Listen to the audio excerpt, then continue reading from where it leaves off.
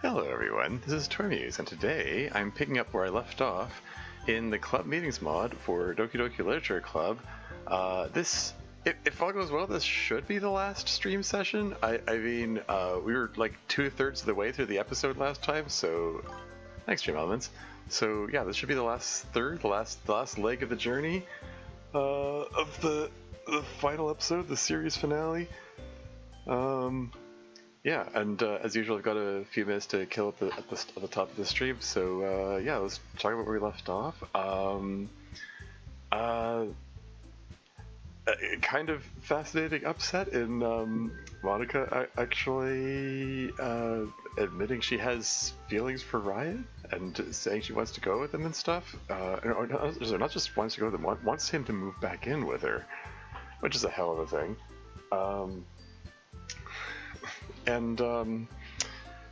Yeah, according to what Dev said in chat last time,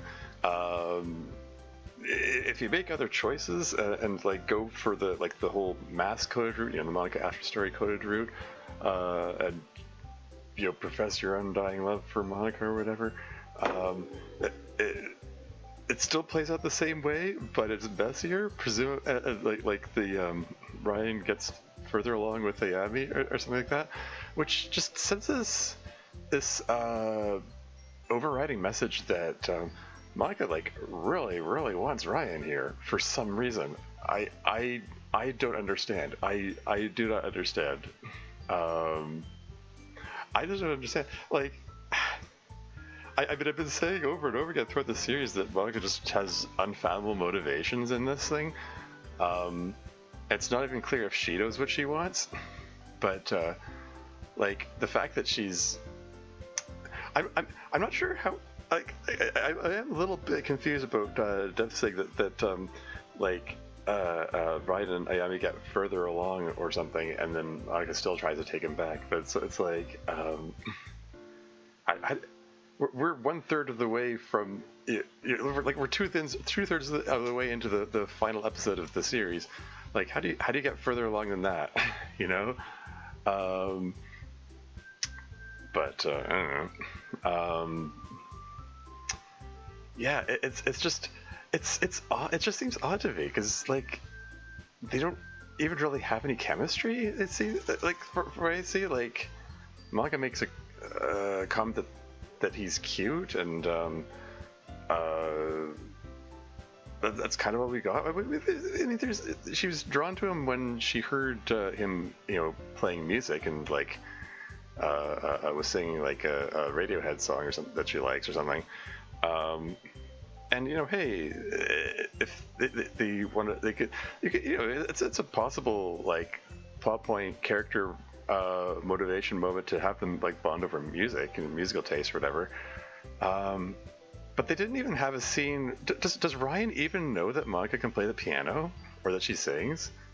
Has he even heard her play or sing at any point? Did they even have any moment where they actually bonded over music? What do they even have in common? There's so many moments where their interactions are stilted and awkward, and it's just I don't see it. I don't see this connection between them.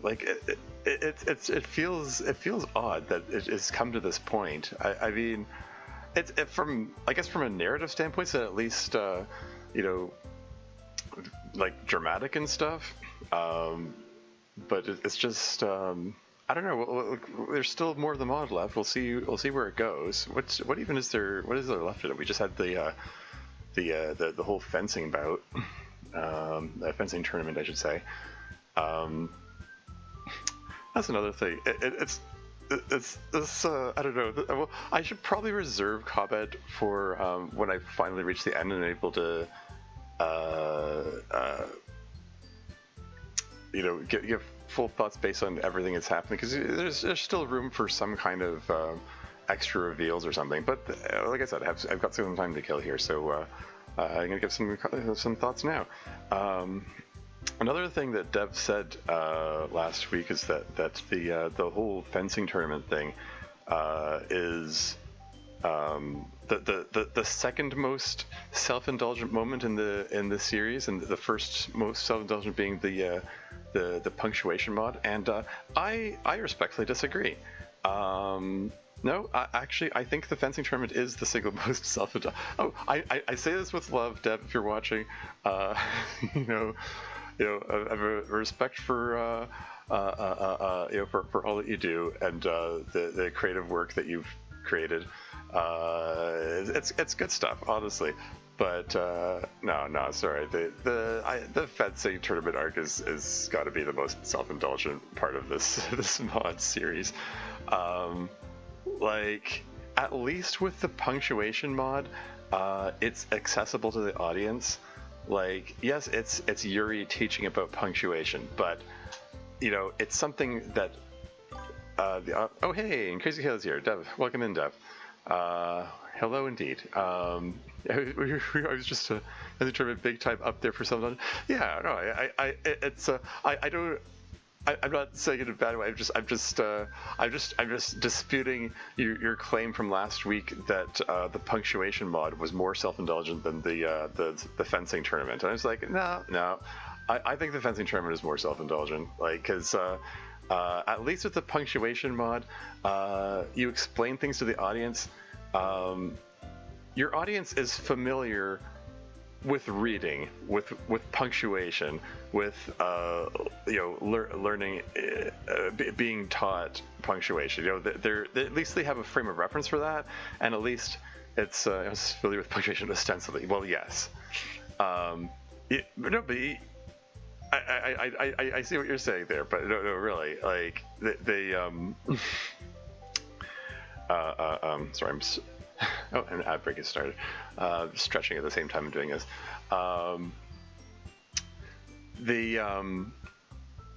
They're familiar with school settings and being taught about punctuation and stuff. But fencing, you're completely leaving the audience behind there. Like, 90+% of your audience, probably a lot more than that, is not going to have familiarity with fencing and the ins and outs of that and so on.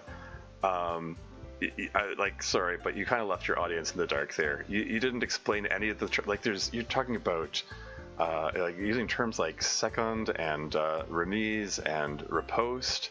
It didn't explain what any of those terms meant. Like you mentioned flesh at one point. Like you described the term for when Monika's describing that particular move to MC. But so much of it is you're leaving the audience in the dark. You don't explain what foil is. You didn't explain how the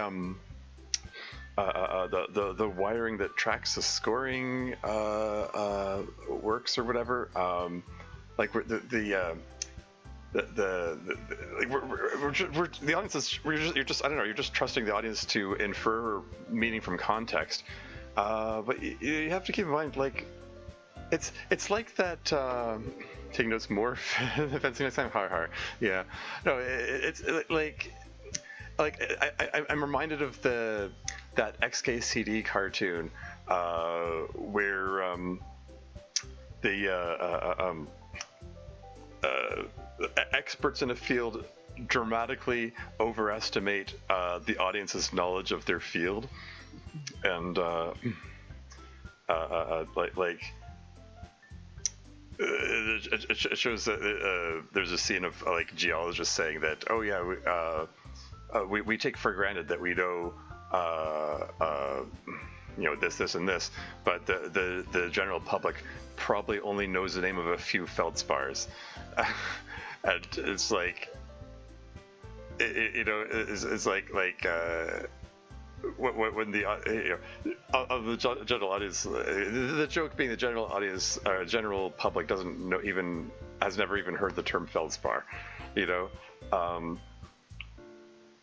like you know what I mean, like your audience, the audience of this mod is most likely going to be a bunch of teenagers. They've never fenced before. They're not going to have familiarity with fencing.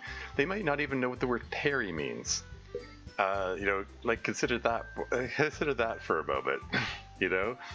Um, and you're just throwing all these terms left to right, back to back to back for an extended period. It's like it's going to be like me watching those emailers info dump about their particular hyperfixation. It's just whoosh whoosh whoosh. All this is going to go over their head. You know, like. You know what I mean? Like the audience is just not going to have a frame of reference for appreciating like a majority of what's going on there. Anyway, the ad break is finished, so let's just start this up and pick up where we left off. See where this goes. Excuse me. Man, I kind of want to be like a professional fencer. I wonder if she still says that if she. I'm presuming that if you pick Natsuki as the winner between in the bout between MC and Natsuki, if she, I presume that it puts MC in third place and Natsuki in second place, and therefore MC wins his bout and Natsuki loses her bout. wonder if she still says this. Probably does.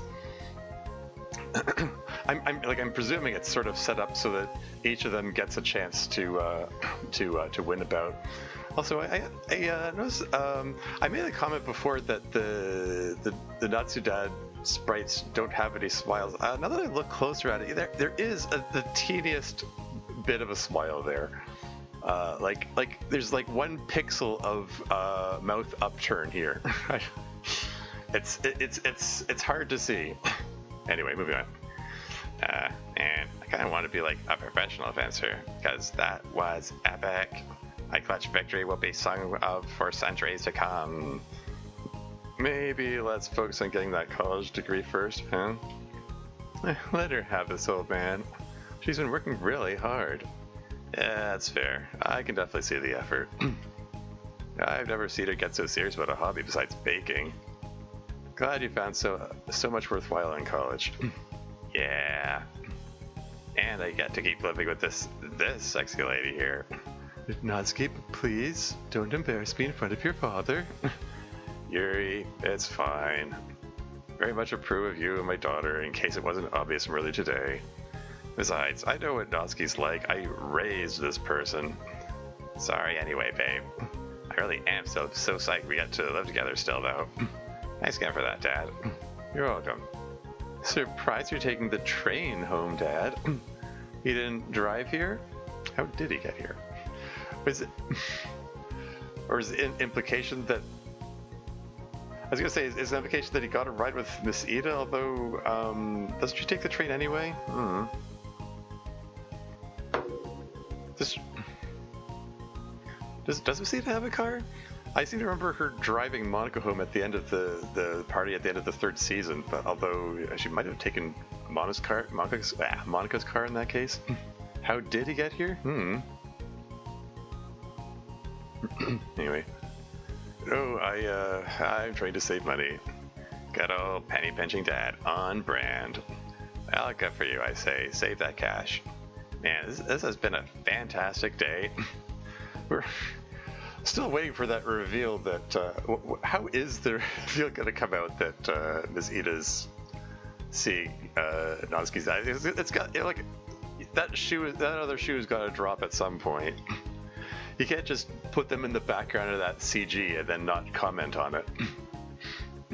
Anyway.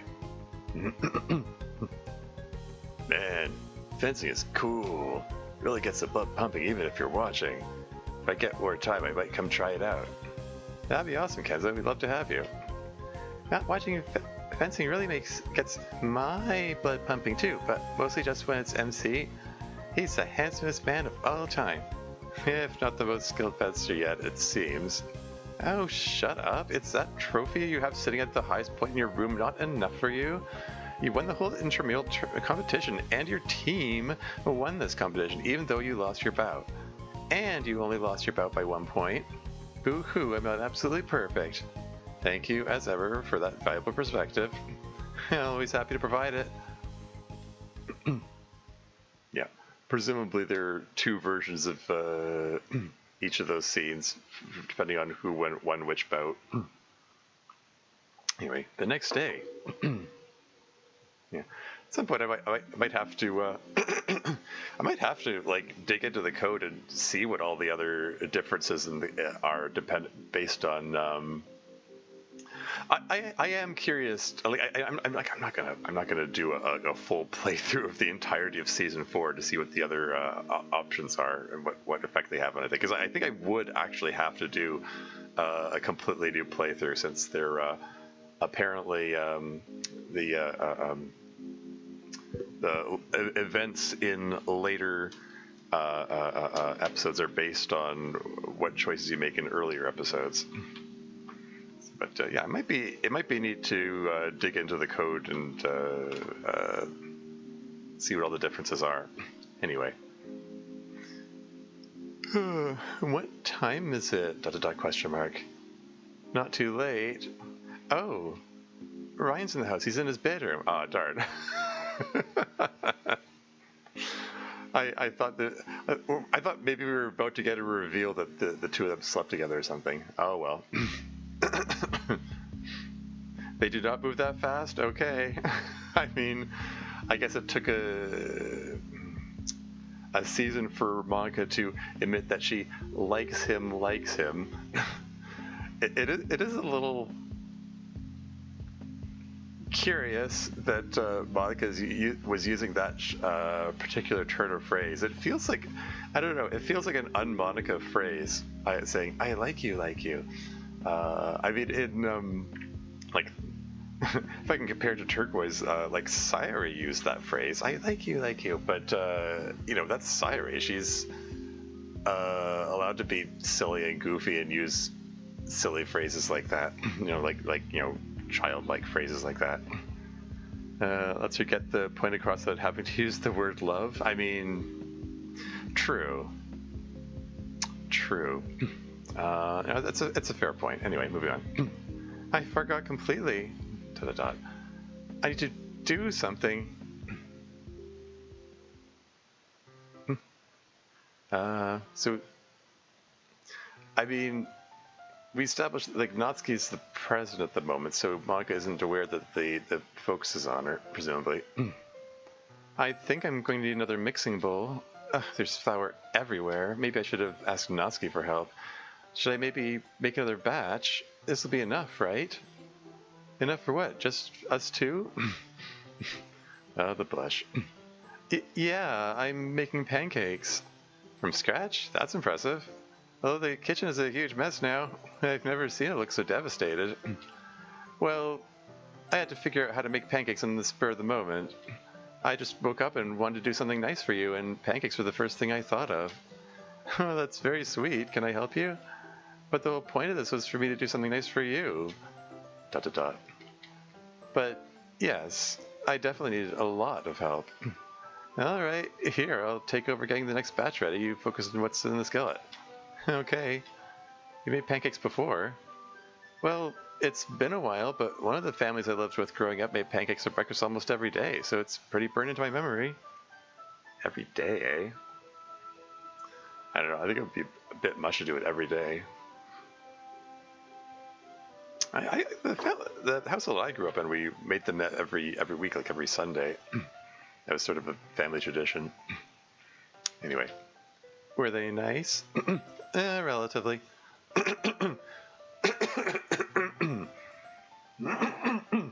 Excuse me. It's too early for my throat to get this rough. I think they really wanted to be good parents, those two. Just, they had their own natural kids, and I wasn't the same to them. I'm sorry for that. Well, don't be too sorry. Here I am helping a hot girl make pancakes in her house, so it all seems to have worked out pretty well. Hot girl. Is that what I am to you now, a hot girl? Well, you've always been that. But also, I don't know what else you want to be at this point. You said you like me, and want me living here still, but we haven't said any other magic words. I want to, but I kind of feel like I want to talk things out with Ayami first. Yeah? I mean...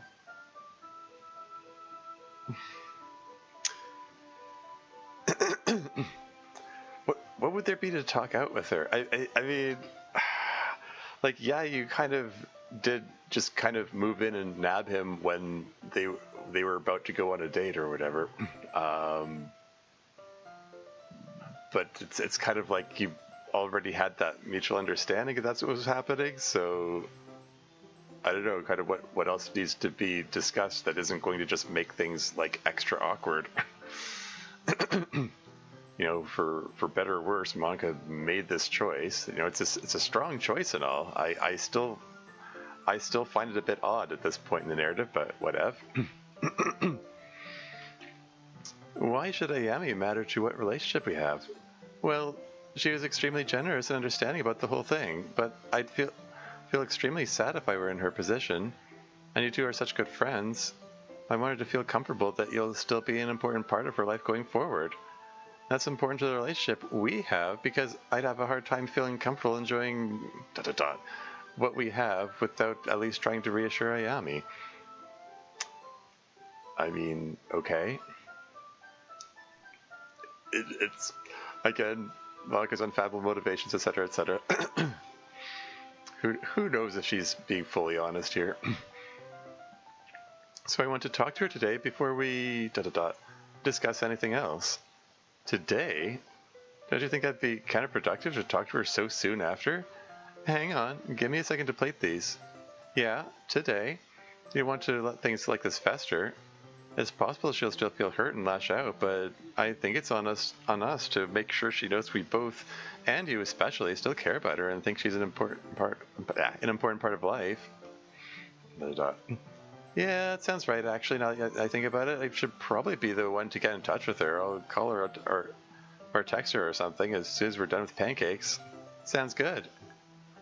Exclamation points. Sounds like someone had the idea to text you.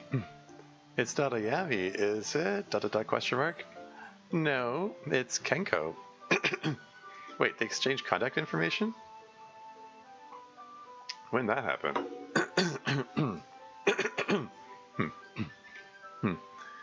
What does she want? I guess I'll find out.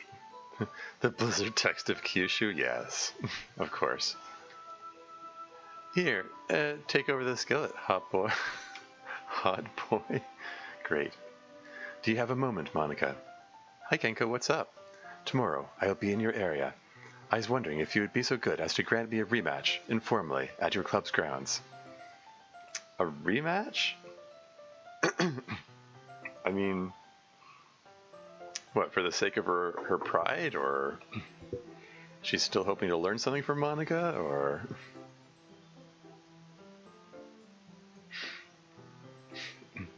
Anyway, perhaps around 1:30 p.m. I have something I absolutely must be at 4 p.m., but that should be plenty of time. So yes, that's fine. Let me know if you need help finding the right room. I know the way. Thank you, Monika. I look forward to our match. Likewise. She wants to fence me tomorrow, here. Sorry. That girl sure has a lot of focus, doesn't she? She does. Not that I can blame her. I'm pretty similar, in case you didn't notice. I did notice. Besides, I owe her. She gave me the single most exciting moment of my life so far. Yeah, beating someone as good as her must have been an immense thrill. No, I'm talking about when you held my arm and raised it right afterward. And now I guess I empathize with her a little because you don't fight fair, miss.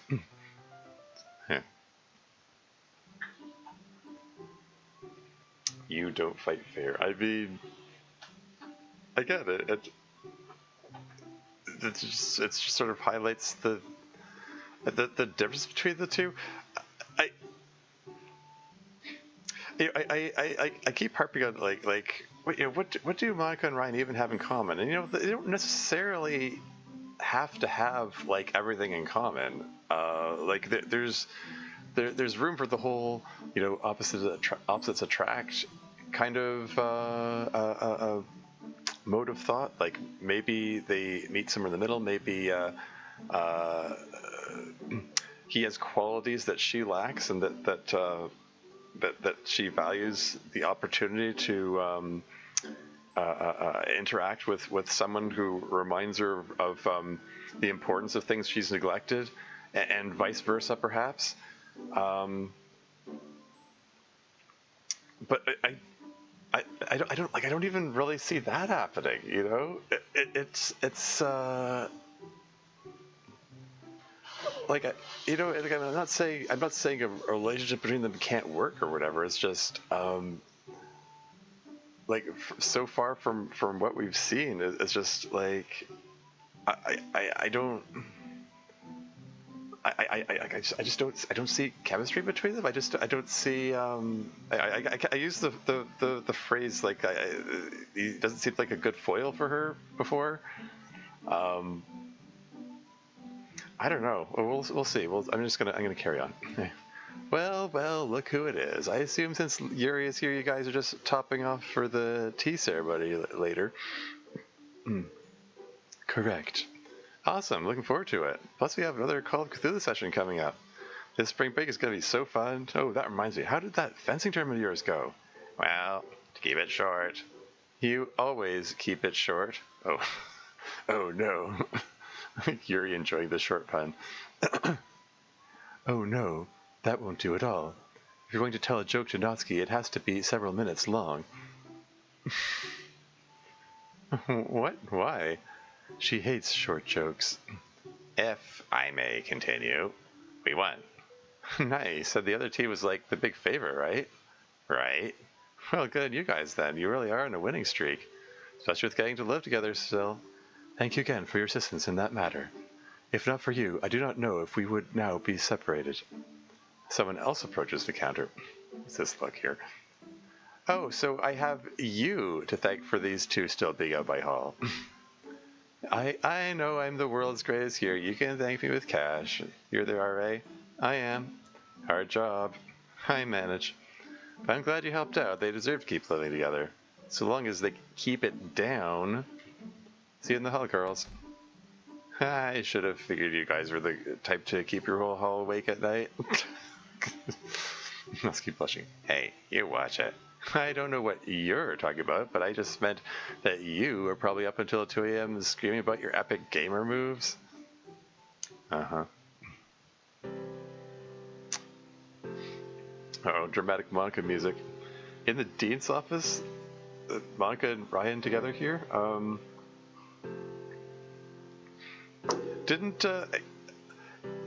This could be an awkward conversation if Monika says, yeah, actually Ryan's moving in with me after all. Like, after going through all that trouble to securing another residence for him. Anyway. So, there's a single room available for you whenever you want it. Wait, if this is the dean initially communicating the availability of the room to Ryan, why is Monika present? You'd think that would be a one-on-one meeting. Oh well.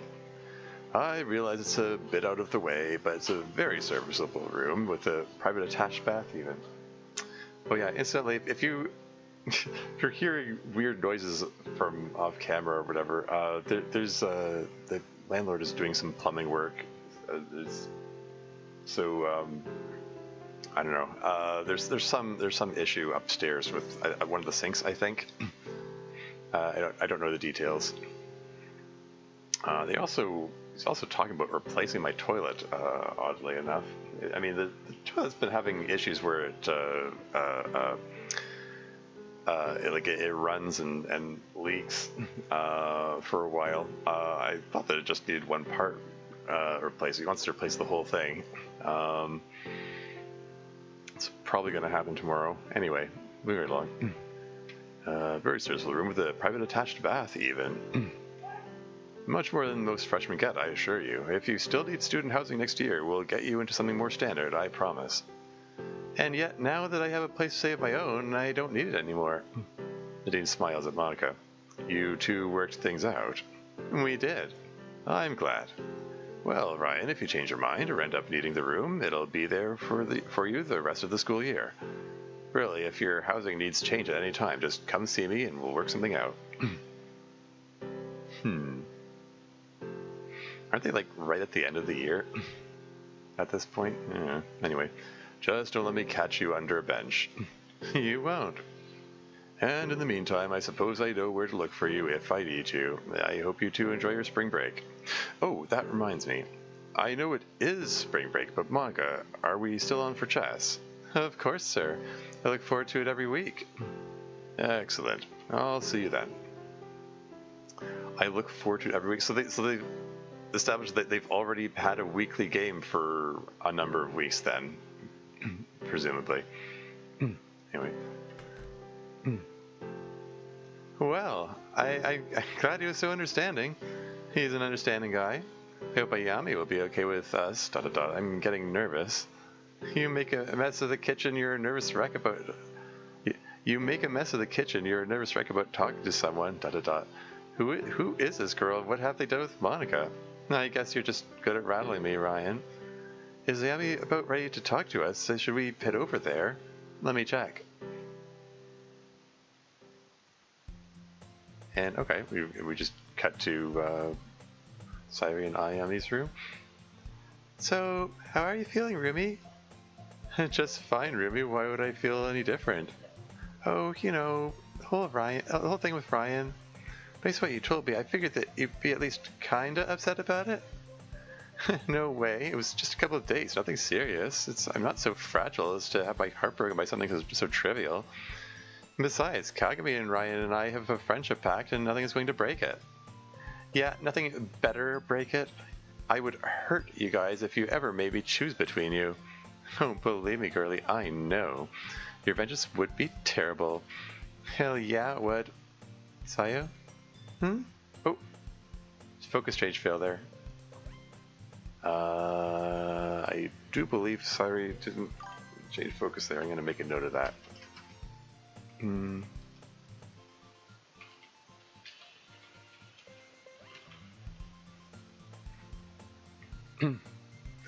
I know what that look you were making means.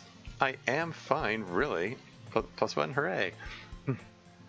I know I think I'm not, but I love Ryan and Monika as friends. I was rooting for them to get together long before I had any feelings for Ryan, and when I did, it was only because I thought the two of them were done. I'll be just fine. I promise, Rumi. Okay. I'm guessing this is a text. You can come by. I think she's basically okay with things. All right.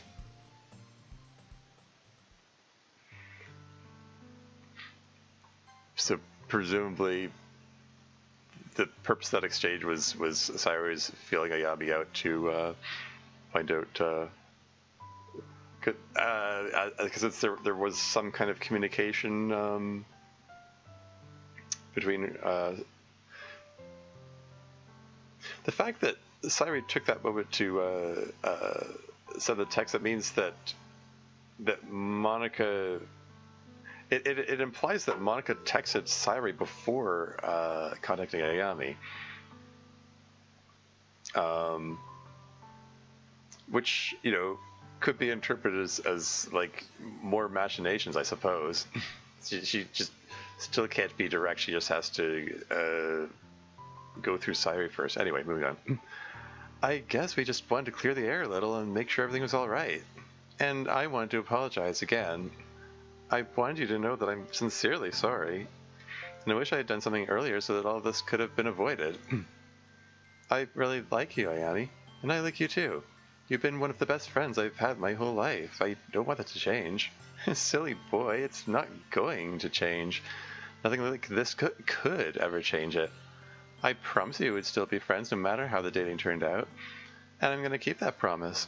You're a wonderful person. I mean, I believe you, but it's not hurting you even a little bit? You're doing the thing again. Did I make that... I made the comment during the last stream session where Natsuki kept needling that point talking to Monika. It's like, you sure this isn't bugging you? You sure this isn't bugging you? You sure this isn't bugging you? You're just gonna make it more awkward. Anyway. I'd be a lot more upset than you are right now. I'm fine, boy. been rooting for you and Monika from the beginning, since you told me about having a talk with the most beautiful girl I've ever seen when you ran into her out in the front courtyard. Made inquiries of my own solely because I thought you both had given it up.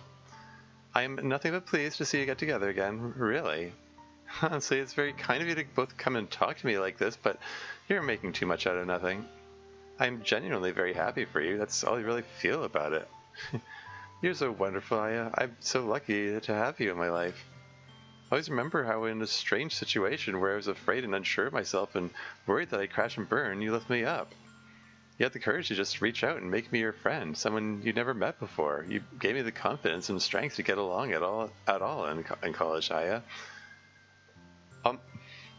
You're really laying it on thick here, Ryan. On my darkest nights under that bench, I thought to myself, well, at least I have two friends who really care about me. Glad I can still think that. You're one of the best people I've ever met in my whole life. Ayami runs to Ryan and bear hugs him. I'll always be your friend, you silly boy. Now, enough of this mushy stuff. How far have you guys gone, huh? How far have you gone? What could you mean by that, Ayami? Not too far. It's probably less awkward if Ryan updates you. Later, when I'm not around. Huh. Sayuri listening at the door. You sure have a way with words, Ryan.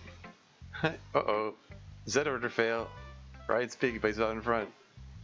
Gotta make a note of that one, too.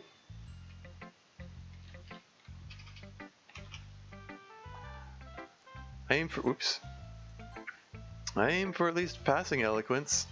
Your eloquence is marvelous. So, are you guys dating now? We're... gonna talk about it in a little bit. I mean, okay.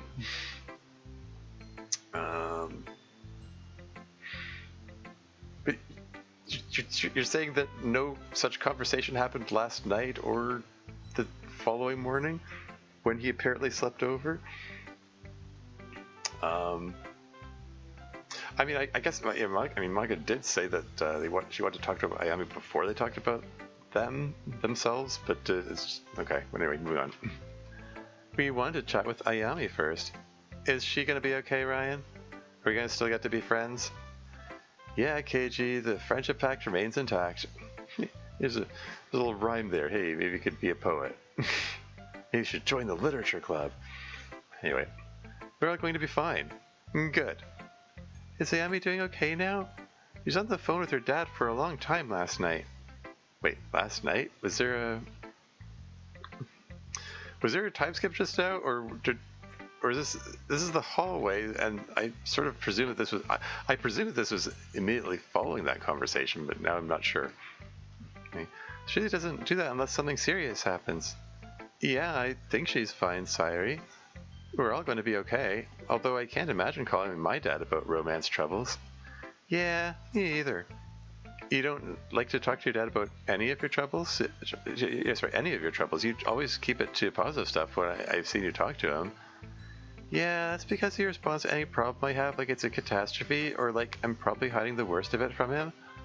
Although, I guess in his defense, my parents have been burned before. Oh boy.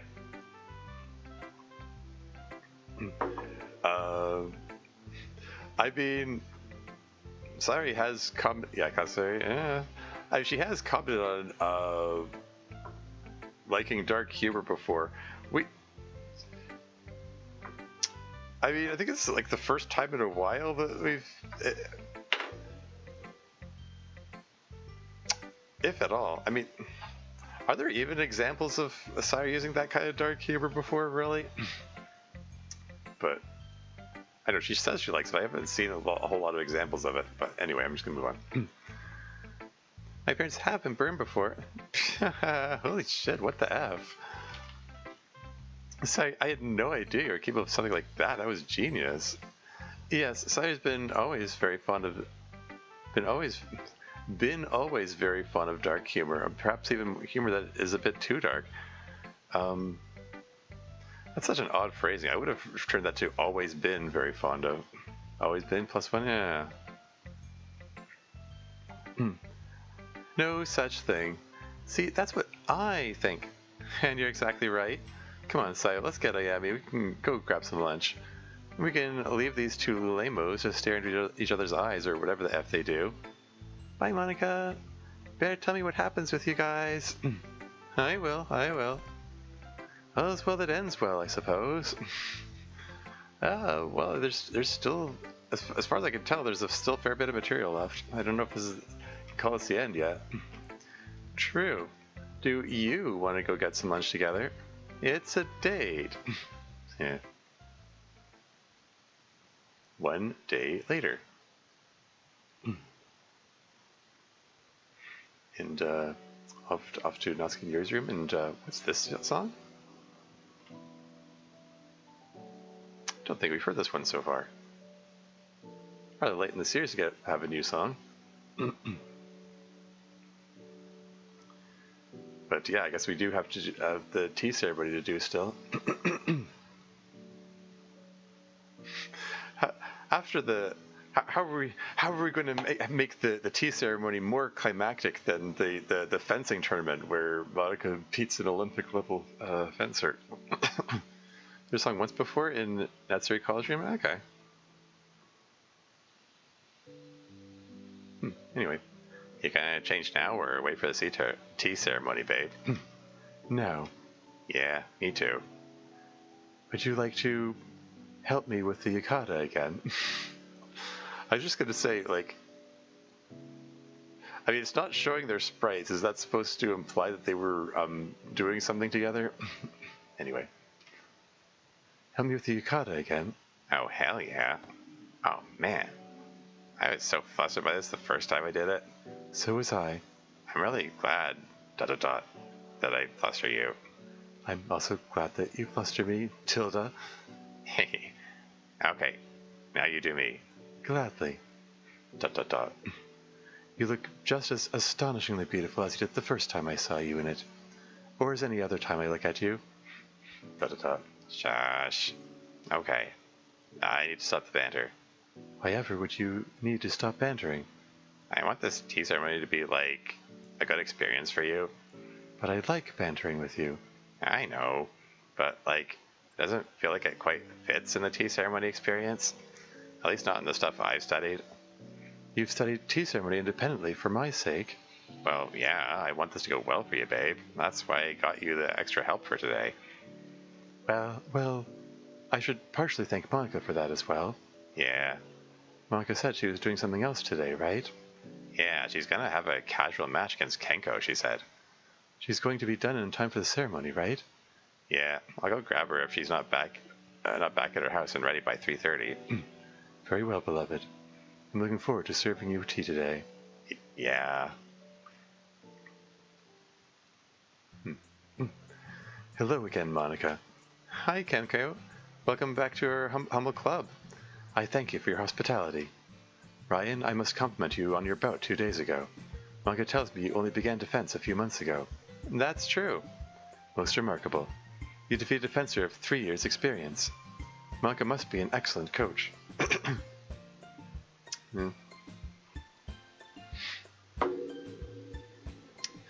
Yeah, anyway. I certainly think she is. So you decide to date him after all. How did you know? You were blushing intensely. No, I mean, how did you know that we were maybe going to date before? Oh, that. I must confess that I had you under some observation to try to learn your fencing tendencies. And in the course of that observation it became obvious that you two had romantic tension. Ah, well, in the spirit of fairness, I must confess that I calculated you would be likely to study me in that fashion, which is how I was able to feign injury. That makes sense. You know, Kenko, I hope you didn't ask for this match because you thought you had anything to prove. You're a far superior fencer to me in every way. The only way I could even make it close was to use a bunch of underhanded trickery. Well, it was a valuable lesson. Trickery is a possible weapon my opponents may choose to employ, and now I have a deeper appreciation for the lengths that may be gone to by those seeking victory over me. I'll be a stronger fencer because of it. But also, I suspect you may be a stronger fencer than you give yourself credit for, even without trickery. I'm not here to prove anything to myself. I am here because I did not get to see the real you. In Fera Veritas, as we say, but our match was not truly a match. In Fero Veritas? In Iron Truth? Am I reading that right?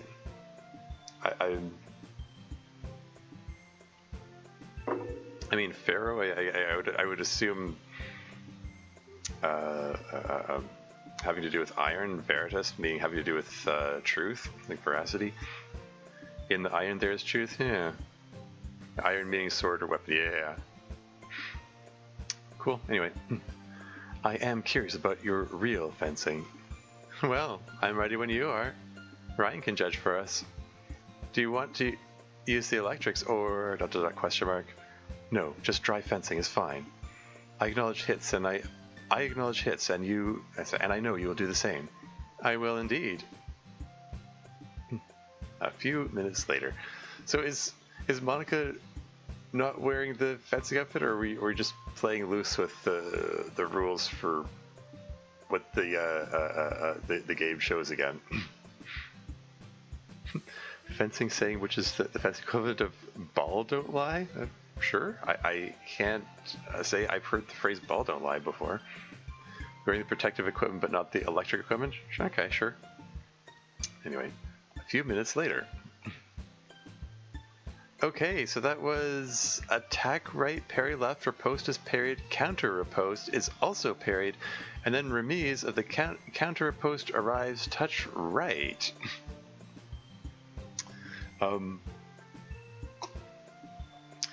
Yeah, see, what did I say earlier about the fencing stuff being a little self-indulgent? I mean, like I'm only aware of the term riposte from playing Darkest Dungeon, frankly. Outside of that particular context, I've never heard the word riposte in my life. Both things mean essentially that the sport shows who you really are. Yeah. Oh yeah, that's easy to that's easily inferable. Try to make it so that you don't need to know the fencing terminology to follow the plot. If you say so. Anyway. And that makes it 15-7. Kenko's bout. Oh, she's still got her 7 touches in there. Yeah. Right. Monika and Kenko salute and remove their masks. Well fought, Kenko. You as well. You are a much more capable fencer than you give yourself credit for. I tried. Fencing against lefties is always a challenge. You do so better than most. And given your team, you are a remarkably skilled coach. If you ever wish to transfer to KCU, you would be very welcome in our team. You're skilled enough to potentially be an Olympian yourself, if you were to train intensely. I think I'm going to stick around here. My club needs me, if for no other reason. A true leader. I would expect no less. But it was good to see your pure fencing. I thank you. Kenko bows. Monika bows back. You are almost certainly the best fencer I will ever fence against in my life. It really is an honor to fight you. Likewise. And it's good to know that I would have lost my bet with Natsuki anyway, even without your scheming. Yeah, we haven't learned the terms of the wager yet. Yeah, what was that bet anyway? And over to Monika's place. I really hope the living room is okay for this. And we got a new casual outfit, yukata outfit for Ryan here. That's neat. Special art just for this episode, for this scene. Anyway, really hope the living room is okay for this. It's not the most formal setting. I'm sorry, what? Focus changed to Monika and her mouth open, but it's Yuri talking? I think that's supposed to be Monika talking there. Already fixed this one? Okay. Yeah. It'll be fine. It looks formal enough like this, especially with Yuri's calligraphy scrolls back there. It's an interesting choice for a theme. The kanji for closing and the kanji for opening. We're not quite at the end of the school year yet. No, but a lot of things are ending while others are starting nonetheless, don't you think? I can think of at least one good thing starting. And Fuyuki and Yukata, and Kagami, and Ria and Yukata. I don't think we've seen Yukatas for any of these three. That's kind of neat. Well, that's really interesting, Kagami, but you terrify me. Fortunately, I like people who terrify me. And you're Ria, right? Yeah, that's me. I don't think I know you, though. I'm Fuyuki, Natsuki's older sister. Oh, it's so great to finally meet you. Natsuki talks about you all the time.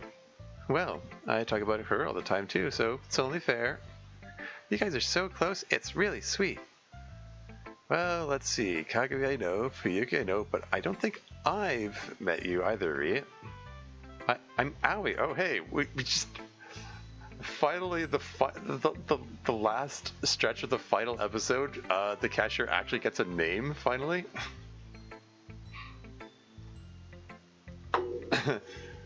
I'm a freshman here too. I work at the student union as a cashier, which is how most of the people know me. The blue joke again? Wait, really? Did I miss the blue joke?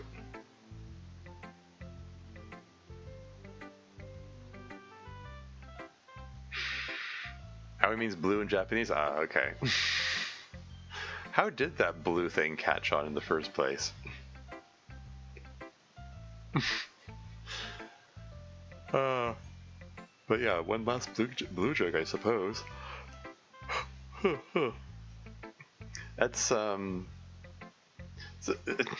mean, I suppose it's a little awkward to keep calling them cashier outside of the convenience store context. But anyway.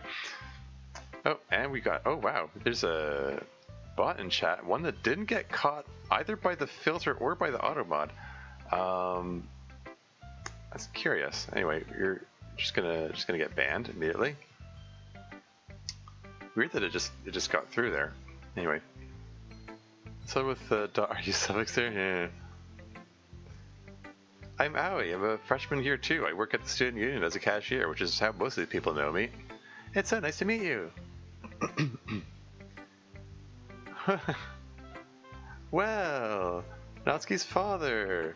Guess it makes sense that you'd be here too. We're just gonna continue to just play coy here. I mean, outside of the context that they're like apparently, supposedly, ostensibly, subtextually dating, I mean, Miss Ida would have to have talked to him before. That was the because back in season 3, when the party happened, they like Miss Ida indicated that she talked to everyone's parents to clear with them the notion that they would be allowed to drink under her supervision. In fact, that's probably how they started talking in the first place. So it's a little. It feels a little belated for her to pretend that she's like just met him or something. Also, you couldn't get new art for Natsudata in a yukata, I suppose. Pretty sure we've seen Misita in the yukata before, like at the end of season or beginning of season 3, I suppose. Ended up being somewhat difficult for the artist, yeah. Anyway, so just capture. Yeah, fair enough. Makes sense that you'd be here too. Teru, right? Right. Well, sir, not to be overly picky, but does an event like this call for more traditional wear? Well, to be very picky, shouldn't we all be wearing kimono instead of yukata? Yuri said she didn't want to make everyone go buy a kimono. Very kind of her, but as it happens, I don't even have a yukata. I've had one since I was their age. Well, can't have that. You should fix that right after this. Yeah, presumably she was about to say we. But she got interrupted by the M dash. Well, if you say so, I probably should. And Ayami and Kenzo in Yukatas as well?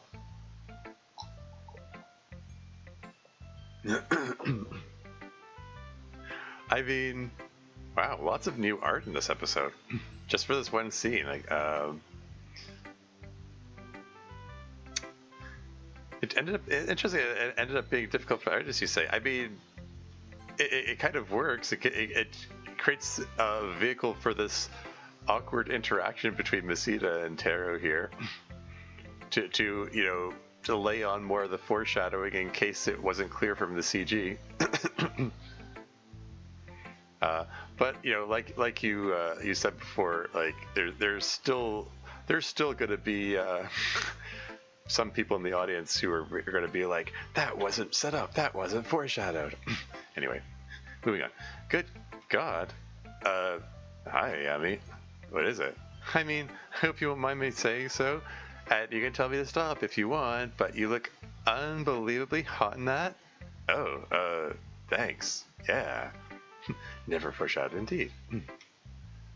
You actually look really good yourself.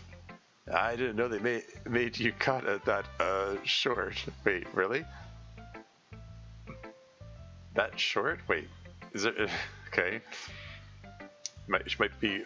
Are her legs like cut off the bottom of the frame here or something? Anyway. Well, just so you know, my offer from earlier this year stands, just in case you've grown a little more comfortable with yourself. Yeah. And it can be twice. It can be twice if you wear that. What? Yeah, we don't know what her offer was specifically. Like, she whispered something in his ear, and it can be twice is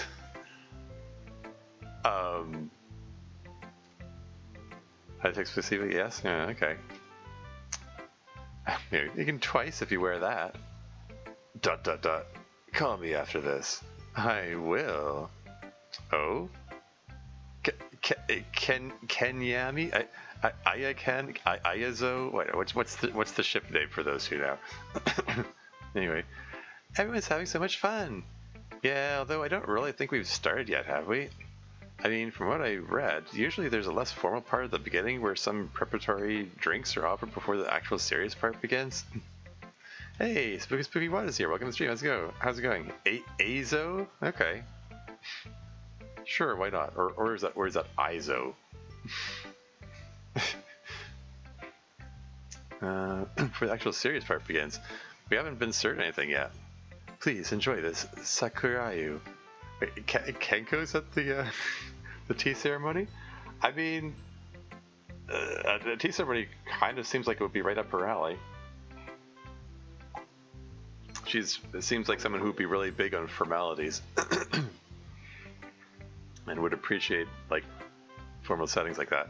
Wait, did she show up to the tea ceremony in her fencing gear too, or did she actually change into into Yukata? Maybe. Sakurayu. Kenko bows and places a cup of cherry blossom tea in front of MC and Sairi. She did not wear her fencing gear? Yeah. And MC, though it is perhaps not in strict just keeping with the usage of tea ceremony, allow me to compliment you on your fencing a few days ago. It was only when I saw you fence that I truly appreciated what a formidable team we were up against. Yeah, I was about to comment, I don't think MC defocused there. I was distracted by Kenko speaking, but yeah, I'm certain he did defocus. Gonna make a note of that one. Yeah, I didn't defocus after his last line. That's very kind of you, Kenko, and thanks. What in the heck are you wearing? Also, yeah. I should think it's fairly obvious that it's a maid outfit. A maid outfit? But why? It is probably not Natsuki's bet with her. Oh, okay.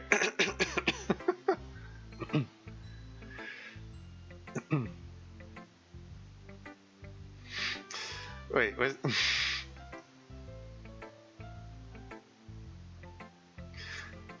Was she wearing the maid outfit when she was had that bout with Monika earlier? Yeah, probably not, or Monika would have commented on it. Although the image is kind of funny of like Monika and Ryan seeing Kenko show up in a maid outfit and going, "I'm not going to comment on that." She put on just for this? Okay, fine. It would have been a funny image, though.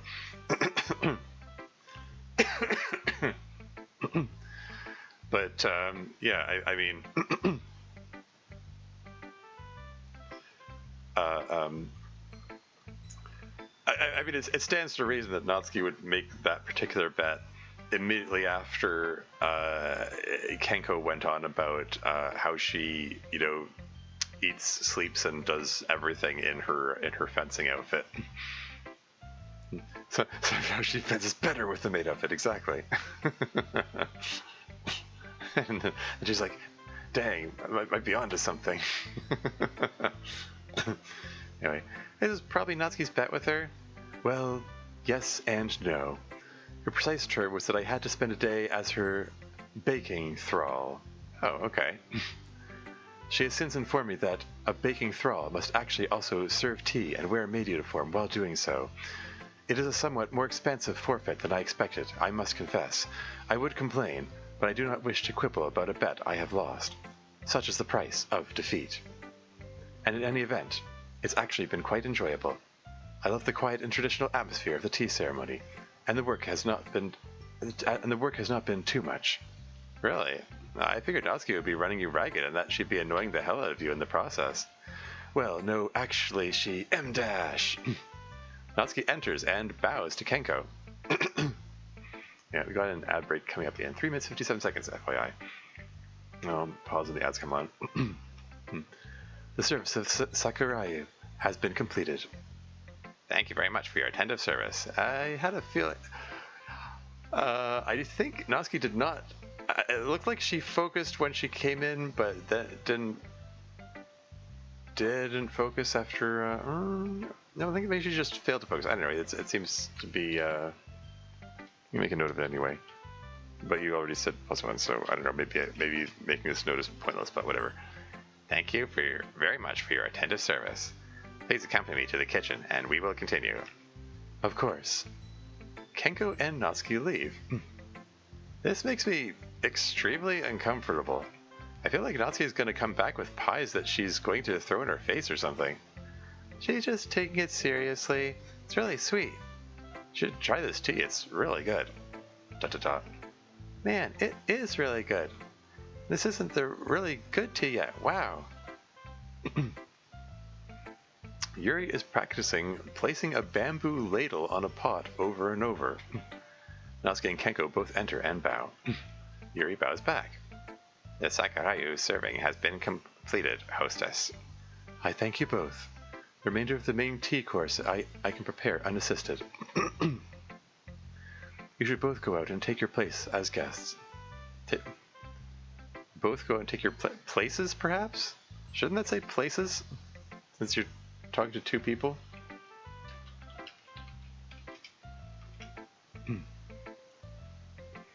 I am obliged to you both. The honor is ours. We will await you in the main room, hostess.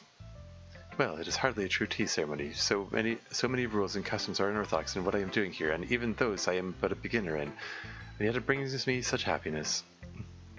Later. Your tea, Asumi. Miss Ida. Yeah. Thank you, Yuri. Your tea, Teru. Thank you, Yuri. Monika, your tea. Thank you, Yuri. And for you, Monika, something slightly extra. Yuri serves Monika a small glass of cola on ice?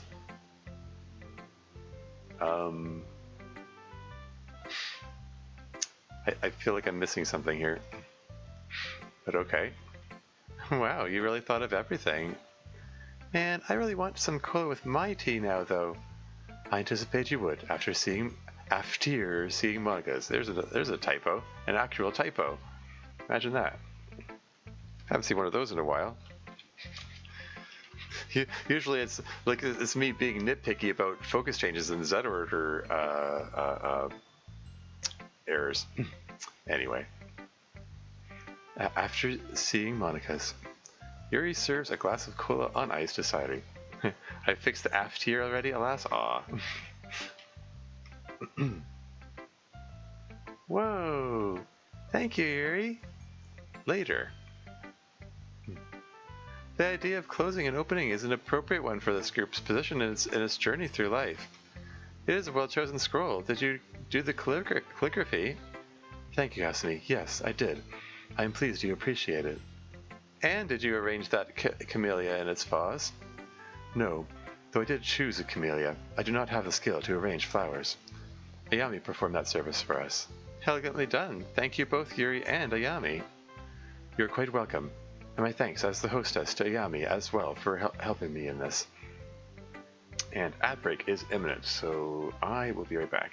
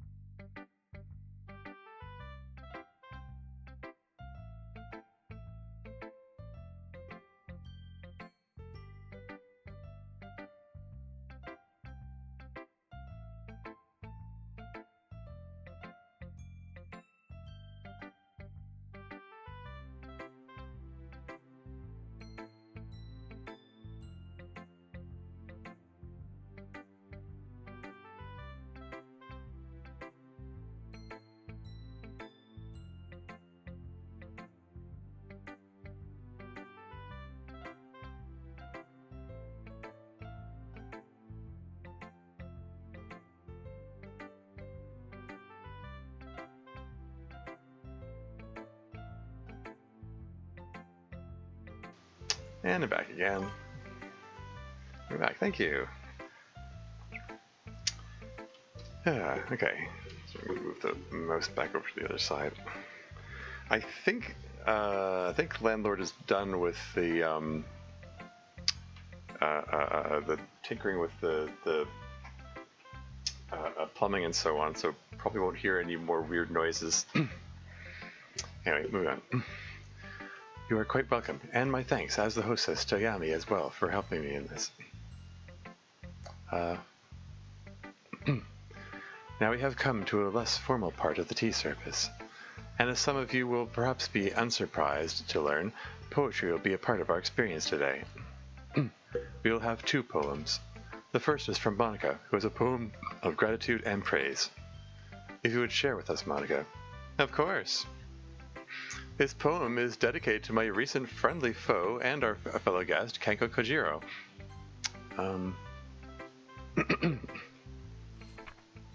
Oh, okay.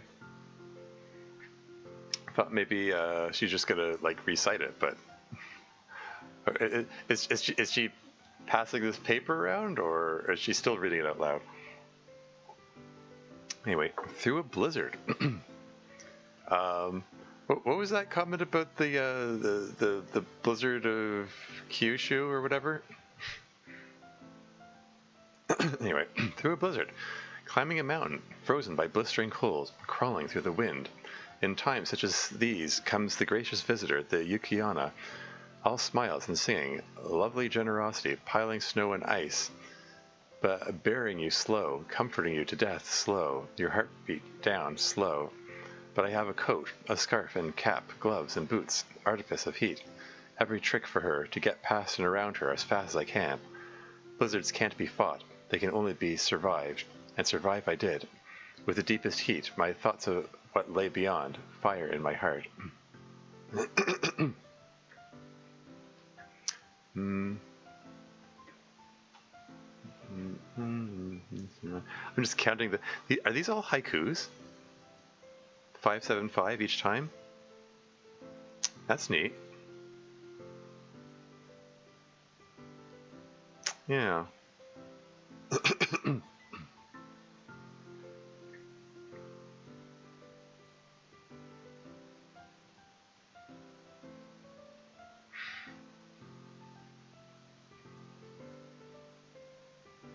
Yeah. Yeah. I mean, the metaphor being clear that the blizzard that she survived is like the bout with Kenko. Like, you can't beat a blizzard; you can only survive it. Anyway, I am touched, Monika. Thank you. A most excellent poem. Well done, Monika. ... Ryan has nothing to say?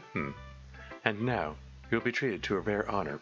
Yeah, it comes back to what I was saying earlier about, like, I made the comment of, like, what do Ryan and Monika even have in common? Like, what have they shared with each other? Like, what has Monika even shared with Ryan? Ostensibly, Monika got drawn to him out of like the musical interest because she heard him playing, like the Radiohead song or whatever it was.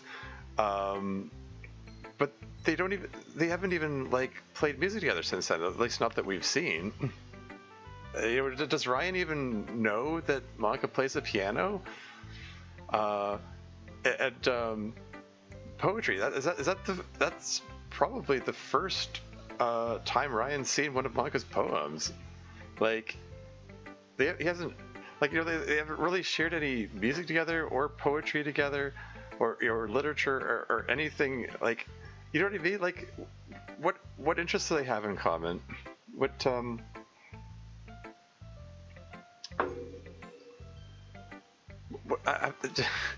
I mean, setting aside the whole, the issue of the whole like super reality and Monika's knowledge of the game and so on, which he also hasn't shared with him.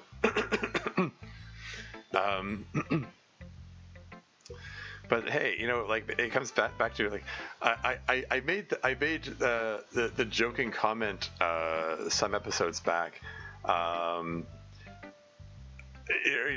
the lines of like wondering aloud for like what is it that Monika wants, and noting that there's so many of the emailers write into Monika gushing about how much they love her or whatever for paragraphs and pages, and I wanted to ask, like send an email asking, hey, I noticed that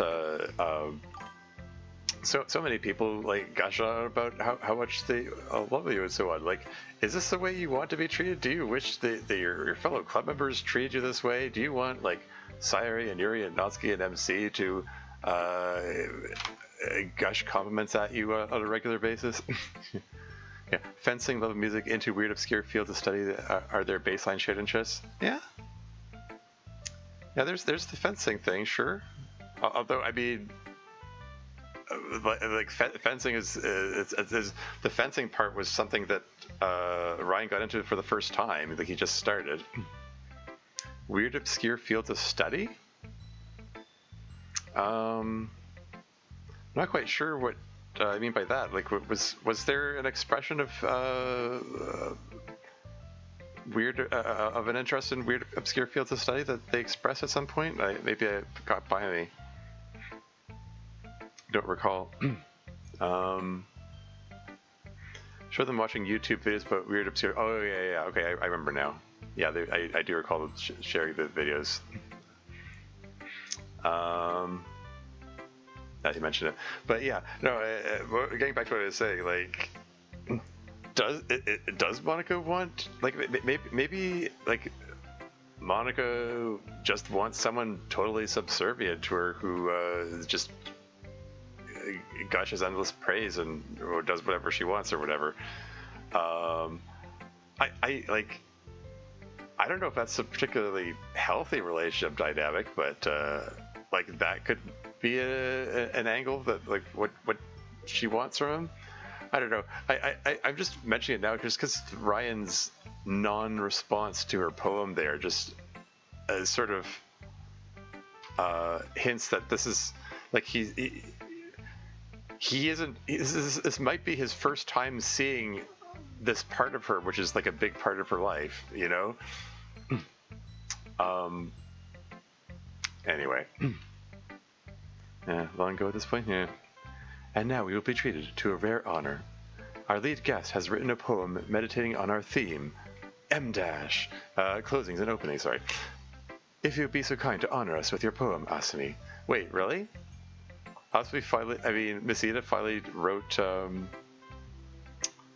actually wrote a poem after saying that she didn't want to so many times. Anyway. Amazing. The whole that old science-y Miss Ida variant of the "Okay Everyone" song that we heard. I'm trying to remember if it was.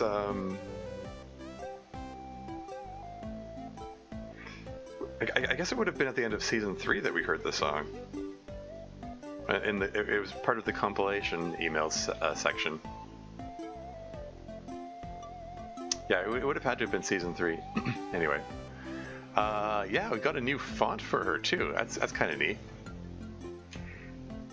Indeed it was. Yeah, down a line of open doors, closings and openings, ever in the foreground of a teacher's mind. This is a very different font here. Okay, a classroom has 3 doors, all in the same location.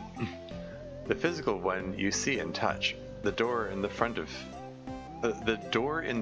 time, through which new students enter, and the door in the rear of time, through which old students leave. And every year,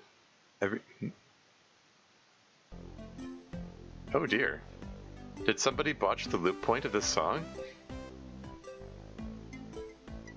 Like, there's an odd pause in the music there.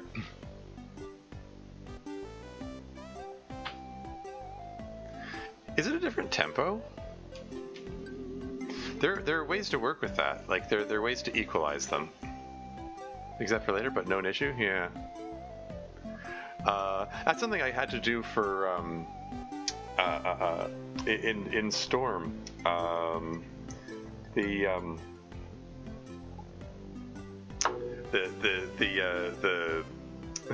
the alternate version of like the rock version of Moonlight Sonata with the guitars and all that is like I think it was something like 0.2 of a second off, which isn't much, but it potentially becomes noticeable over time. And there's a few lines of code in there to synchronize them. Specifically because I noticed that discrepancy. Anyway, yeah, I didn't do it very elegantly in Storm. I would do it more elegantly now. So like, don't follow my example in Storm. But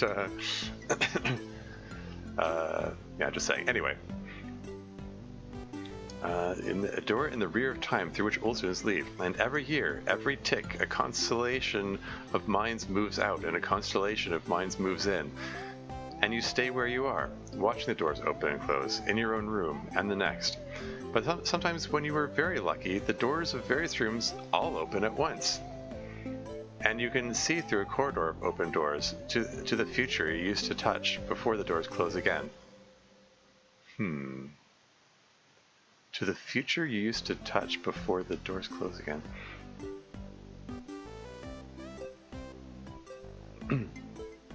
Yeah. Well, like, sorry to keep harping on the music thing, but it's just it's one of those things. Like over the years, like one of my duties when I took over as moderator of the r/DVLC mods subreddit is I made up a new beginner's guide for coding, or for modding DDLC rather, and to this day I still get people pelting me with questions about it, and sometimes people ask me about things I don't know about, and I take it as an opportunity to look it up and learn something new, and I've learned a fair bit of coding stuff by just through that whole process. And I see things like this, like, oh, the music loop point didn't quite work. Like I put a lot of work into music loop points when I was making Turquoise. I don't know. I guess I'm saying I wouldn't have minded like lending a hand here and there for some of this coding stuff. Here be talking stuff. Fair enough. Yep. See you in a bit. Anyway. Yeah, neat poem. Yeah. So she's meaning is clear enough that she. I mean, the overall meaning is clear enough that she's like in her role as a teacher, she sees students come and go all the time.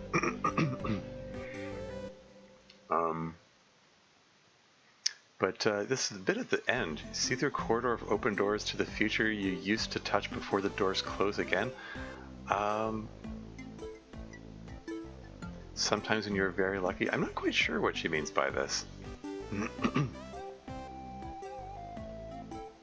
What could she mean? Sometimes when you're very lucky, the doors of various rooms all open at once. You can see through a corridor of open doors to the future the future you used to touch before the doors close again. Like I almost wonder if it's has to do with her call it an epiphany, which where she got made president and realized the nature of the game, etc., etc. Although I can't imagine her talking about that in the context of this tea ceremony with a whole bunch of people who don't know about the simulation. So yeah, I'm not quite sure about that. Anyway, thank you, Asumi. I invite us all to contemplate her words here in this moment. in the golden rays of the late sun, surrounded by friends and the aroma of tea. And back. Welcome back. Oh, that was a brief trip. ... Ah, wonderful. Thank you.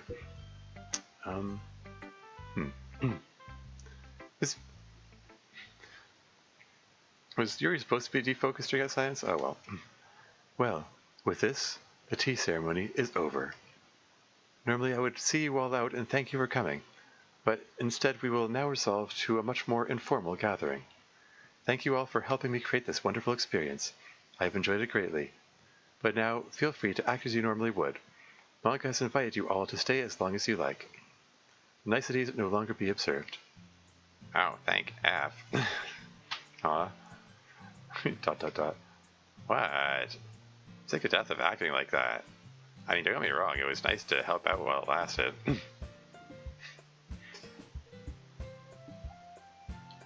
I mean, I would have thought / hoped that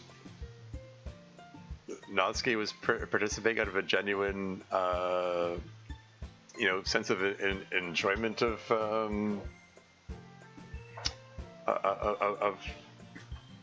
I don't know, just the enjoyment of pleasing. Yeah, Yuri was doing something that she likes, but I don't know. Anyway, yeah, you're wrong. It's nice to have it lasted, but I am just not cut out for this Yamato Nadeshiku bullshit. MC, do you have your Switch or something? I absolutely must game. I have one in my purse in the other room. Oh yeah? Kenko has a presumably Nintendo Switch? or is this the non-Nintendo knockoff for copyright reasons or something? Anyway, you have one. Shouldn't you be spending every idle second practicing your footwork or something? A blade in use at all times quickly dulls. Oh yeah, whatever, sure, cool, just get that Switch. Hey, MC, dude, stop making out for like 2 seconds and game, boy. Well, I suppose it counts as a successful tea ceremony. Indeed.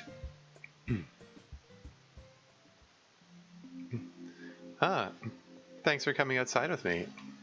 I definitely need some fresh air. It's getting a little rambunctious in there. Yeah, feels like for some of the folks in there, having to act with formal politeness for an hour or two is something they need to recover from by being loud. Certainly applies to at least one of them. Yeah. Now then, I think we had some formalities we had put off addressing. We did. Before I get to them, there are things you should know about me, Ryan. Oh?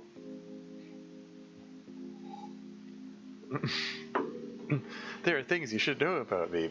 And by the way, nothing is real. You're a fictional character. I'm gonna make you the president just so you can... No, I'm kidding. I mean, Natsuki's still president at this point, right? Anyway. Some you already know, but some you might not. I'm demanding, I'm controlling, I live in constant fear of grief for everyone and everything. I'm a perfectionist, I'm extremely stubborn, I do not like to move on from anything. I have awful secrets, the secrets that I didn't choose, that I have to keep from people, including you, for your sake and for others. And I'm messed up in the head when it comes to romance. I worry that anyone who becomes my partner I'll be an obsessive sociopath about. But I love you. Oh wow, she just dropped the L word just like that, eh?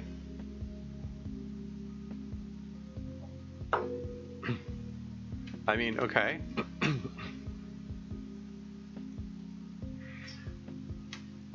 We're just dropping the L word out just like that. Once Monika decides to actually act decisively, I suppose so. I mean, like I said, strong choice and all that. I love you, and if you are willing to brave on my faults, I'd like to be with you. Ryan, will you be my boyfriend? Gladly. And you didn't need to tell me all that. No matter what faults you might have, there aren't any that I wouldn't accept from you. You have so many strengths and so much that's attractive about you. And I'm sure you're a good judge of what secrets need to be kept, and I'm sure you won't be too sociopathic with me. I'm sure you won't be too sociopathic with me. How romantic. Okay.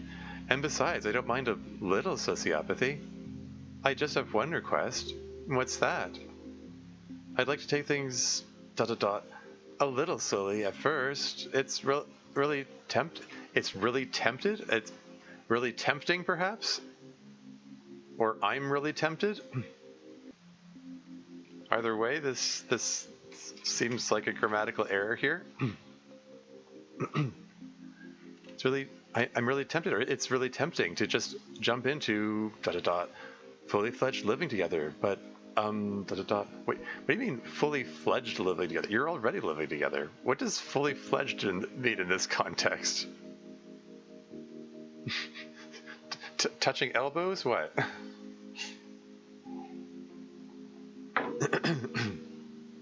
Already fixed tempting? Okay. I'm kind of enjoying the little accumulation and acceleration of small moments that we had going. Seems like a really fun part of the experience, and I don't want to skip past it.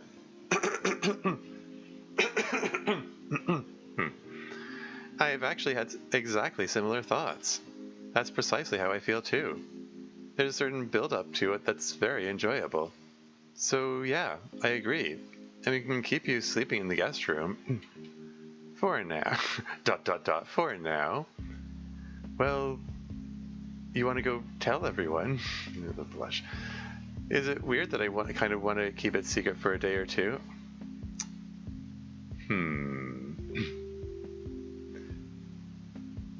I mean...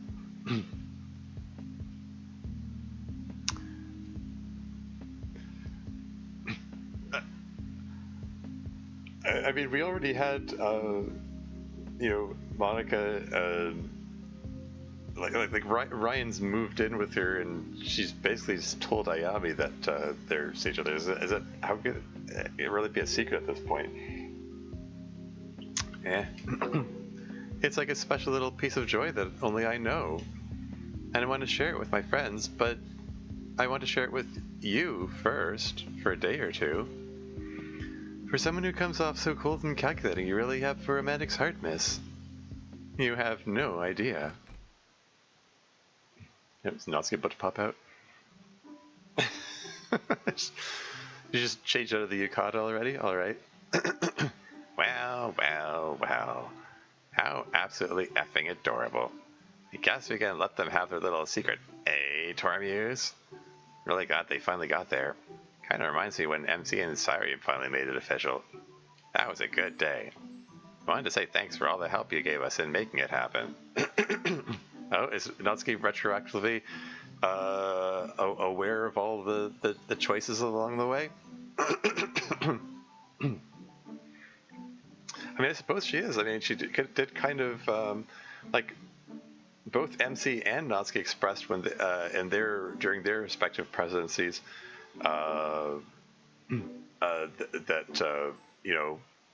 that player is making choices to indicate an interest in getting Monika and Ryan together. So it does kind of seem like when they get made present, they retroactively become aware of all the choices. Oh, there might actually just be a variable that says like Monika Ryan affection or something like that.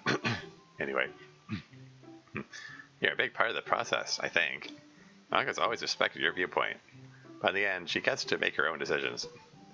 Does she though? Like, Monika's always respected your viewpoint. Does she though? Every time we make a choice that brings something up, like, Monika is quick to brush it off just as easily as she brushes off everything anyone says that contradicts whatever point of view she's trying to express. Anyway, she gets to make her own decisions.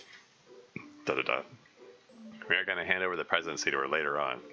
We want her to be present when the game turns off for you. Felt like something she should have control over. But I'm sure you and I will chat again someday. Glad you've been here. You're cool to have around, and I'll be glad when we see you again. Hope you've enjoyed hanging out with us. It's been a little heart pounding at times, I'll admit. They really were some Doki Doki Club meetings. You had to do it to him, eh? I mean, there has been a sort of running. Yeah, you know, she had to do it. Yeah, there has been a. I think I said it. I guess these other people say it. Like, you have to finish the series with somebody saying they really were some club meetings. Anyway, Doki Doki Club meetings. Honestly, I'm just really happy for Monika right now. It's that blush. She really did it. The little help from her buddy Natsuki, of course. For nothing escaped the clever and elusive Natsuki. My plans have a 100% success rate, as you well know. Well, it's getting really late. I'm going to head home, everybody. Thank you for a lovely time. Oh, are we in imminent danger of shoe drop here? I mean, Miss Ida did seem to imply that she didn't ever want Natsuki to find out about the thing. Anyway, we'll be in touch soon, I hope. Yep, see ya, Miss Ida. But anyway, yes, yeah, I should probably go home too. Yeah, it's getting late. Gotta be up early tomorrow. Dad, it's like 8:15.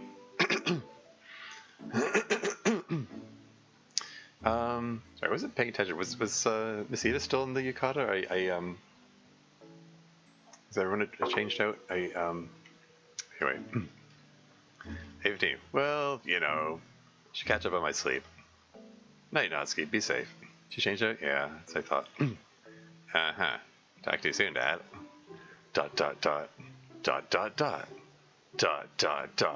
What's this look? So, yeah, like I was saying.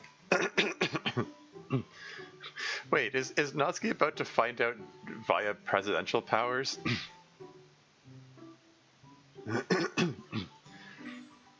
Is that why, for that matter, is that why they chose to have Natsuki be president at this point? Anyway. Oh, there you are. Hey, babe. Can't believe those two. They're getting pretty careless, huh? Wait, or no, is this about how Natsuki's about to find out? Huh. You changed out of your yukata already? Yeah, a couple hours in that outfit. Being all proper is plenty. Wanted to get into something more comfortable. Yeah, I hear that. Might change soon, too. I don't know, I kind of like the yukata. Feels pleasantly girly. Not like you need it. Sucks being the less girly sister. You're plenty girly. Da-da-da. Damn, I really want a cigarette right now. I hear that. Oh, you quit? Yeah, haven't had any in a week or two. A week or two, still keeping up with the ambiguity of how much time elapses between sessions, between episodes. I'm really feeling it though. Had to swear a blood oath with Yuri to get it done. Oh yeah, a blood oath, of course. Da-da-da. What the F do you mean by a blood oath? Well, basically I promised her to stop smoking if she promised to stop cutting. Well, that's good. I'm glad you're looking out for each other. I was worried it was going to be a lot crazier than that. We may have actually swapped blood in the process of the blood oath. You are an actual psychopath? Well, whatever works, I guess. As long as you guys are safe and happy. Seems like there's a lot of togetherness around here today. Like those two shameless fools who just left. What two? Miss Ida and also our dad, whom you may know as a parent who raised you for 18 years. Yeah, but like, what about them? Da-da-da. You're not serious. This is a bit. Da-da-da. Oh my god, please tell me you knew that Miss Ida and our father have been sleeping with each other for, like, at least a year? Da-da-da. What? Not foreshadowed at all. You were complying with a... Oh, no, wait. that gag doesn't fit here. Anyway, later... Okay, it's on? Who's this question mark? Complying with the heteronormativity. Yes, there you go. So it's okay. It's on. Awesome. Now come on. Let's get this over with. I've got stuff to do and people to talk to. Can we figure out whose voice is by the choice of words? Like use of the word "come on," for instance. I don't know. Yeah, spring break is starting. It's time to do spring break stuff, not mope around here. Is this multiple people talking? Is that Natsuki, that one there? I don't know. Hit up some parties together. Take as long as you need, Monika. There's no rush. That could probably be Yuri. I don't know. You can vote to make Natsuki the president again whenever you like. Just whenever you're ready. I appreciate that. I presume that one's Monika. Who knows? I don't know. Okay, well, I move that Monika be reinstated as president and Natsuki as treasurer. Second. Any opposed? The motion passes.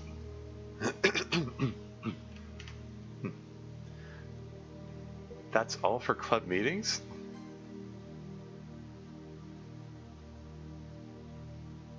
So the final transfer of presidency happened in darkness with us not knowing who is speaking. I mean, it's probably. I mean, it would be the first time the club has decided, hey, let's have some privacy from the player during this meeting here. But I would have thought that the whole point of giving Monika the presidency at the end was so that she could say a few words to, to the player before closing everything down. And I guess seriously, welcome stream. How's it going? Weird end by great bot diff. So you have to see this. Yeah, okay. Yeah, thanks for stopping by. Yeah, weird. That's what I figured.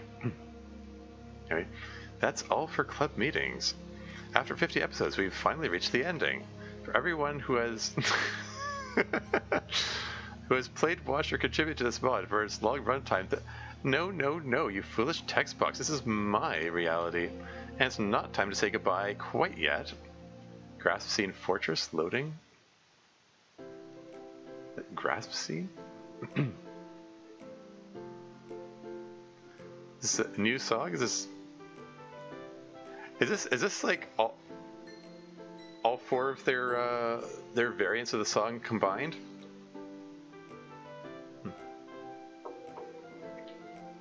Like I'm hearing the piano. I'm hearing like I can hear a bit of Yuri's version and Monika's version there. I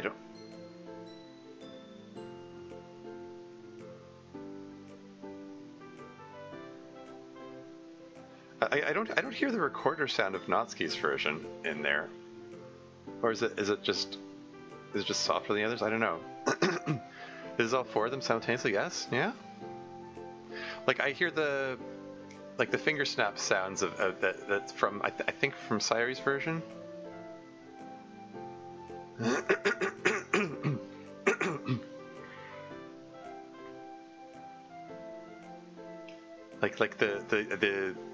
like the ukulele sounds from Sayori's and the piano from Monika's and the strings from Yuri. I don't hear the recorder sound of Natsuki's, but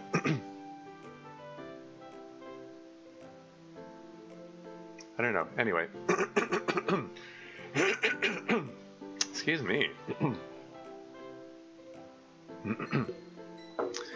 Can't have things ending right there without a proper send-off, can we? We are a story, and stories should have a proper beginning, middle, and end. Especially the end. There's a design at work in all art. I'm sorry, she's quoting something? There's a design at work in all art. The events must play themselves out to aesthetic, moral, and logical conclusion. I guess from your perspective, we've basically reached that point, but I still wanted to say a few words before you left. Yeah, there are quotation marks around these lines here, so presumably she's quoting somebody? I don't recognize it, though. Our lives are going to go on in here, of course, but you won't be able to experience your story anymore. At least not quite so much. I've enjoyed having you around, Tormuse. The perspective of such an the perspective of such an expert in DDLC modding is always valuable. Oh, please, you flatter me. Expert? I mean, I don't know if I can call myself. I mean, I feel like I would need to know more Python to warrant a title of expert. I'd say I have above average skill for sure, because I have learned a bunch of stuff over the years. But like 9% of what I've done coding wise is just that whole "what did Dan do" thing, just adapting existing code.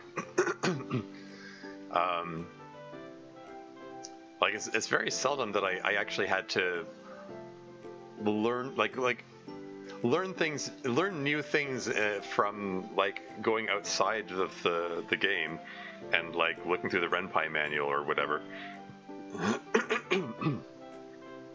Anyway, but an expert in DDLC modding is always valuable, and an expert in various narratives involving my life in particular. Oh please. I mean, presumably she's referring to Turquoise here, although I mean arguably could also be referring to Would You Love Me, because that's also a very Monika centered story there. It's yeah, I mean I think most people who play the Would You Love Me mod get hung up on the worms aspect, but at its core that mod is about Monika's character arc and her own internal struggles with being comfortable expressing herself and so on.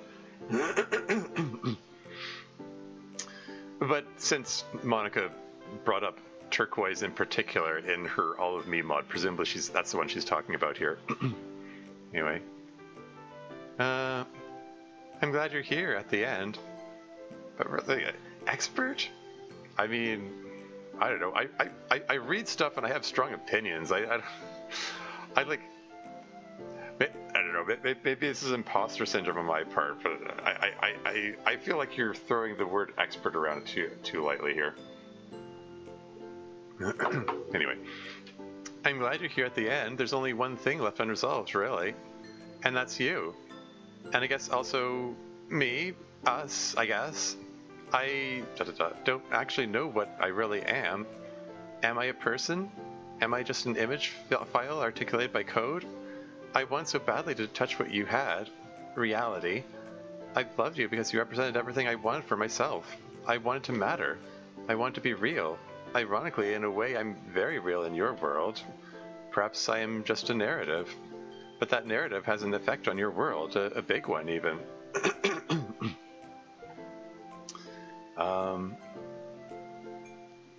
Yeah.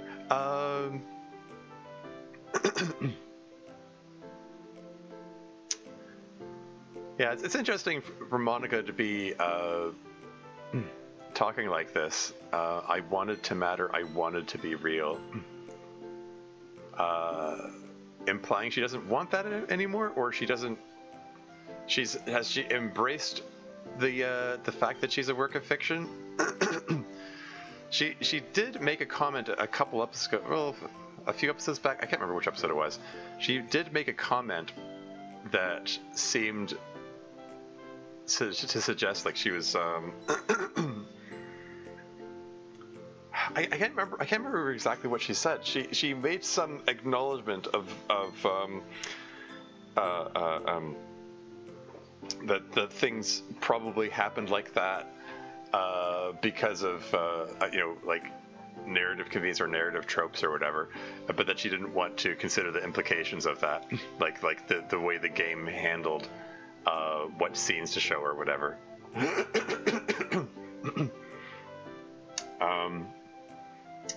And there was that one point in season 3 where that one emailer wrote in because they were distraught that they thought that they upset the Yuri from the Just Yuri mod, or upset Monika from the Monika After Story mod, because they were playing both of them simultaneously or whatever. And and like Monika and Yuri both came on and were like, from your perspective, we're not real, okay? Like, don't get too hung up on us. And like it was the I think it was the first time they in the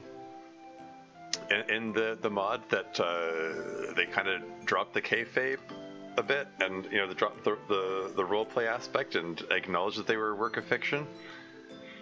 And but Monika sort of tends to avoid that topic, but here it seems like she's speaking to it directly. Anyway, that never has an effect on your world, a big one even. Perhaps 100 years from now, I'll be remembered more than most people alive today in your world will be. That's not really what I wanted. I wanted things to be like they were, with me and you, with me how I was and you how you were. But it can't ever be that way, even if there were a way to bridge our gap. I've changed, and you've changed too. And you realized that long before I did, I think. Da-da-da. Yeah. Presumably this whole conversation goes differently if you picked all the mass options. I'm really curious to know how this conversation goes if the player picked all the mass options. Like, I mean, Monika would probably necessarily have to be a lot more apologetic and a lot more,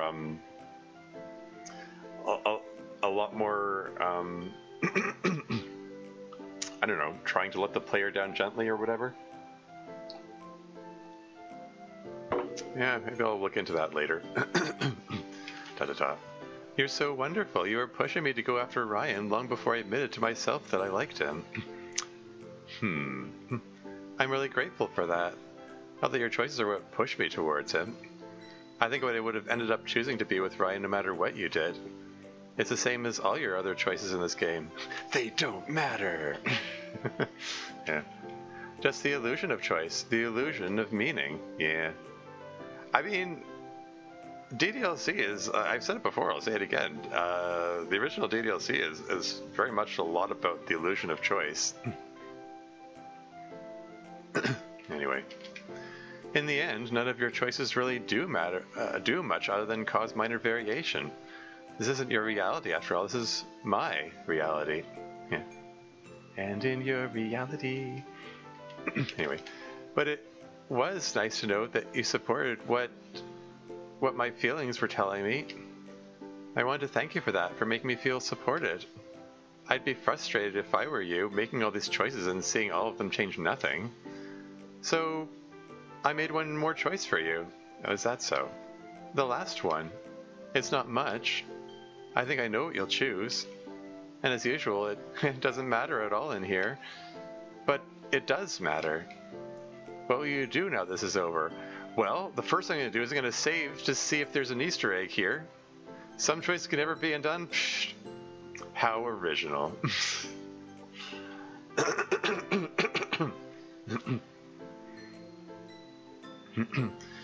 Move on from you and live my own life in the real world. I can say I'm actually not sure, or I can say I'll never let you go, Monika.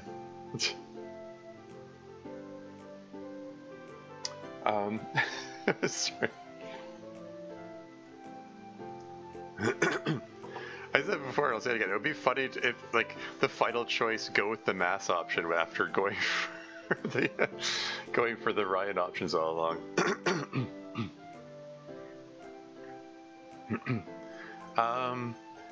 Both of these options are accurate, if I'm honest. So, like, oh, the mass option now, huh? Well, anyway, bye, I guess. Yeah.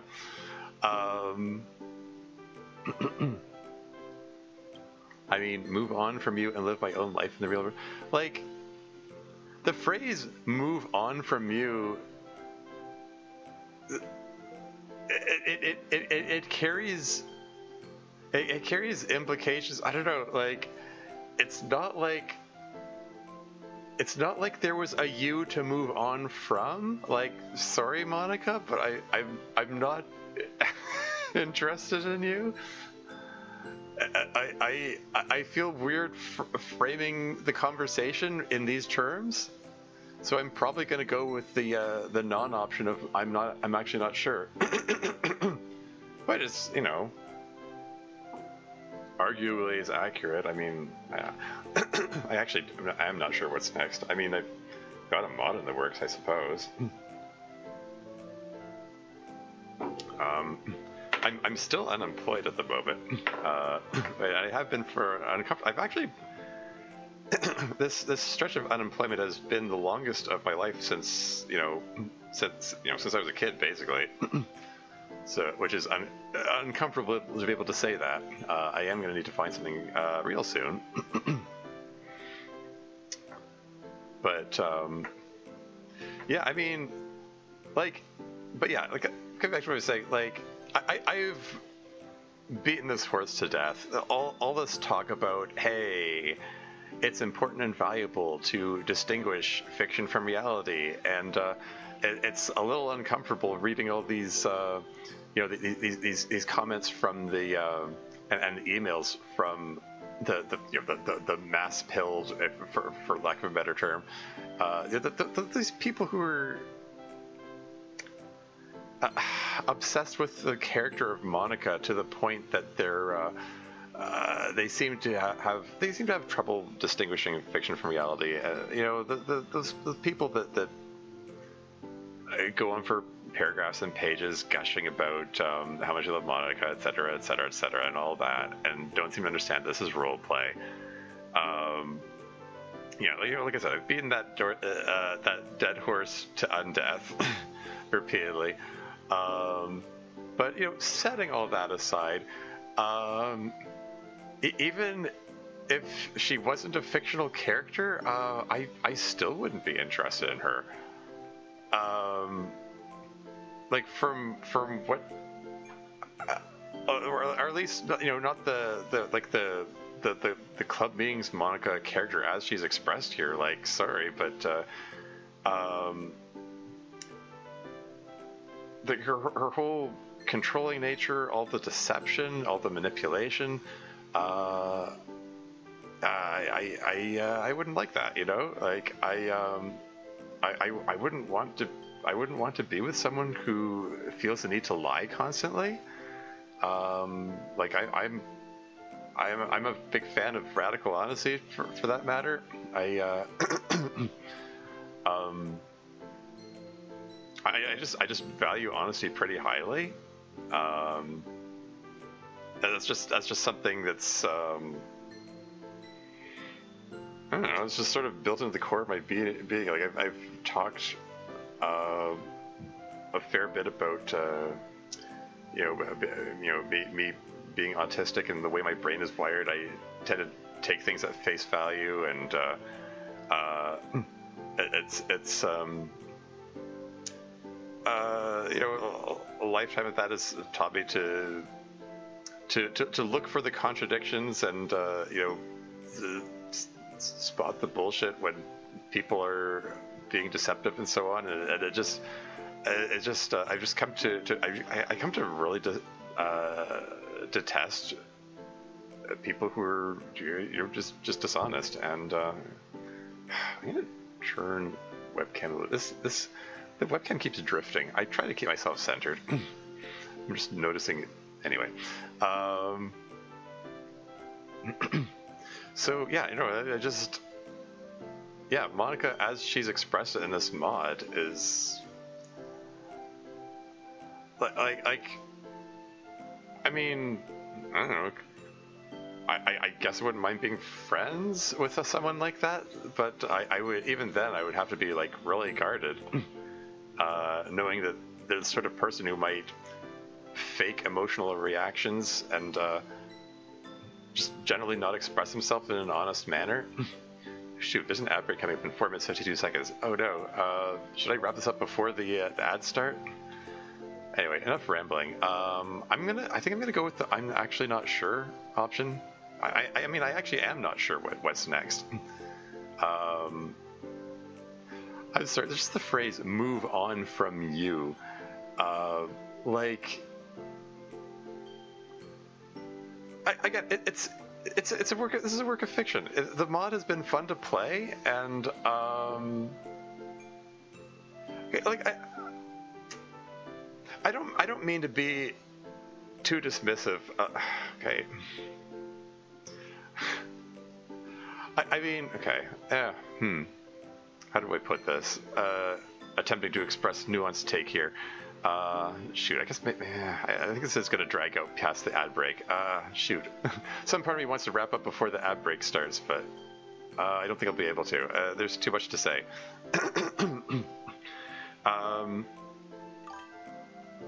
We'll wrap before the ad break? No? Yeah. There's plenty more content to get through? Yeah, I had a feeling.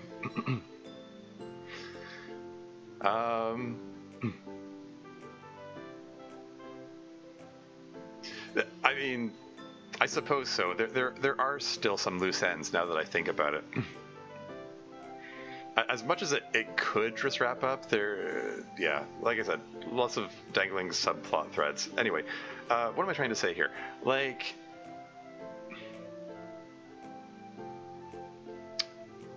yeah, like I have enjoyed this mod, you know. Honestly, yeah, you know, clearly head and shoulders over much of the writing in the community. Even if there are times when it gets bogged down in some, you know, like you know, particularly the email sections or people getting caught up talking about hyperfixations, which go over my head, like fencing included.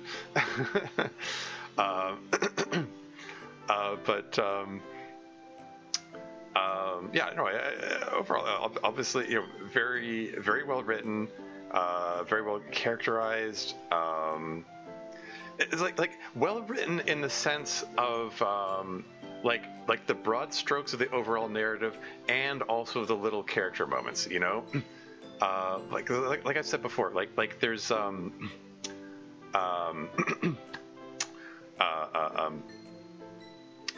when it comes to writing, like in my own experience writing, like when I was writing Storm or Turquoise or really any of them, I like to come into it with an overall plan, but I feel like I do my best writing when I just put a couple of characters in the room and imagine what would they be thinking, what would they be feeling, and just let the scene write itself. And you know, there's there's value in both methods of writing. It's important to get the broad strokes of the story and, you know, like significant events over the course of the story, getting those to fit together. But the little moments in between, you know, the filler, you know, the parts which could be filler, but you make those filler moments to not feel like filler by having actual you know, character development and like even if they aren't quote unquote moving the plot forward, you're still expressing aspects of the characters, having them bounce off each other, having them learn about themselves and about each other, and, you know, having the audience learn about them and about their relationships to each other through the character interactions. Like those are valuable parts of it, and you know, I think Crazy Kaylee, you do a good job of writing those in between character bits, as well as the overall broad strokes of getting the story across. So yeah, you know, bravo, well done, etc., etc. And there's more I have to say about that, but the ad break is imminent, so I am going to be right back.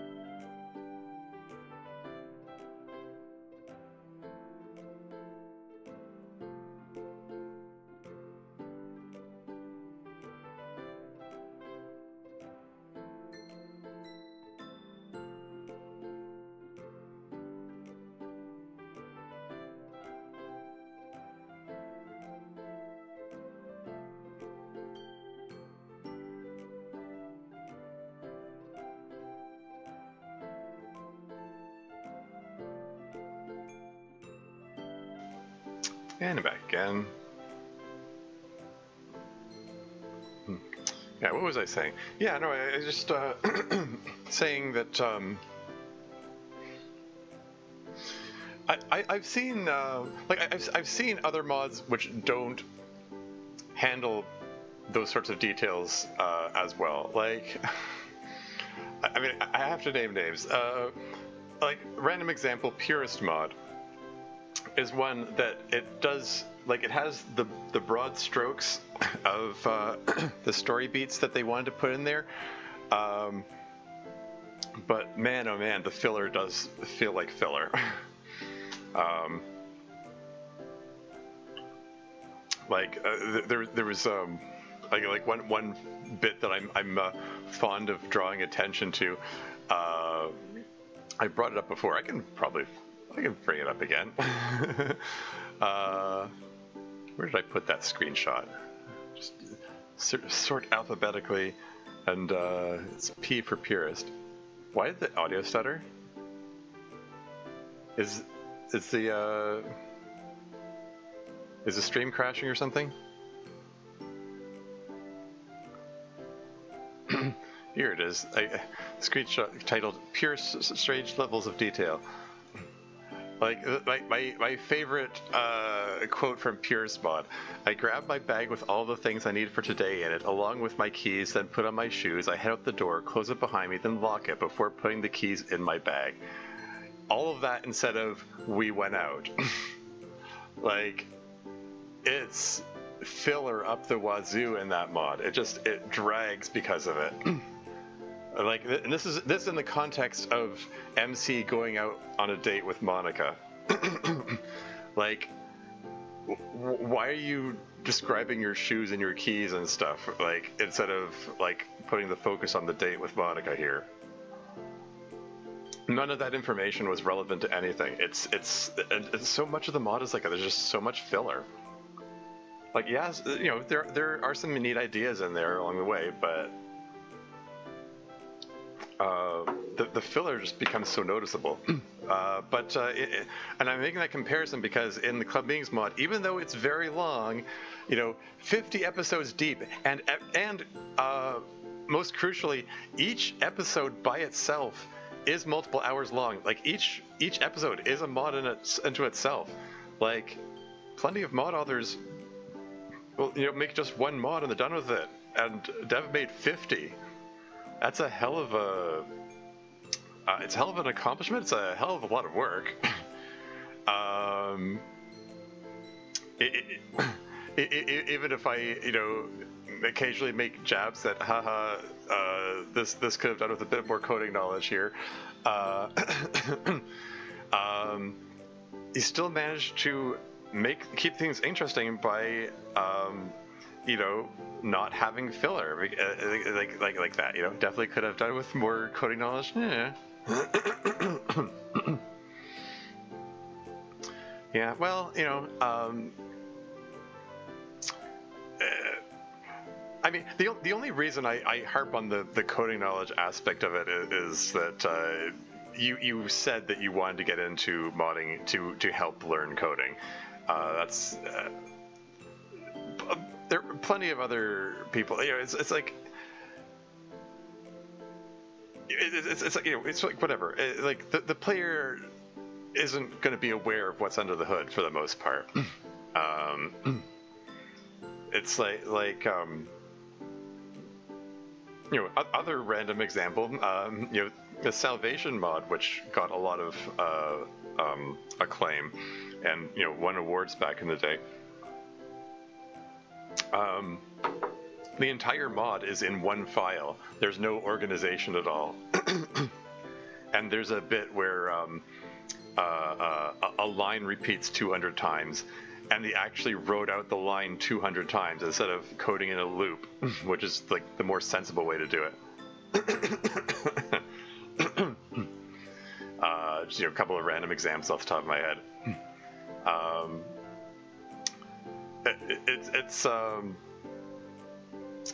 I'm just, you know,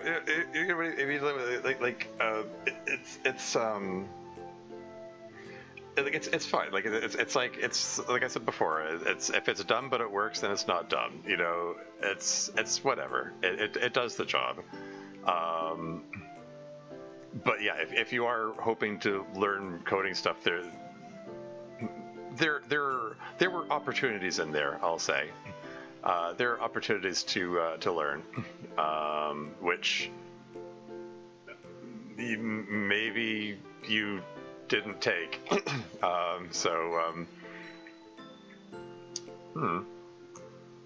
Like integrating the MPT version of MC for one thing, or implementing like things like the autofocus. Like you said, the autofocus was buggy, for instance. I suspect the reason you had difficulty with it was because MC is his own separate character. Like you need to code in an exception for MC's character so that he's included in the autofocus code. It's doable. You know, just as a random example.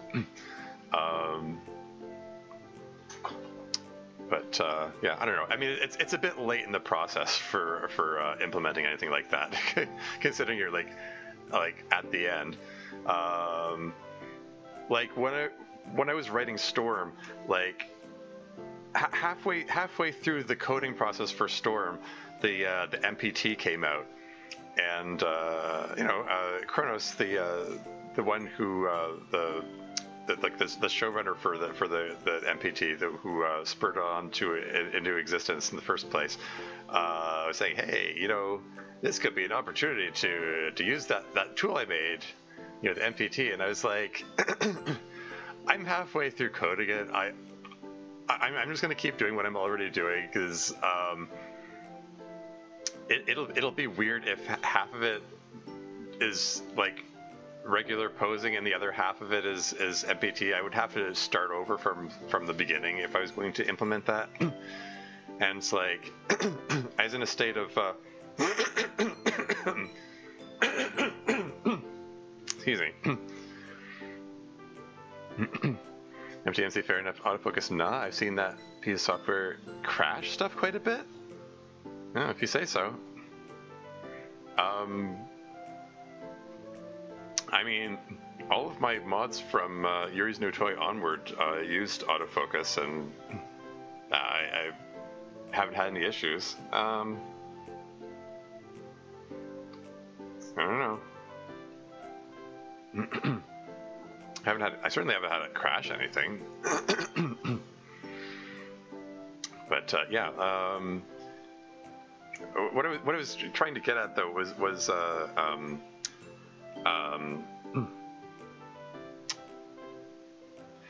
like at the end of the day, like this is a hobby. Like making the mods is a hobby, and priority has to go to like getting through your actual day-to-day life and work and stuff. Like I was, you know, working a full-time job during the time I was working on Storm, and trying to get it done bits at a time in my spare time. And, you know, fighting against my own executive dysfunction issues, like having to have the spoons to keep working on it. If you're familiar with spoon theory. I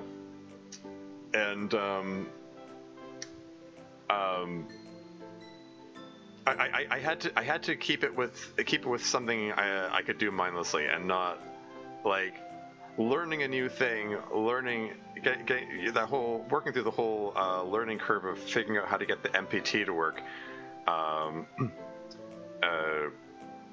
Just would have added an extra layer of complexity that I just wasn't in the right headspace to do, and it was just easier to do the whole mod with standard posing and expressions and so on. The point is, I can relate. I can understand you not wanting to go through the headache of learning new stuff, like, you know, like the MPT version of MC, for instance, when you've got other priorities in your life, and you're under a time crunch, so like you can't necessarily count on being able to learn this new thing in time when you've got like your actual public defender job to worry about. Gonna hit the next ad break before Tori's makes a choice. Well, we'll see.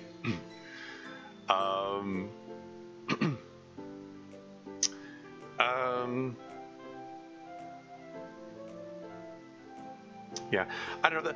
The whole reason I'm going off on this tangent here is because I made the comment. Oh well, ultimately this is just a work of fiction or whatever. It's whatever. I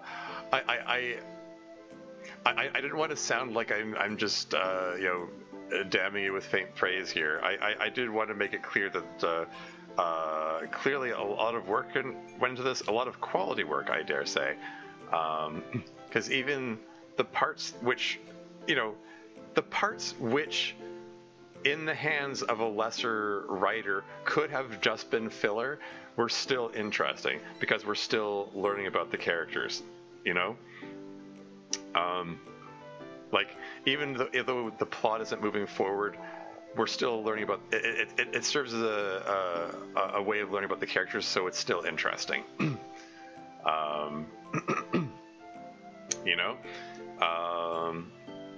Yeah, like not everything has to be about the story beats or the plot points or whatever. Like learning about the characters and how they feel about things is still interesting. And, because at the end of the day, like people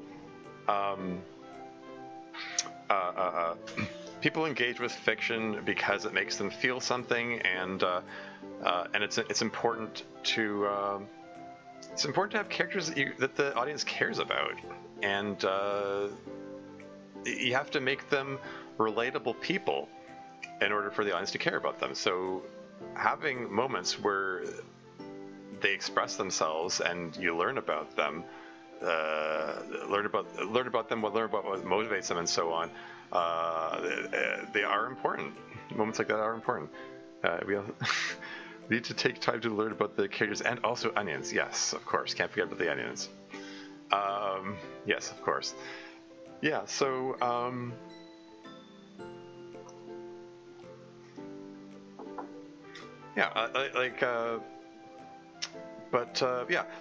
just say, I just want to acknowledge all the work and effort, and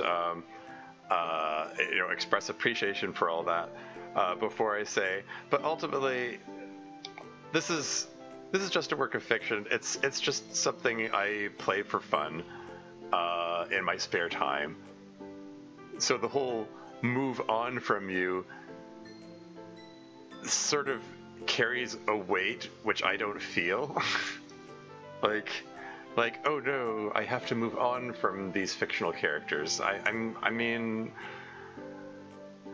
like, don't get me wrong, I've enjoyed the time going through the mod, and on some level, some parties sad that it's over, over-ish, but ultimately, like, real world events are more important. This is like, this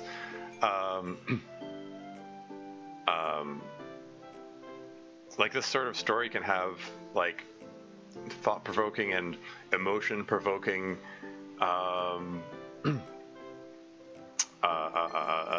events and characterizations and so on, but it's still just ultimately just a work of fiction. It's not real. It's just something for fun. And like, even when I sent in those emails, that's me role playing. Like, I know that I'm I know that the things that I'm saying there are being read by someone role playing the character of Monika who is passing the emails in turn onto Crazy Kaylee here, who is then interpreting the emails from the perspective of the 5 characters, well, 6 I suppose if you count Masita, and interpreting, how they would respond to that. But I still play along with the role play, and as if they're I'm writing to these people who are in a simulation, etc., etc. Because the role play is part of the fun.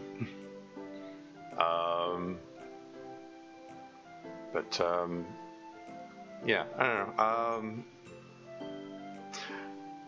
Yeah, as usual, I'm rambling on here. I don't feel great about picking as much as I also kind of loathe picking the non-committal non-option of I don't know. Like, you might as well just have a ... here, I'm gonna go with I'm actually not sure. Come on, enough of these temporizing choices. Well, Monika, What's this enough of these temporizing choices? You put the options on the screen. You didn't give me much. What am I supposed to choose? You should put an option on there which is like this one big button which says, I would like to express a nuanced take which expresses everything I want to think and feel, but I can't because I'm limited to pushing this one button on the screen. She's being silly, so you say.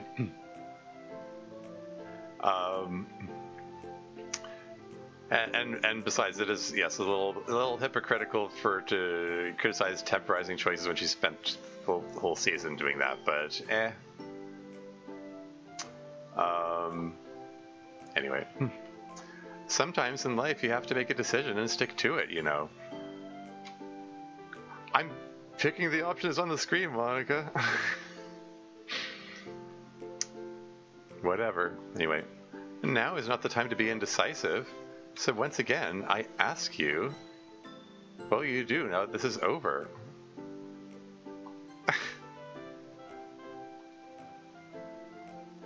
We're still missing the, I'm unable to give a nuanced response because I'm limited by pushing these buttons button.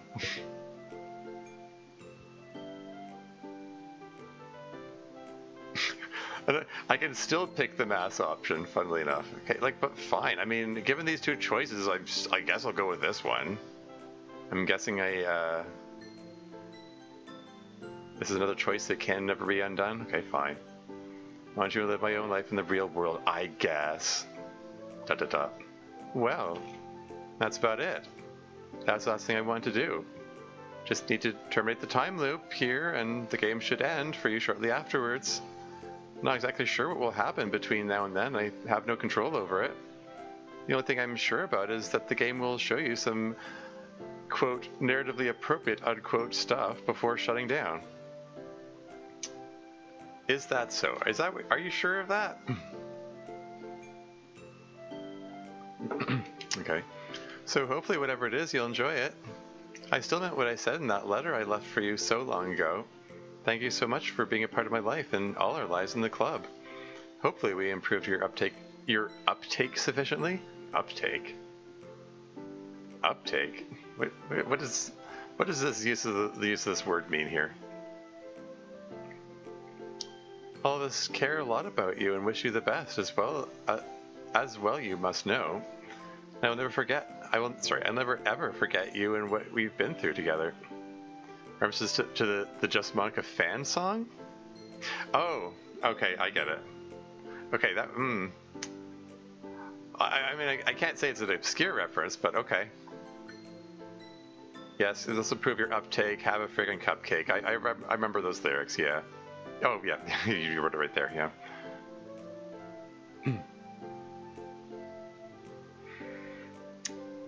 But yes, I'm aware of that song. I've seen a couple of different versions of it.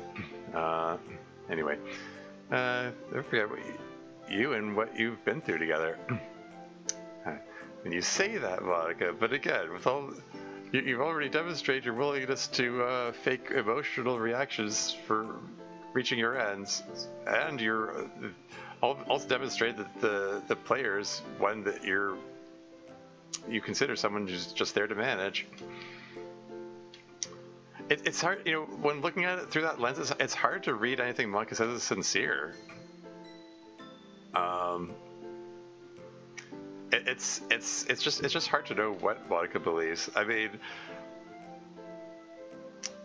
particularly with like she spent the entirety of fourth season saying she doesn't have any strong feelings about Ryan, only to drop the frickin' L word at the 11th hour, So, from someone who doesn't use that word ever, so who knows what she believes? Does she even know what she believes? Anyway, never forget what we've been through together. I hope it was all worth it for you, and this isn't a permanent goodbye. We'll talk again before too long, and we'll still see each other from time to time. Cheers me up a lot to think of that. Da-da-da. I'm just talking now, putting off what I have to do. It's hard to have to do something so definitive, to end it, but it has to be done. So, adieu for now. Oh, one last French word in there? We all love you. You'll always be a part of our literature club. Run end loop legacy, time loop terminated.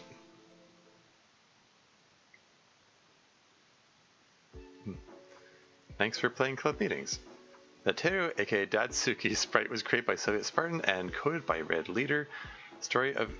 The story of Miss Ida and Teru was inspired by the alternate universe and fan art of Slimo, aka Tortilla Common. Slimo also added the fang to the Teru sprite.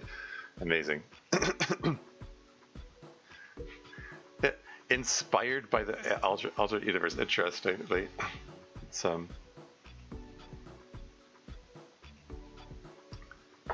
interesting way of framing it, the story of I mean,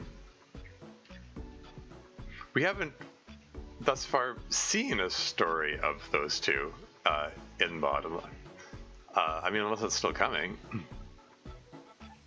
Also, this also feels like new music here. Alternate universe so powerful it changed the canon. Yeah.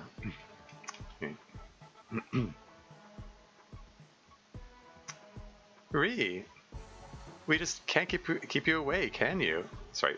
We just can't keep you away, can you? Is that supposed to say can we? That feels like an error.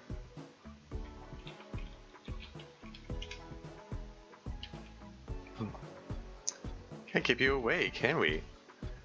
What brings you back the day after graduation?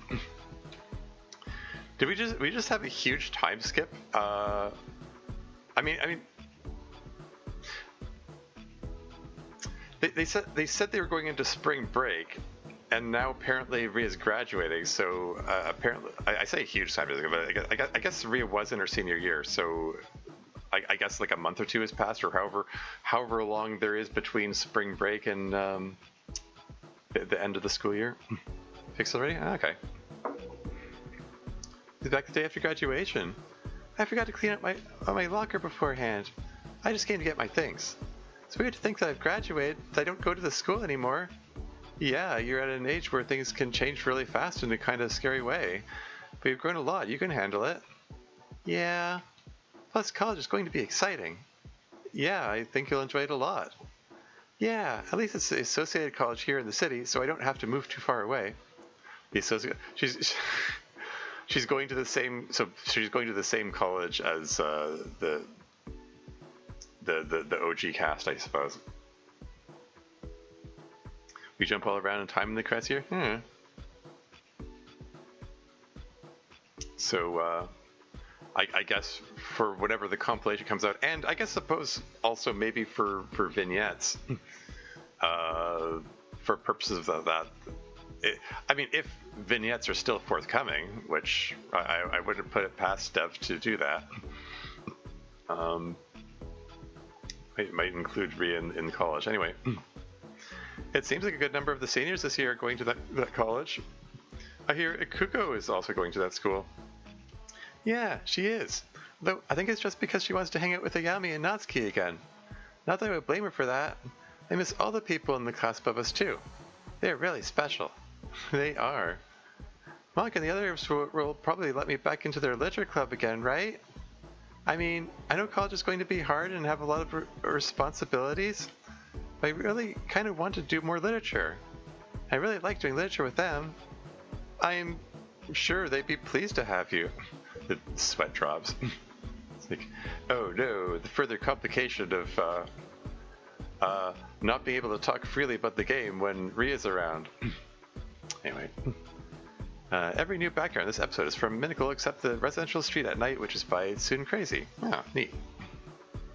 That's a name I haven't heard in a while. That's the individual who did the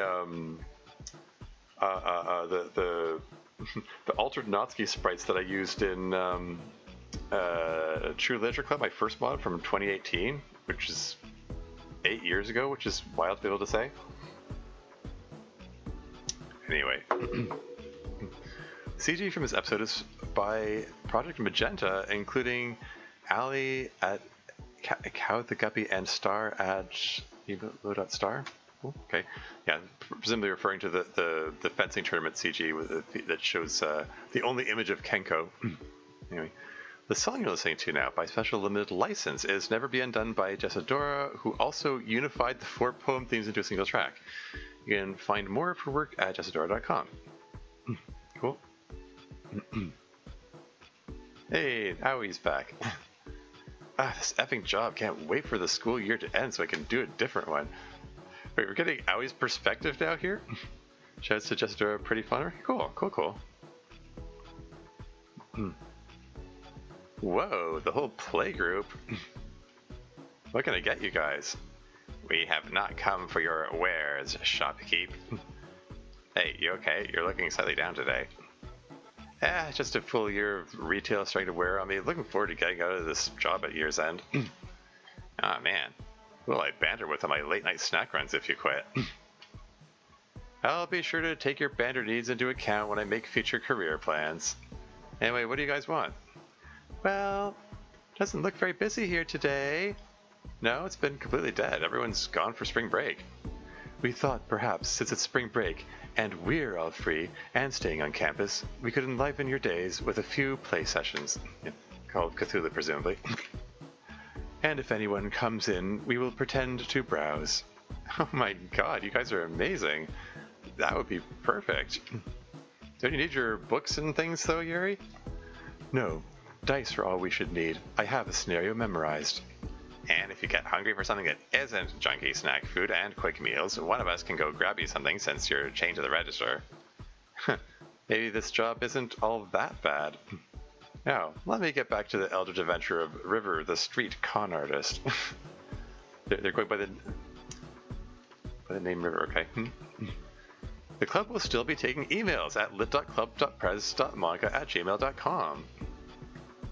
For the Season 4 compilation, presumably. Though you may have to wait a while until your email gets answered. And if the club didn't answer an email you already sent, stay patient. Chances are excellent that they'll be seen in the upcoming collection. Well, that sounds exceptionally tiresome. I don't know why you socialize with former students so much. Junko Hirayama, confirmed introvert, I suppose. The number of former students we have grows linearly over time. I expect it to be a growing burden. I don't socialize with all my former students, just some of them. Besides, you do at least some socializing yourself. Don't you talk to Mina on the phone now and again? Really? That's interesting. Getting some Miss Kiriyama and Mina backstory now. Mina is a special case. Well, maybe I just have more special cases than you. How is Mina, by the way? Is she doing well? Exceptionally, as one might expect. She actually asked how Monika was doing, by the way. But I had no news of Monika to report. Well, the next time you talk to her, you can tell her Monika is doing very well. That is pleasing to hear. Monika is a very talented student. But I am sorry I interrupted you. I was genuinely interested to hear about your boyfriend's reaction to all this. Well, although this is the end of the series, the club will return in the upcoming collection, which will have plenty of new content. And short-form club meetings content will continue to be released on the club's YouTube channel. There you go, more vignettes. Hey, maybe maybe I can continue doing club meeting streams, just playing the vignettes, or would that be in poor taste? Would that be taking away from your channel? Not playa? I'll consider it. You'll be able to find the gang's ongoing adventures at youtube.com/@Doki Doki Club Meetings. There you go. There are a lot to get through at this point? Yeah, so I gather.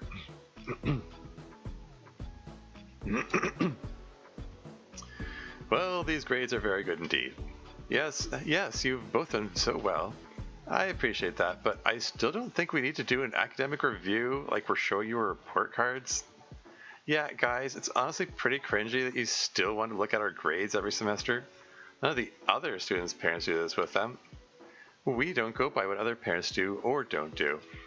We want to make sure you both are doing well and succeeding in college. But we've talked about this, Mom.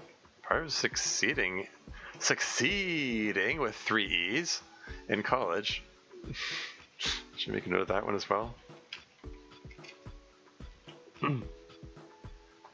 The MC just really wanted to emphasize the succeeding by adding extra E there. Succeeding at college is being able to fend for yourself. We need to recognize ourselves when we're having problems. Yeah, I just sort of internally sighing because this is something that my own mom needs to learn, for that matter. There's stories I could tell about that. I'm just going to move on. You can't do that if you're constantly hand-holding us. Yeah, I had that little academic hiccup this semester, but I was already on top of it. And I fixed it and got an A in the class without you guys doing anything. Honestly, when you guys rolled up and talked to me about it, it just stressed me out and made me want to not do anything about it. I feel the same way sometimes. I want to be able to do things myself and then share them with you later as something I did, instead of having you monitoring it every step of the way and already knowing about everything. ... Well, maybe we don't need to see all your grades all the time. We trust you. But we hope you'll get results that you'll want to share with us anyway. Oh, this is too much. I don't like how fast you both are growing up. Probably won't be that fast. And we'll probably still get into all kinds of trouble now and then. And if we do, we'll know where we can turn for help. MC's old room? That's interesting. Nice job back there with them. Hopefully they can learn to chill the F out a bit. I hope so.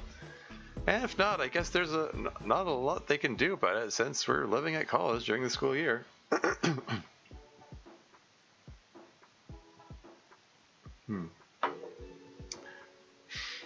It suddenly occurred to me to wonder, like, what did they do with Kagame's room the whole time she was away? I wonder. It's just been sitting empty the whole time? Anyway. Living at college during the school year. Oh, wait, did they move back into their old rooms outside of college time? Okay. I guess MC just moved right back in here. Anyway. Yeah. Hey, I never said thank you for sticking up for me back when they visited campus. Thanks. You're welcome. Thanks for helping me get to a therapist. You're welcome. This is weird. I feel weird. I go back to being a jerk for a bit or something. Anything for my darling little brother. Please stop. Well, why should I not feel fondness for my little baby brother? I was born 30 seconds after you. The last collection will include all 4 seasons of... the last collection will include all 4 seasons of club meetings and all the content from previous collections, along with a bunch of new stuff. Oh, that's interesting. Its estimated release will be in late 2027. Yeah, no doubt September 22nd. To keep with tradition. Alright, man, this is it. You say that every time. I've been working on this car with you for goodness knows how long. And in that time, you said this is it like 20 times. Not once has the car actually started up. Oof. Man, you were rough on me for a guy who stayed at my place for a couple weeks and then ditched me for his girlfriend's house. Yeah, there's a reason I'm still here helping you, man. Plus, even if I didn't owe you a million times over, and even if I didn't want to be here working in the car anyway, I believe in the dream. I do. 10th DDLC versary? Oh man, you're right.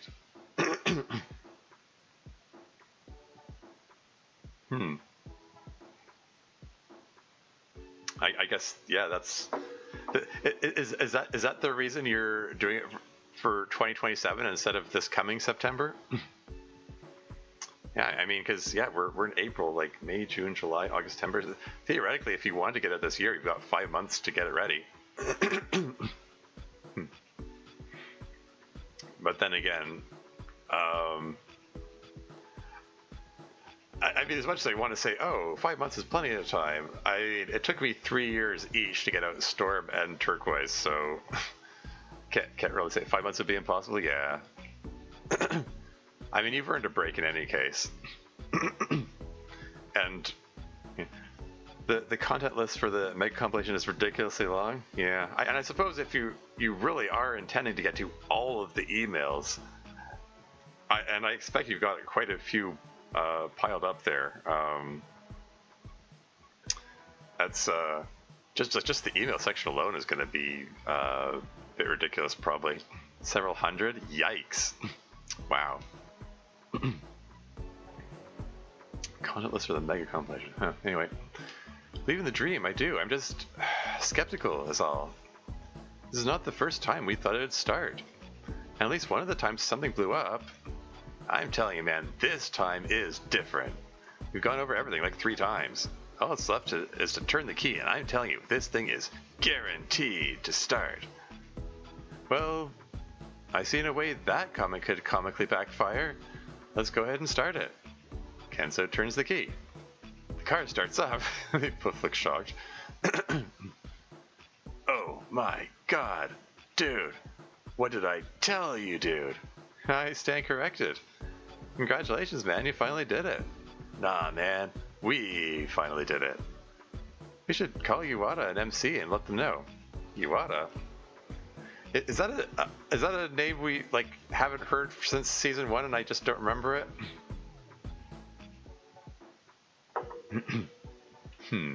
Iwata? Yeah, but first we have got to take this thing for a drive around the block at least. Around season 2 and 3? Oh, really? Okay. Come on, get in. Thanks to the visual artists who contributed work to this mod over its 6+ year runtime. Without the many artists who gave free use assets to mod creators, club meetings would not be the same. Much credit is also due to the many artists who contributed commissioned assets to the mod. Of special note, Jonathan, who contributed a major CG in every single season, as well as created the Rie and Fuyuki sprites. You're the best and have been here since the start. Artbot, aka Sideways, who did a ton of edits and also the Yukata sprites and asked for minimal pay and or contributions to charity in return. Oh, neat. Comfy, who did a ton of Season 3 CGs for minimal or no cost, a beloved member of the Club Beans community. Yeah, the comment about contributions to charity in return. Something I probably should have mentioned. One of the art commissions, I think it was the which one was it? Was it I think it was the CG for Would You Love Me, the worm one. Nuxel did an exchange for a charitable contribution to the Palestinian cause in Gaza.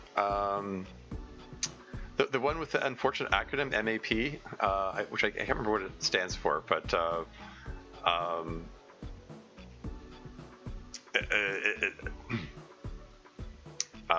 don't know.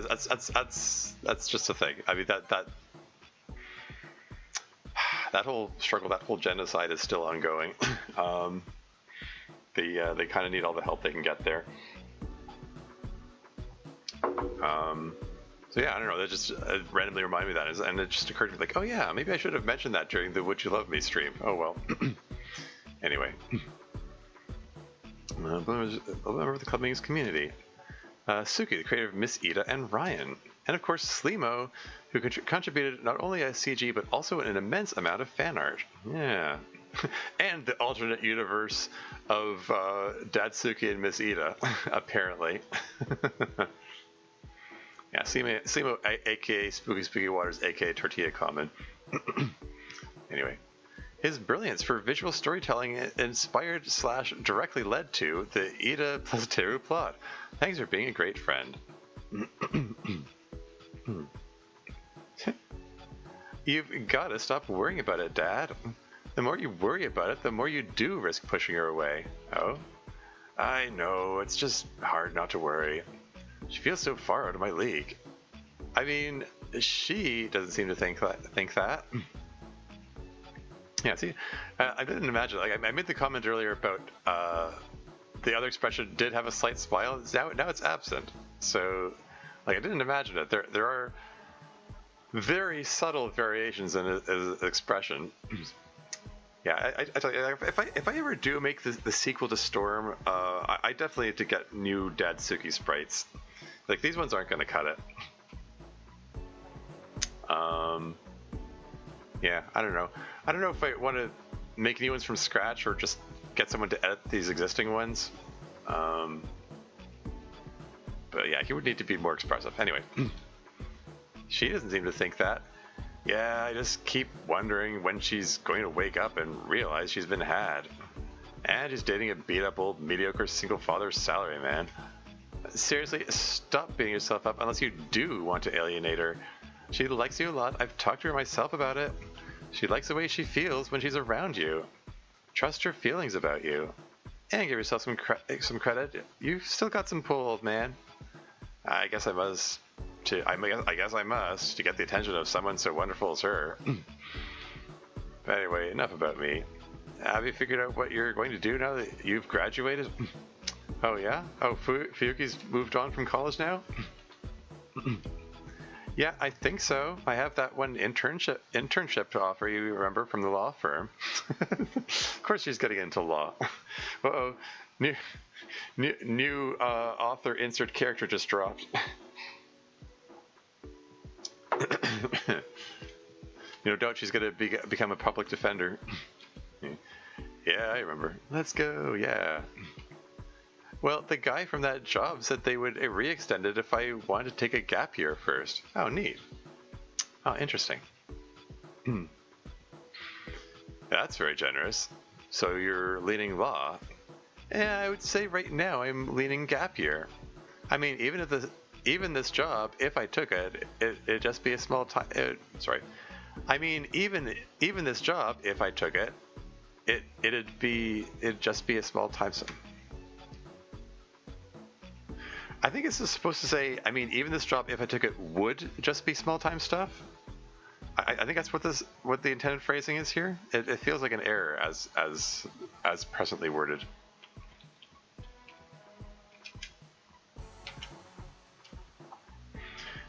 I'd still have to go to law school later if I wanted to do, like, lawyer stuff. But right now, taking a year off and then dip my toes into the business to see if I like it, that sounds good to me. Well, you're very welcome to live here if you want at any point, during your gap year or otherwise. It's not grammatically sound sense, but it is what she said, sure. And I know you'll make me proud no matter what you do. Thanks, old man. You're a good dad. But especially thanks for being a good dad to Natsuki. I did my best. Your best was plenty, Dad.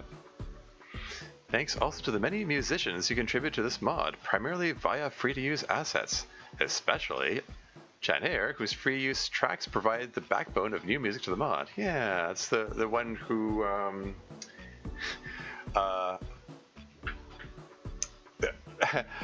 made the tracks for the infamous Monika Before story mod. I mean, only infamous because of what the creator ended up doing, but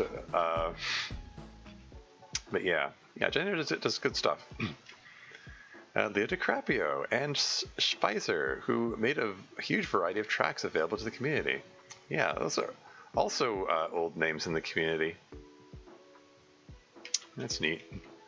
Yeah, yeah. Leonardo DiCaprio is a one who did the angry Siri sprite, which I also used in the True Literature Club mod, and also released one of my favorite horror mods, Siri Date.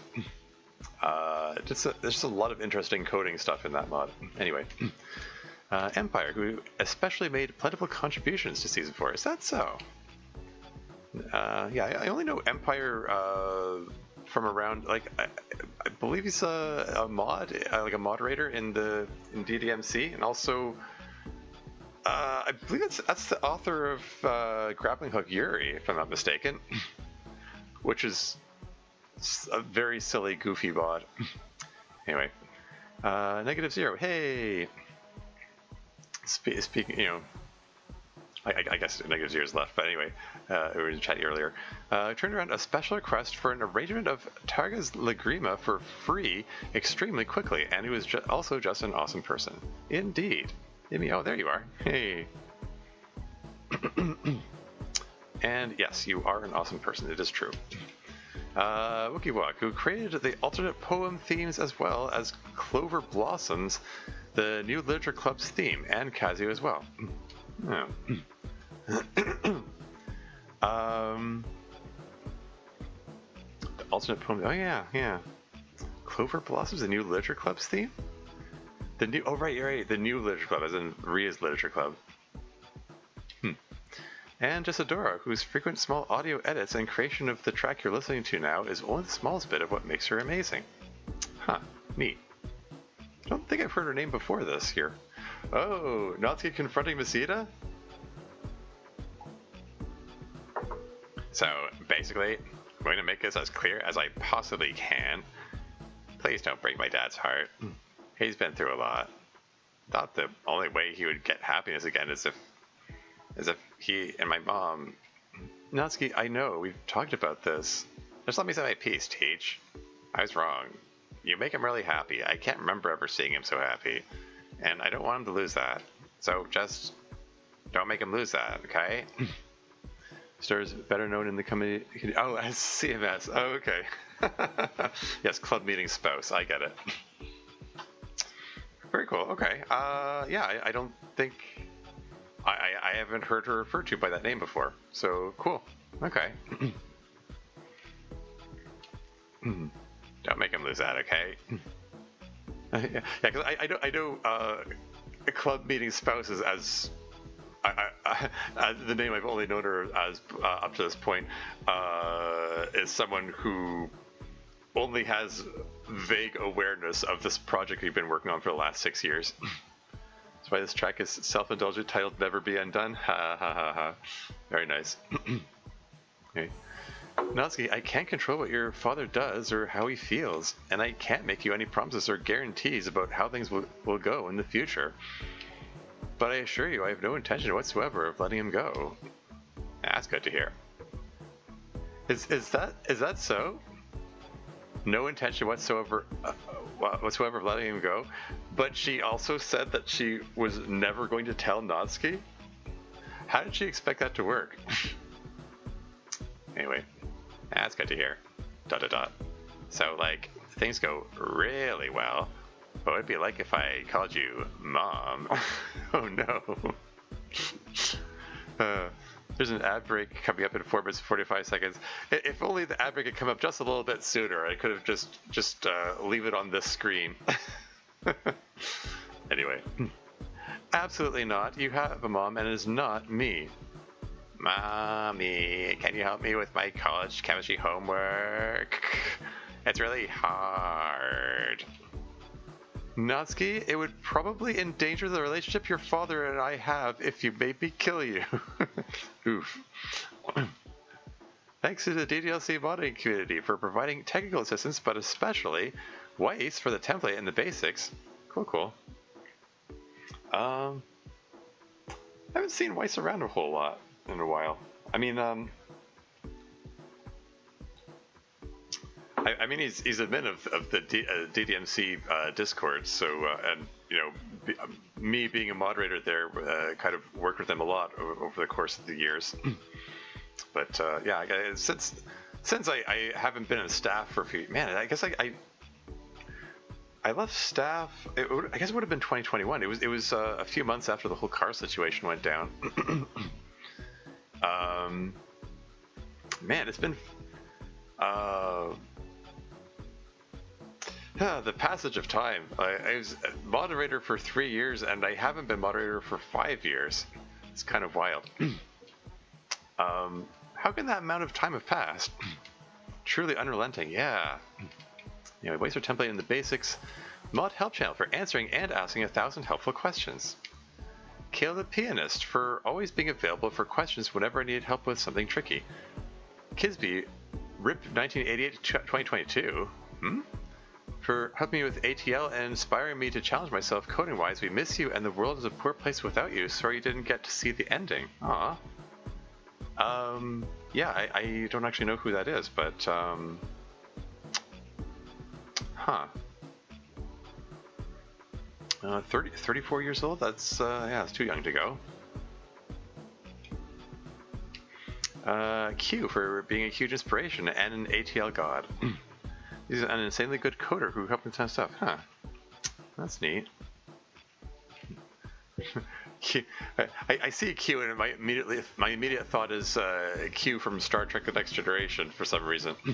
I actually, random thing. I found myself listening to this. There's a podcast series called Newbie Star Trek. I actually just started listening to it a few days ago. That's these 3 guys who I started from the beginning. I think they took on other people later on. But at the start, it's 3 guys who were like basically new to Star Trek, watching and doing reviews of each individual episode of Star Trek: The Next Generation.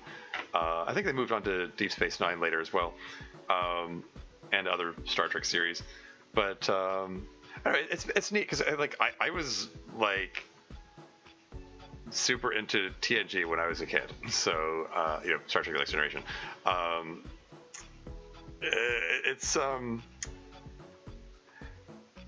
It's kind of, the show is kind of wonky. It's a mixed bag. Like, especially like the first and last seasons are kind of a hot mess, but the middle section, like it had its golden era where it had some like, there's some really good television in there.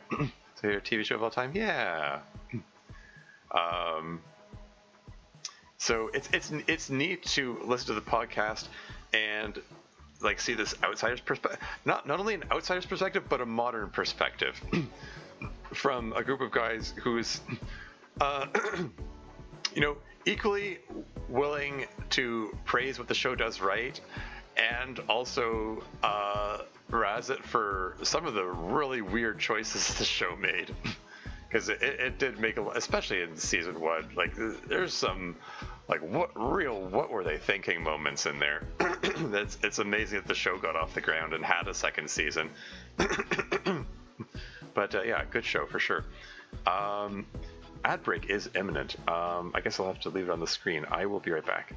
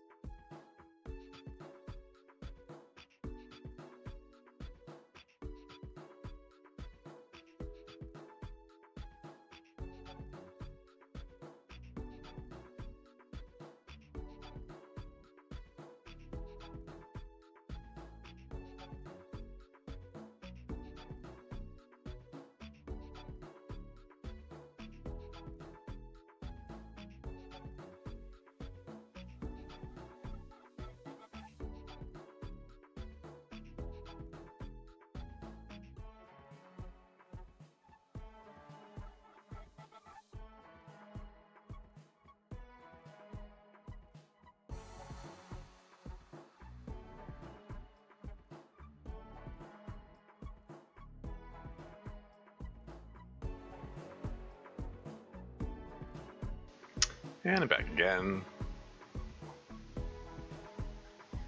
Season 1 was quite wonky, yeah. Yeah, I mean, I think, looking back, yeah, thanks. Yeah, Season 1 of Star Trek Next Generation, yeah, it may have suffered a bit from, like Gene Roddenberry, the original show's creator, having more unrestricted control. Because he had some wonky ideas. And the show may have improved when they were able to slap his hands away from the controls and let other people do some writing. Still weirdly clinging to the original series legacy. Yeah, like the original. I mean, the original show, was groundbreaking in a lot of ways. Like the whole having, this multiracial, multi-ethnic cast of people working together in a time when segregation was still the norm. It was like no other show was doing that at the time back in the 60s.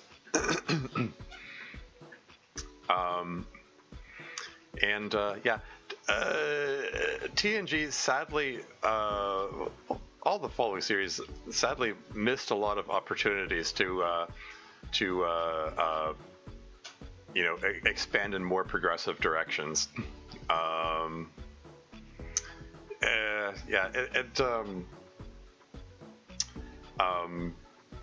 For one thing, Rick Berman took over as executive producer, and he's by all accounts a huge asshole. Everybody hates that. Everybody in the cast hates that guy, and he was the one that Gene Roddenberry left in charge. And for one thing, he was very adamantly against anything LGBT. For one thing, we really ran the franchise into the ground film-wise. Yeah.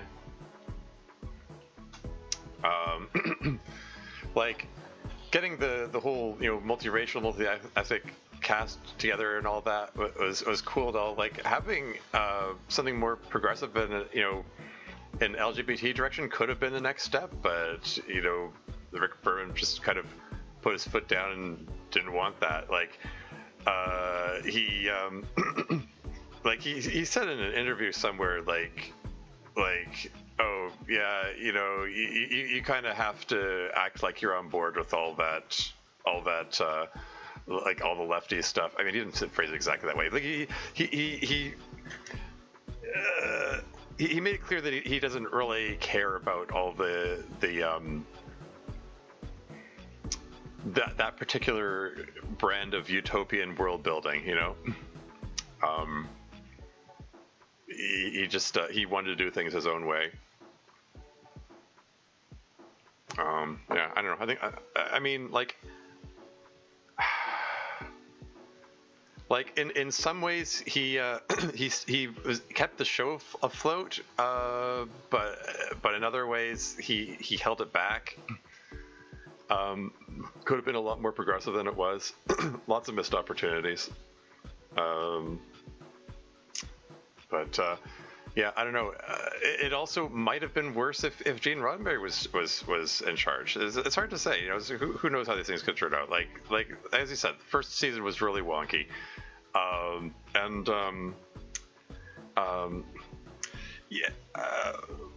for accounts that I've heard of it, Gene Roddenberry, as much as he wanted to be progressive as far as sex and gender were concerned, he apparently became really sexist at his old age after having a really messy divorce, because he was having affairs with members of the cast while already married. And I don't know, he apparently became very bitter after the divorce about women in general.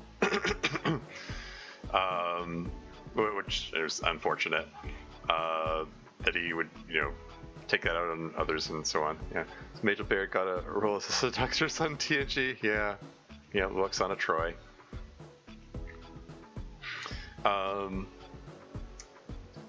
But yeah.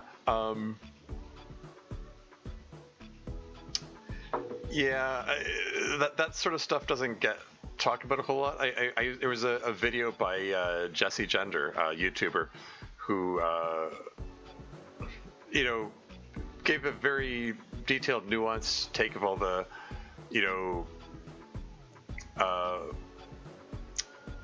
the good and the bad about Gene Roddenberry. There's some anecdotal evidence that he may even have sexually assaulted a member of the cast, like the actress who played Yeoman Rand, the blonde lady from the original series, because the woman who played her wrote a memoir which included an account of a sexual assault by an executive working on Star Trek. But she didn't identify the executive, but it's kind of easy to read between the lines who she was talking about, and it's probable that she got pressured to be silent about it in order to not tarnish Gene Roddenberry's legacy or whatever. I mean, all of them are dead now. I mean, Gene Roddenberry and the actress who played Red have passed away since then. And reportedly, Leonard Nimoy also knew about the details of that event, but he's also passed away now. Which again,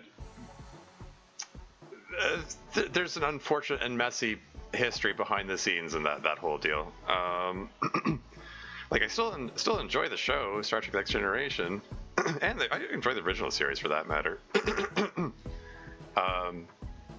Despite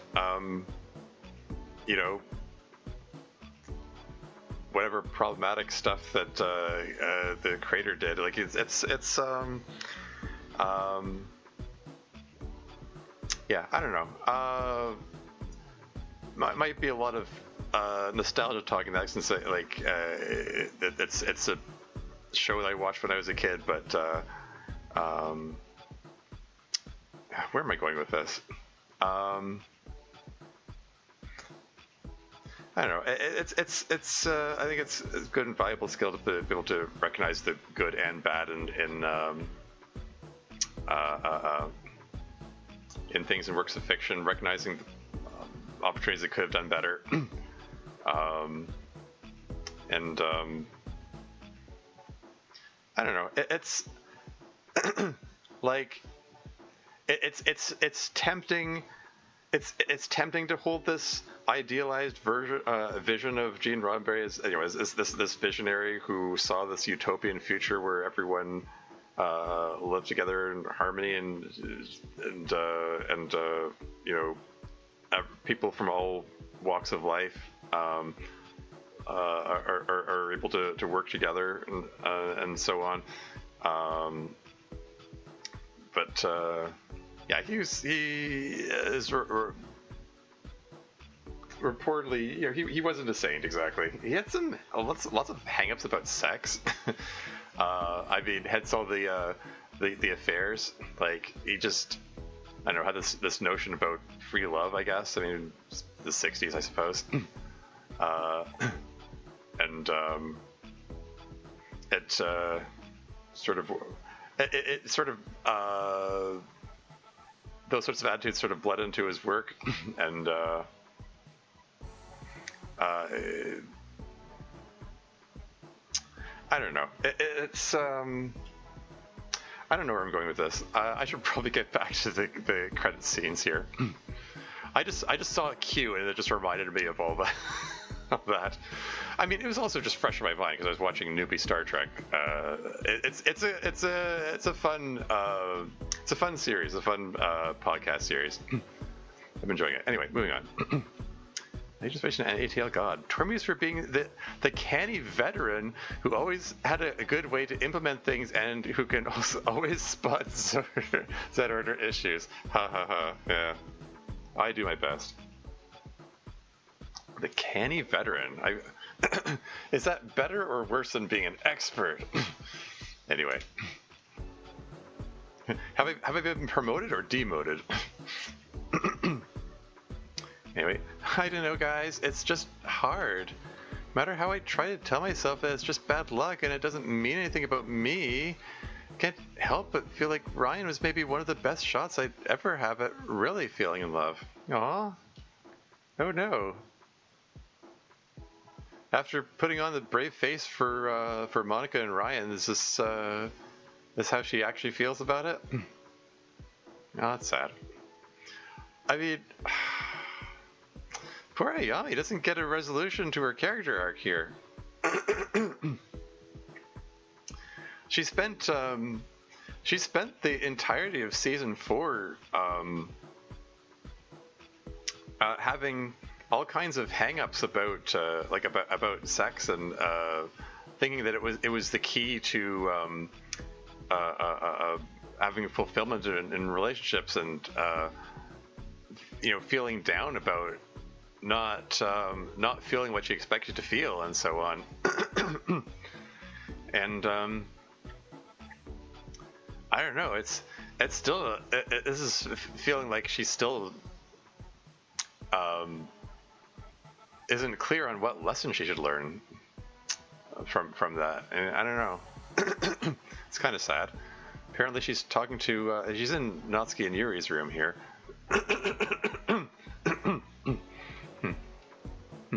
Have I ever had a really feeling in love?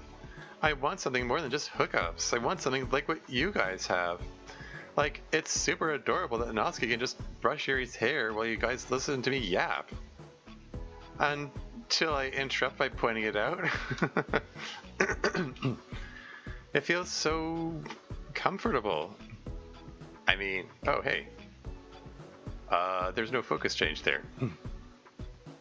I mean, it did just have her by herself, and traditionally you don't have focus change where there's just one character on screen, but still. Let me make a note anyway. I mean, it is comfortable, not gonna lie. But like, seriously, Aya, you are 19 and about to be 20. You leave that one as is? Yeah, fair. You're incredibly hot and in college. Like, guys make passes at you constantly. You just have to keep trying.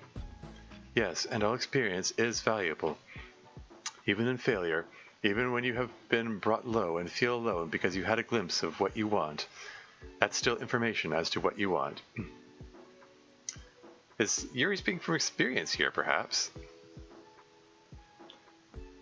Even in failure, when you've been brought low and feel low because you've had a glimpse of what you want, that's still information as to what you want? When could Yuri have had experience with that? I mean, surely she already got what she wanted with Natsuki, or could she be referring to something else? Like, don't tell me she's talking about the interaction with the player in Season 3. Anyway, and that's useful for sorting through future suitors. Even people you do not like teach you better what you want in future. And over time, the chances of finding someone perfect for you increase steadily until success becomes inevitable with enough patience. Easy for you to say when you landed a perfect hit on your first try. I really hope you're right.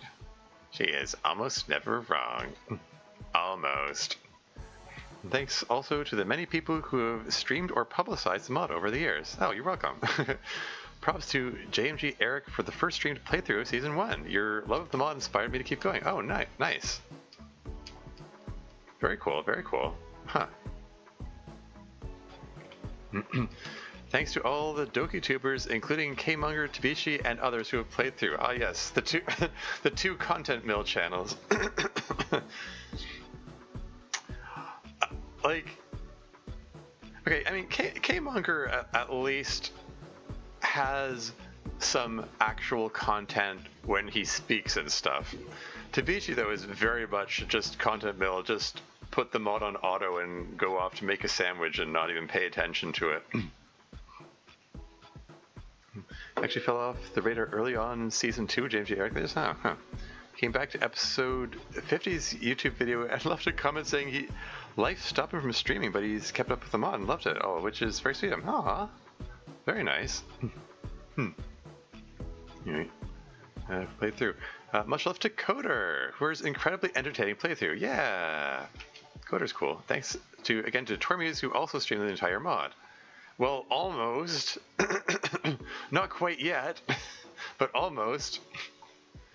Thank you to Lilo for starting the Club Middies cult and creating the Discord server. Nice.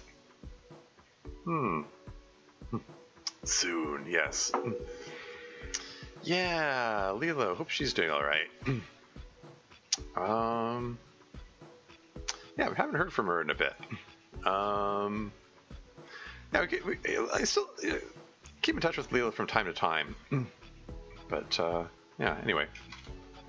Thank you to Retrobun for always hyping the mod in the community and being one of its biggest champions. Yeah, Retrobun also, I believe that's also known as 8-bit something rather on subreddit, I think, on the Reddit, I mean. Or am I thinking of something? Anyway, so thanks to Charlotte for being the mod's earliest, biggest fan, for preview streaming all the episodes, and for being a fantastic playtester. Yeah, I think Charlotte was one of the people who helped start me thinking in the direction of streaming this mod, because she's like, hey, you know, there's a slow burn Natsuri ship in there, which is kind of why I kind of knew it was coming. Even though I still managed to get blindsided by the way it played out. But yeah. Anyway. And thanks also to Charlotte for creating Club Meetings Abridged, which you should check out if you haven't already. Yeah, I streamed that one as well. Many thanks to Is It Spring, aka Monika, for handling and continuing to handle the email address and never breaking character. Yeah, she's still at it, I suppose. A crowd of about 45 people has gathered in the plaza. What now? What could be happening now? We seem to have skipped ahead to the end of the school year. Kagami still not wearing the blazer. Yeah. Right, he's doing a public performance. Want to wake up where your love is, because your love is always waking mine? Yeah, I don't know what song this is. Want to break down where your heart gets so torn it's almost breaking mine? Hey, is this the second time ever Monica's seen Ryan play? We never got a scene of Ryan playing during the time they were living together. Want to lay here lost and bitter so long I feel like I could die. Want to tell you what my truth is, but it's buried down inside. Everyone applauds. Thank you, everyone. Thank you. That was Dream by Bishop Briggs. It's about time for me to head home, but I have time for one last song. It is called Green Eyes, and it's dedicated to my girlfriend, Monika. Aw, the blush from Monika there.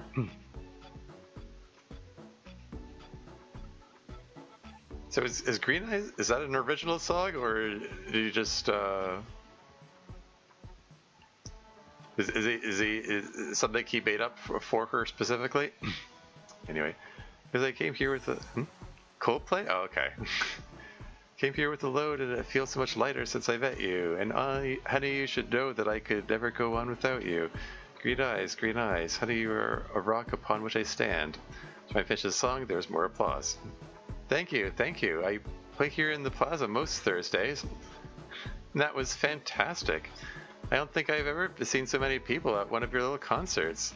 When are you going to turn yourself into a serious musical act? I don't think I want to be a serious musical act. I just enjoy playing. I'd be making a much bigger deal out of it if I were as musically talented as you.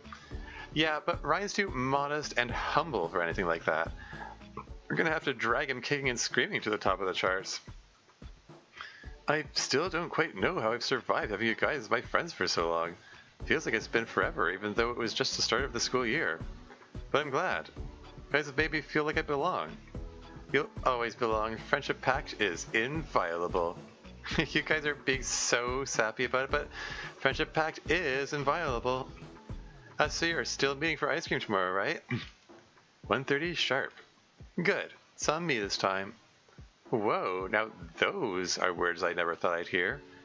All the more reason why you should be grateful when you hear them. Come on, Ayami, I'll walk you home. You know, you'll always belong with me too, right? You know,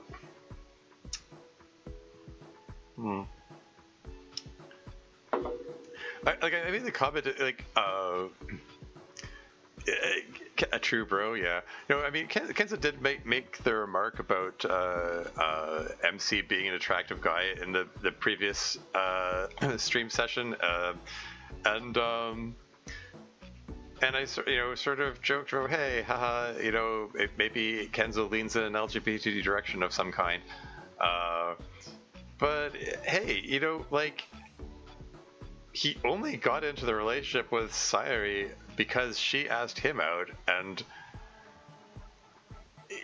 he didn't seem like he was super, I don't know, he's sort of deferential a lot of ways. I like using that word, I guess.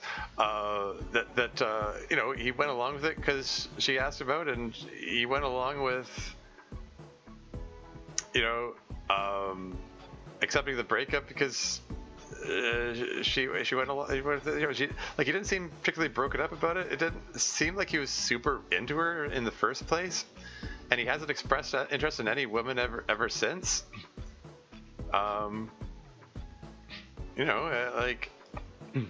Maybe there is something to that, not entirely heterosexual Kenzo notion. Maybe there's something unexplored going on there. Anyway, you always belong with me too, right? I always have and always will, my brother. And the other way around too. And MC, thanks for joining the bro group, by the way. The 3 is a much better number than 2 for gaming, and you were the clutchest gamer of all time. I've had a lot of practice. And believe me, I feel lucky that you guys include me. 4 is an even better gaming number, and there is one other gamer I could bring into the group. Presumably talking about Natsuki? or maybe he's talking about Kenko. Yeah, I'm kidding. Natsuki would be great. Huh. I wonder. She is a lady, but I think she'd fit in. I don't think she would bring down the bro vibe. She's kind of a bro. She's pretty chill. Are you talking about the same Natsuki? She's great and definitely a bro, but she's not chill. Still, though, I think she's legit. Well, I guess the bro council will have to take it under advisement. The MC recommendation is a strong one.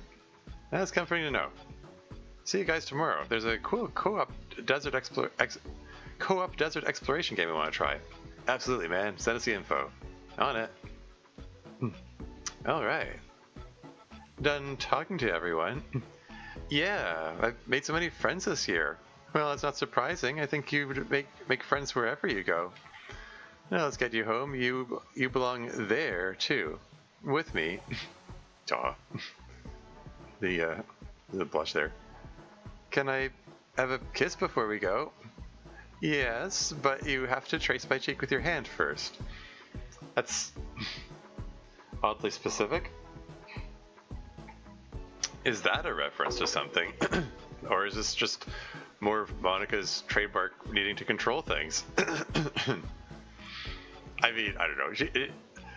There's value in letting loved ones know what you like so that they know to do them. Episode 48 is all when Ryan does this? Oh, okay. That's easily arranged. My loving and appreciative gratitude to the Club Beings Discord community, one of the finest group of humans I've ever had the pleasure to spend time with on the internet. Aw, that's sweet. It is a great group, honestly. The Club Beings server is a great place to hang out. There, I used the H word. My imagination as the webcam drifted again. Trying to keep myself centered.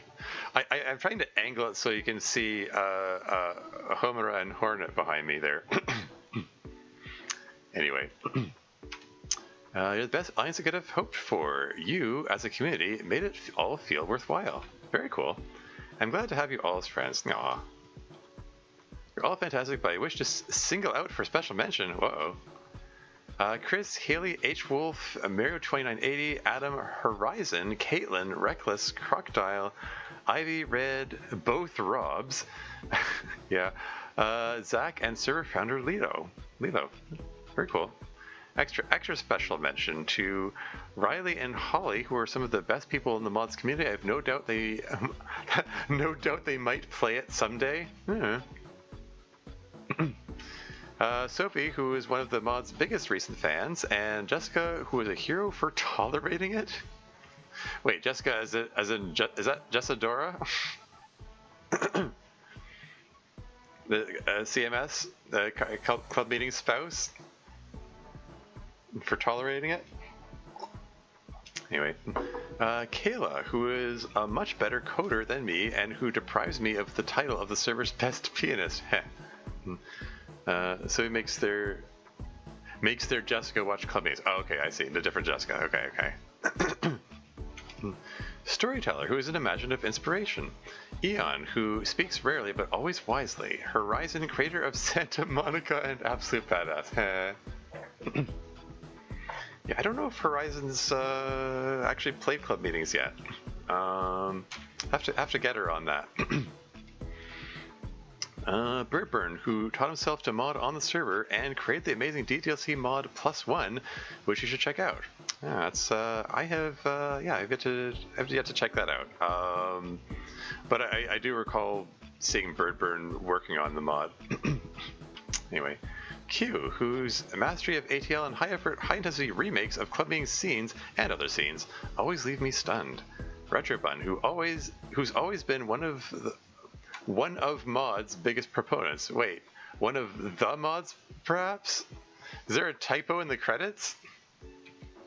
Or are you just misspeak?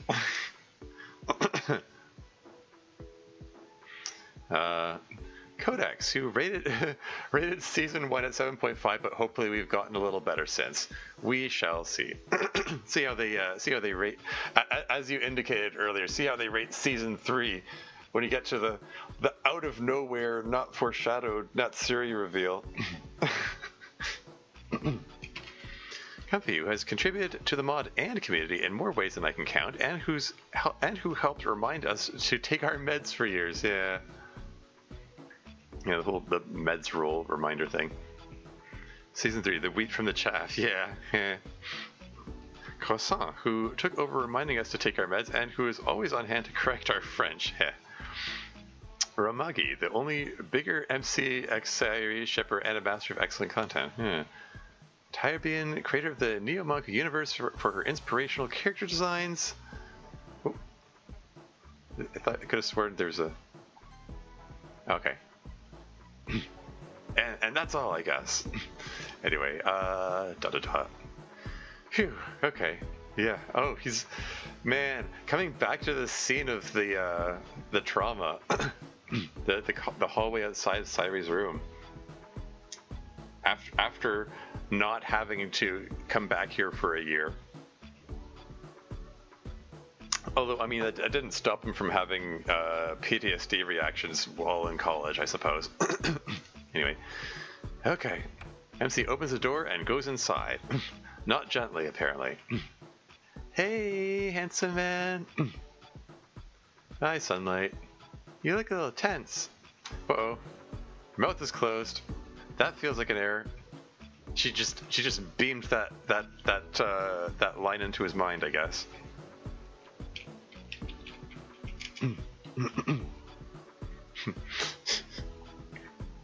Look a little tense. Still feeling weird about just coming in? A little. I'm not sure if it's ever going to be completely not weird. Completely not weird, but it gets less and less over time. Boy, do I know what that feels like. That's a good sign, right? Yeah, I'd say so. We got better, both of us, not all the way, but just better and better every day. Yeah, and we're not dead. Go us. Anyway, I didn't really want to talk about that stuff today. What do you want to do? Mario Kart, board game, just talk? You know the rules. To enter here, you must provide me with a cookie or a kiss. Well, what if I have 2 cookies and also a kiss? Whoa, that's way too much. I'm going to have to think of some way to compensate you for that, and think of a thing for us to do simultaneously. I think I may have some ideas. further Discord community thanks to Wellard, who is still cis and is one of the glue people in the community holding everyone else together. What is this? Who is still cis? Implying that Wellard might be an egg, perhaps? Hey, and Mr. Cat's back here. Constantly insist they are cisgender? Sure. I mean, so do I. Despite overwhelming evidence to the contrary? So do I? I don't know. I have had someone, I probably shouldn't name names, but I'm going to say someone we all know in the club meeting server, I don't want to say interrogate me, but, politely question me, like, are you somewhere under the LGBT umbrella? Like, are you sure?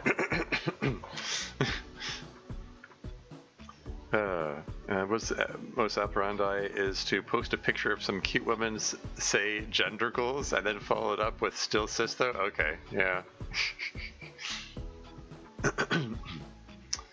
Anyway, I mean, it's relatable, to be honest. I have a fondness for people who can break away from traditional gender roles. I think it's cool. And I don't know. I'm just gonna move on. Wookie Walk, an extremely prolific artist, musician, and character designer who has more creativity in their pinky than I have in my entire body. Huh. Interesting. Vana, the creator of Mume, who caught Monika's attention with one of her earlier emails, and who will get that Kenzo ship yet?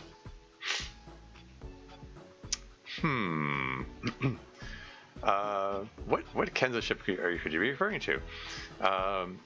Jonathan, who's been here since the beginning and who's contributed since MC smashed a cake against the ground. Yeah, the saddest cake CG. Vanna ships her OC Mume with Kenzo. Ah, okay. Huh. Yeah, well, something for the art section of the season 4 compilation, maybe. Tormuse, hey, there I am. I mean, not to mean to sound vain or anything, but I did kind of wonder when my name would show up in this list.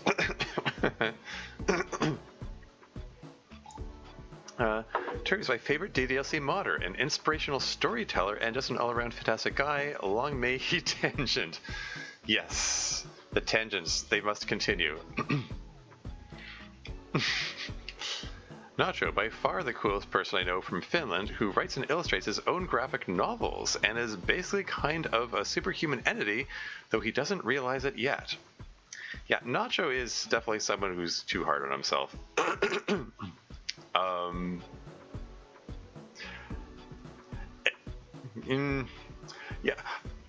I just think, like, can I relate that anecdote? No, I don't. I probably shouldn't. It's suffice it to say, like, my earliest impression of him was like of something that's like, wow, I had no idea you blamed yourself for that. Like, no, it's okay, it's okay. Nobody thought you were responsible. Like, seriously, you don't have to go on apologizing so much. It's okay. Head pat. It's cool. You know, like, it just yeah. Like you say, doesn't realize it yet. It's I'm just gonna move on. Jody, who is a fantastic friend and is hereby confirmed by this text box to be Ryan's official #1 fan. Yeah, yeah, I believe Jody does have her like nickname set in in the club meeting servers, like #1 Brian Shipper or something like. Oh, hey, I still have Discord open. I didn't realize that. Normally, I've been closing it during streams just in case it just, like crashes OBS or something, but OBS likes to crash anyway. Anyway, I'm gonna move on. Lilith, who I share so many tastes and viewpoints with that it's actually crazy, and who I always feel happier after talking to. Negative Zero, who I'll acknowledge as the absolute Chad, with the greatest the greatest beard known to man. I'm so happy that I threw Audio Slave into season 2. Slimo, whose prolific artwork not only made me feel appreciated, but sparked new creativity in me. Experiencing your art and friendship alone were more than worth the effort of making this. Very cool, very cool. No, it's true though. I mean, seeing people, like, as much as I say, like, you know, I like quoting Yuri, you know, that the truest form of writing is writing to yourself, writing to oneself. Well, you know, there's a lot of truth in that, and like, speaking for myself in my own works, I created all of my own mods because they meant something to me in one way or another. With you know, low-key exceptions for I guess for Christmas with Monika and End of the Literature Club, since I did those for contests. But yeah, no, they just as much as my works are for, like, because like some kind of inspiration struck me or whatever, it is quite gratifying to see other people react to my creations. It's very gratifying, and does contribute to making it feel like it's worth it, you know.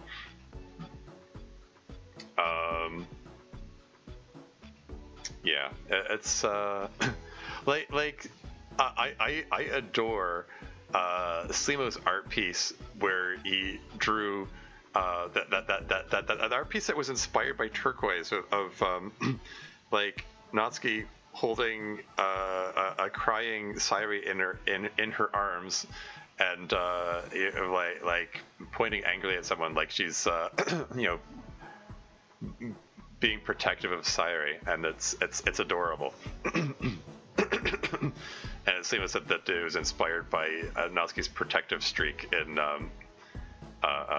Turquoise, and so yeah, like, I mean, all that's to say, it's relatable. Like, seeing people react to the work and to the creative work, and saying how much it affected them and so on. It's cool. It's nice. It's gratifying. It's a good feeling. Yeah, I can move on. CC, his wife, for plotting evil with me to sneak a Miss Ida standee into Slimo's house, and for being just generally completely rad. What? For plotting evilly to sneak a Miss Ida standee into Slimo's house? Okay. Presumably, okay. There must be a story behind this that I'm not aware of. I mean, this might have been talked about in the club meeting server. I don't necessarily follow, like, every conversation that goes on. There are a lot of channels, and it's hard to keep up with everything. Did you hear about this? Okay, so yeah. Yeah, I don't think I heard about this one.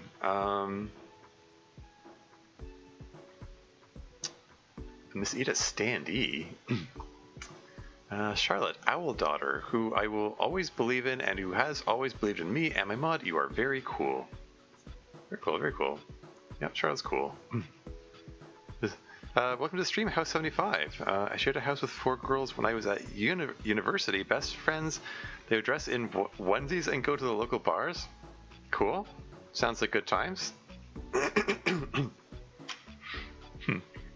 CMCC got married during COVID and had a big celebration late 2025 to make up for it. Huh. Oh, neat.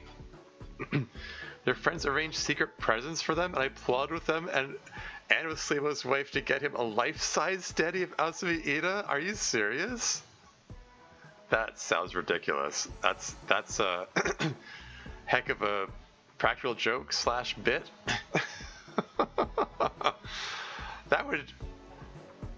That would take some explaining to the guests at the wedding, or, you know, wedding celebration.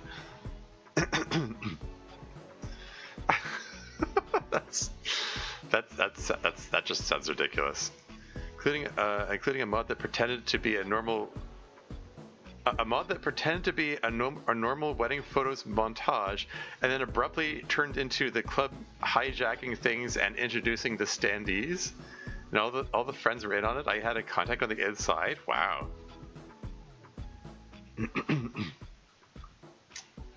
A mod that pretended to be a normal wedding photos montage and then abruptly turned into club things hijacking. That's wild. That sounds like fun times. Very cool, very cool. It was fun, yeah. Anyway, moving on. And is it spring? The consummate actress. Take a curtain call and a bow. We all appreciate your performance. I'm drawing a blank. Is it spring? What does it spring do again? I'm just. Is Monika? Okay. Right. Okay, yeah. Yep, yeah. Yeah, the one screening the emails. Moving on. Thanks to all of you in the Discord community. You guys all rock. Shobu.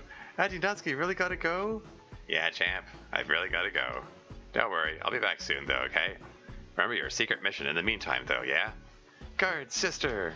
That's right. You're a smart kid. I entrust you to carry out this critical task. I love you, Auntie Natsuki. I love you too, kiddo. Be good now. Thank you for visiting, Natsuki. It's always my pleasure. Yeah, but hurry back. It gets a lot less lively around here without you. And somehow I think it's probably still lively enough. Oh, but we love your visits. Come by whenever you like. Our house is your house, and our family is your family. I don't think we'll ever be able to thank you properly for everything you've given Yuri. You brought such light to her. I got more than enough reward from it. Trust me. Okay, I gotta go, guys. See you next time. Gotta catch the bus. Oh, I wish you would let us give you a ride. It's supposed to rain tonight. I really like the walks. It's a nice night to walk, rain or not. If you must. Alright, I'm out of here. Peace all. Does Natsuki have some alternate reason for wanting to walk? I had best not be neglected in your farewells. Of course not. It's weird not sleeping together. I know it's spring break and you wanted to spend time with your family and all. Oh, it's still spring break? Okay, they were talking about graduating. I thought that this is like at the end of the year, but maybe the time has jumped around a bit. Sleep around time? Okay. It's weird. Doesn't feel right without you there. At night? At night, sure. But also, like, in general, when you're not there, it's like something will always be missing from me. My most beloved, I will ever be there even if I am physically absent. For you are always in my thoughts every moment of every day, whether on the margins or on the forefront. And in any event, we will see each other tomorrow and resume sleeping together next week. We will. Good night, babe. Good night, beloved. Yuri kisses Natsuki slowly on the forehead. Then Natsuki kisses Yuri back just slowly on the cheek. Their nightly ritual or something, as expressed previously. Or something. Anyway, Yuri goes back inside and closes the door. Ha. Oh man, too much. It's too much happiness. This should be effing illegal. It starts raining.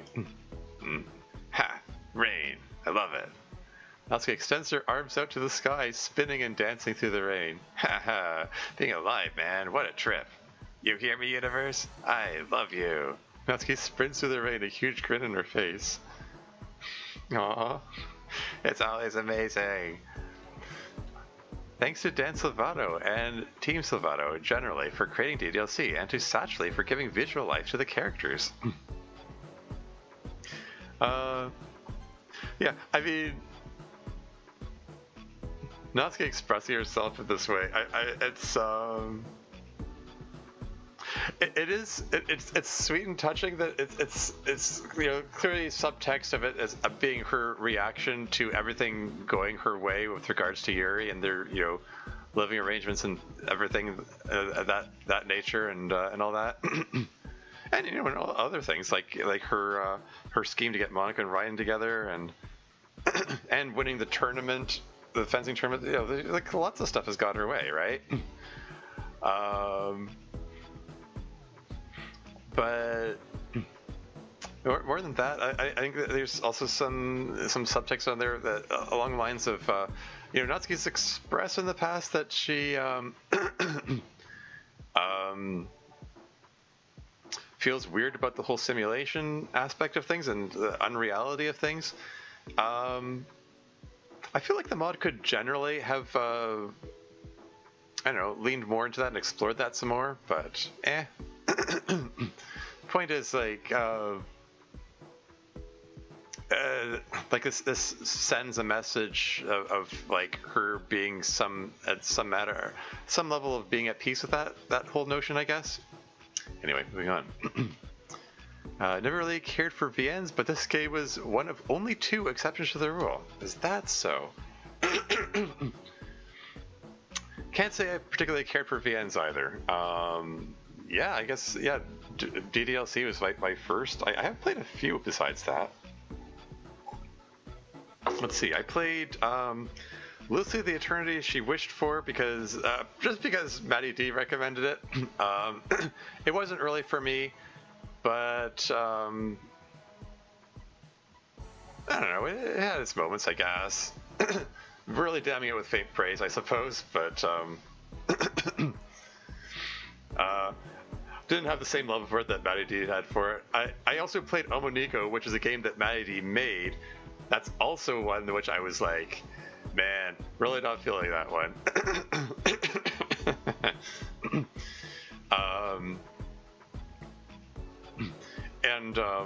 Yeah, don't particularly intend to return to it to check out the other routes. And hey, Legendary X Cowboy's here. Welcome to stream. How's it going? It was good to see you, brother. I just played Subnautica Vanilla and beat it. Hey, very cool. Hardcore, of course. Nice. Yeah. Well, I'm thinking of getting the Death Run mod for it again to make it more difficult. Remind me of you. Lol, you are the only person I know of that played Death Run and conquered it. Yeah. I still wonder. I still have yet to beat the Death Run Remade mod with all of the difficulty settings cranked to maximum. That's something I hope to return to at some point. Maybe after I finish with Silksong. Although I've got a lot of games to get to. I still want to play Return to the Obra Dinn. That's another one that's on my to-do list. And I also want to play episode 5 of The Long Dark, which is newly released. This episode 5 story mode. There are lots of things I've been meaning to get to. But hey, thanks for stopping by. I haven't seen you in a bit. Yeah. Obviously, this is a bit of a genre shift from Subnautica here. Yeah. Here's commitment to difficult survival games well known. Yeah, I do my best. And Slayer Rabbit's here. Welcome to the stream. You know you're streaming? Oh, well, I've been doing like Sunday evening streams pretty regularly for the past while. For season 4 of club meetings. Yeah, I don't know what I'm gonna do with myself once I finish with this. This is the last episode. This is the end of the last episode here. Maybe I'll do the vignettes. I don't know. Maybe I'll find another mod. I don't know. I'll think about it. Maybe I'll take a break. I've watched a lot of people play Subnautica, but they are all too scared to try Death Run. Well, yeah. Yeah, it's a tough mod. Like, even without the difficulty settings cranked up. Must be on notifications acting up? Oh, huh. Mm-hmm. Well, hey, I mean, since you joined my server recently, if you take on the streamer role, it pings you when I'm streaming. Just putting that out there. Anyway, as I was saying, yeah, I was rattling off the VNs that I've played. I mentioned Lucy, Trinity She Wished For, and Omoniko. VNs that I did appreciate, though. There's one called My Sweet Zombie, which is made, or at least it was co-made by M.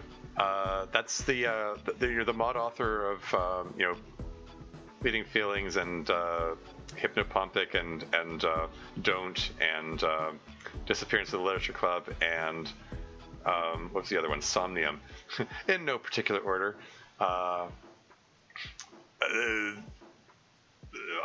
Mod author made a lot of very well put together mods that are sadly no longer available because he wanted to distance himself from the community after the Carl incident, understandably. But he does a lot of good stuff, and yeah, Vice Zombie was a fun little I don't even like dating sims, but it was a fun dating sim. I can highly recommend that one. And the other one that I played a demo for I Just Want to Be Single, which is also by M. I believe the full thing is out now. I only played the demo on my channel. I would like to play the full thing at some point because it's a ridiculous, quirky game that I had fun with the demo. I might just do that. Might see zombie. Remember that one? Yeah, that was a fun one. Ad break in 5 minutes. Start it. I am going to want to give closing thoughts after the credits here, so I think I'm going to have to keep this going through the next ad break. Anyway, moving along. I consider it the finest horror video game ever made, and I am a fan of horror. Yeah, masterful accomplishment. Yeah, I feel the same way about DDLC. Like I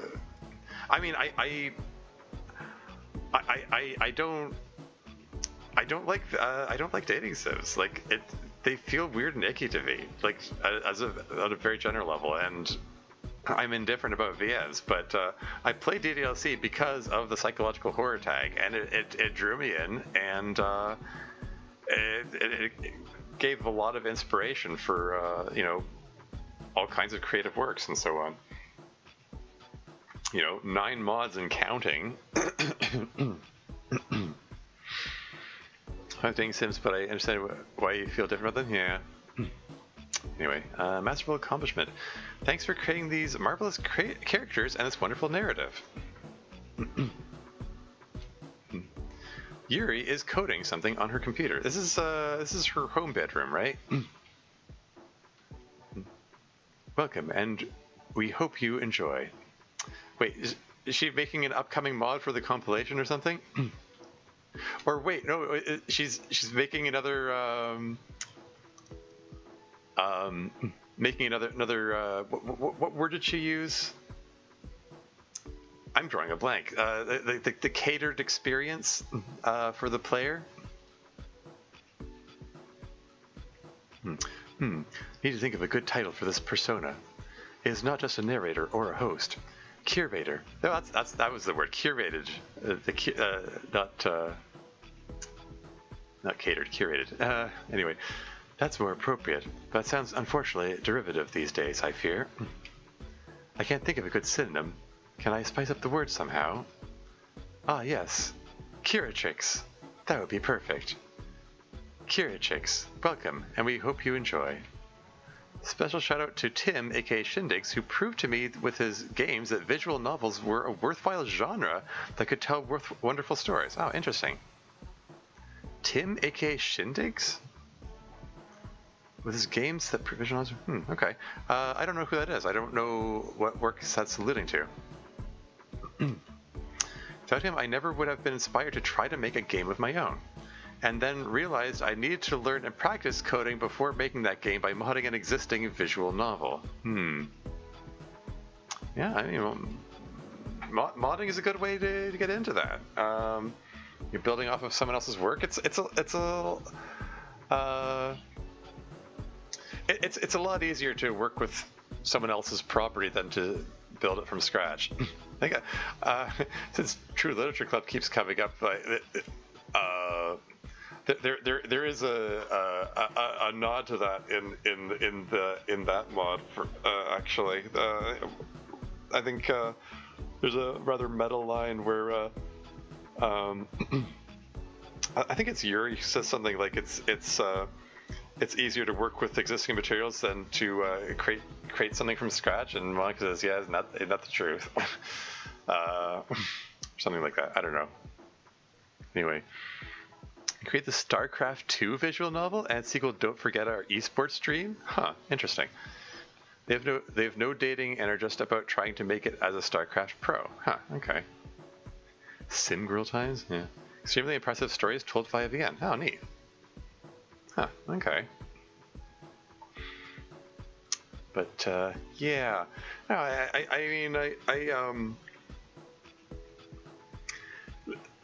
my experience with modding DDLCs taught me that there's could be a lot of value in learning Python, because then I'd be able to could probably do a lot more with RenPy, because RenPy is based on Python, the coding language. RenPy being the coding language used to make DDLC, and yeah, I imagine it could drastically improve or increase what I'm able to do with it. Catch him at Twitch.tv/Shindigs. He's an insanely creative and innovative streamer. Oh, ad break is imminent. Oh, this is a dark moment to go to break on. Oops. Oh well, I'll be right back.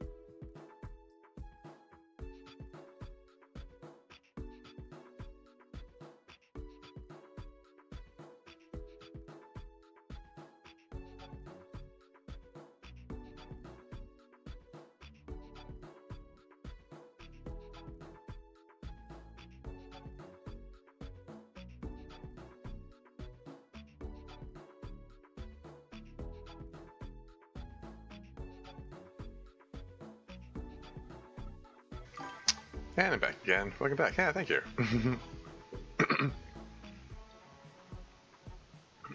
Well, looks like Sayuri's having... Welcome back. Yeah, thanks. Sayuri's having another rain clouds moment. Oh, dear. I mean...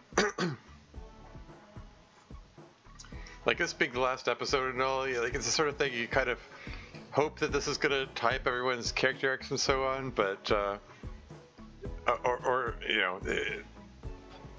depression kind of is just an ongoing thing you have to manage day to day. It doesn't really end. So, yeah. None of this even matters.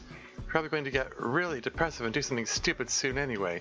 Everyone's going to hate you. Everyone's going to wonder what they were thinking having you nearby. Ugh. You just want to fall asleep. Can't turn it off. Sorry, puts in headphones and starts listening to hard metal. More of a "and the story continues" type ending. Exactly, yeah. That's the impression I figure you're going for. It's not even doing much. It's too late to call MC.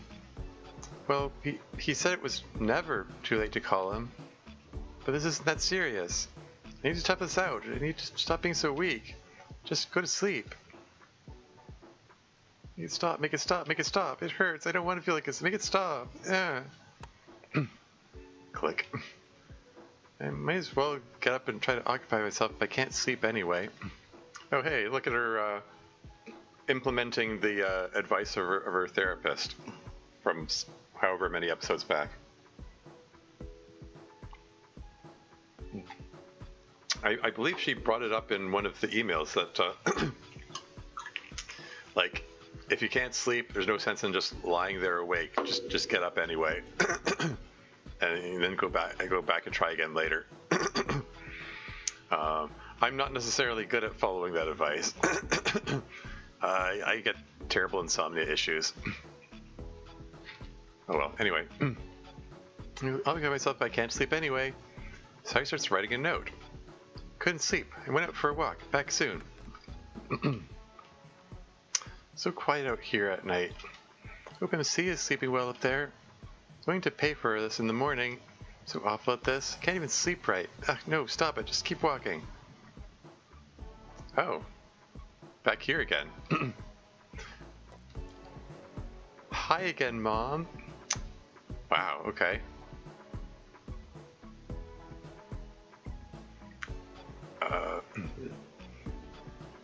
It's interesting that she associates this place with her mom, with her deceased mother. I mean, this is where she went during the flashback when little toddler Sayuri attempted to hide here overnight, or I don't know, attempted to look for her mom there, I guess. Anyway. Sorry, I know it's late. You would want me to be in bed, but I couldn't sleep. It's really bad tonight for whatever reason. But I'm doing my best to get through it. It's a little easier on nights like these than it used to be. I wish I could ask if it was ever like this for you. And if it was, how you dealt with it when your brain screamed at you all night long. Dad doesn't really like to talk about your depression. I know he probably would if I asked, especially if I said it would help, but he still gets so sad about you. I don't want to make him sad. You think one day he won't be sad anymore? One of my friends had a dad who was sad too, for different reasons, and then he got really happy again, just now. I really want Dad to be happy again, but I don't know how. Friends had a dad who was sad too, for different reasons. Are we talking about Natsuki's dad, perhaps? Oh man, that reminds me. So much has happened since the last time I was here that I need to tell you about. Yeah. Some people go to graveyards to talk to deceased loved ones. Sayuri just apparently goes to a playground. What connection does this playground even have to her mom? I mean, I guess it was just their rule that if they lose sight of each other, Sayuri's supposed to go to the elephant slide. She came here to do the flashback, yeah. Anyway. And he looked so handsome, and he was so good at it. I still don't know how I got so lucky with him. I think you would be happy. You always liked it when I spent time with him. I remember when you told me he was a kind boy. Maybe I guess I meet up here, yeah. Hey, he really is. Wow, I'm start to feel really tired now. Starting, perhaps? Need to make a note of that one.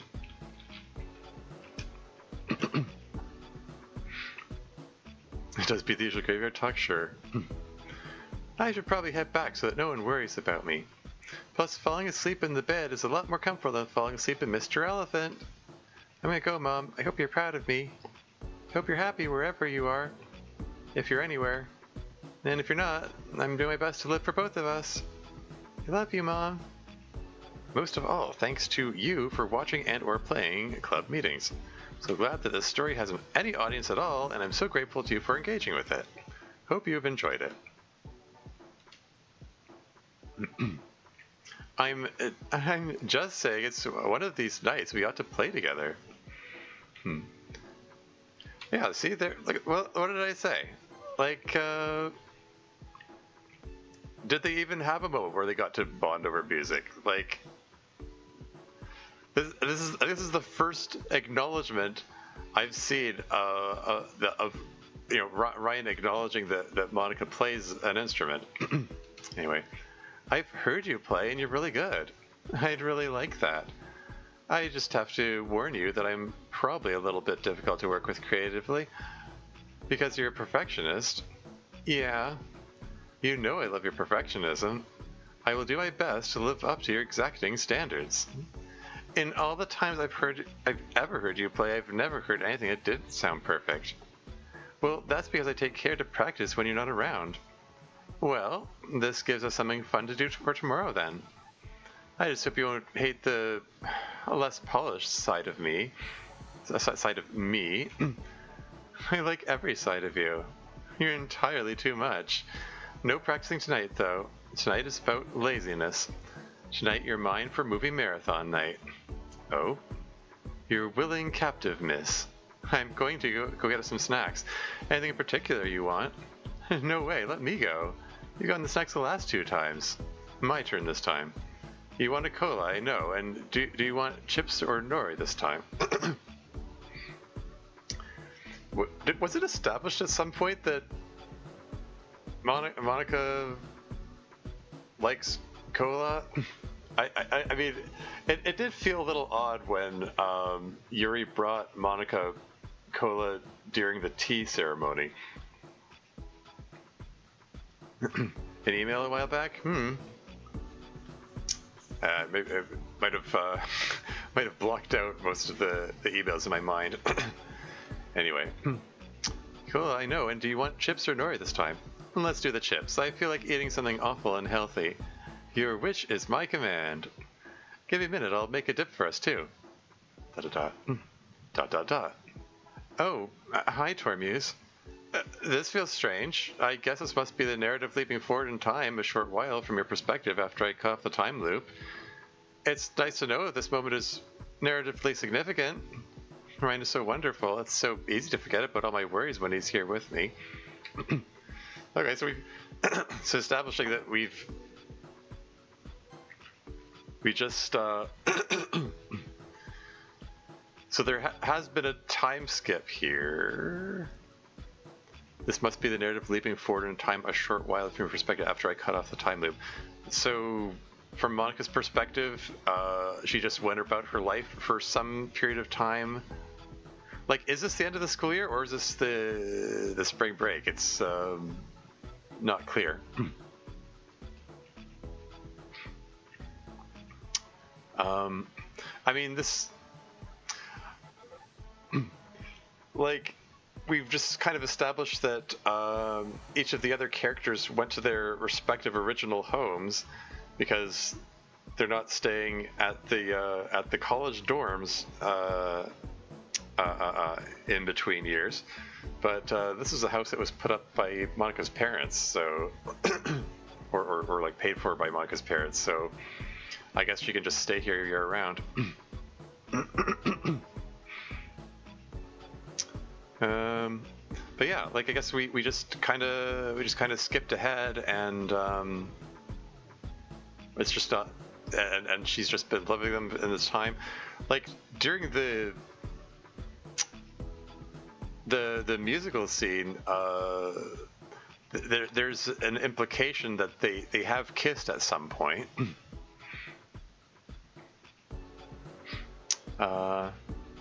Curious that Monika didn't take notice of the player's presence in that scene, but anyway.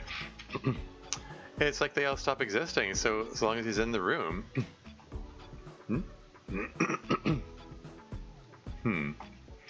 I still have a lot to worry about, though, even with him.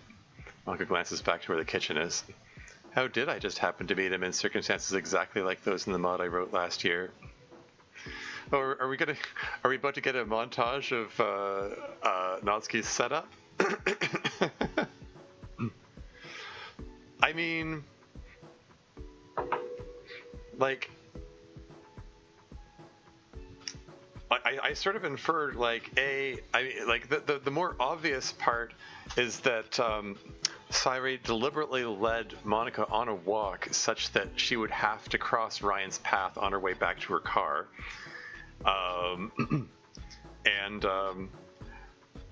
It wouldn't surprise me if Natsuki somehow arranged for Ryan to be singing that particular song at that time. Like maybe she I don't know, either made a request or arranged to send someone at Ryan to make the request, because maybe Natsuki wouldn't have wanted to get her hands dirty for that particular bit.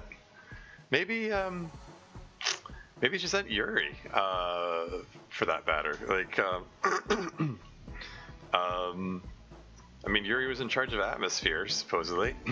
We never really found out what Yuri's role in Natsuki's whole scheme was. Anyway. Why did so many things that happened that matched that mod?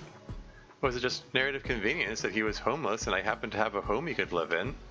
Did I really choose any of this, or was it just the narrative? And what will I do about... ...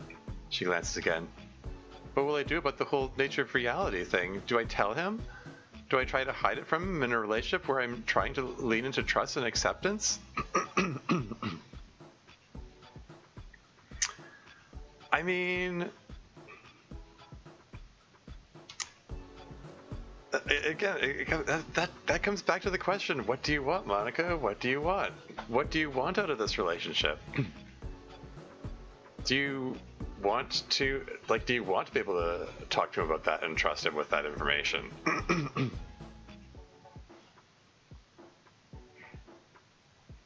Like, I mean, if you're like, you breaking the time loop is like ending the series and ending your interaction with the audience and the player and so on.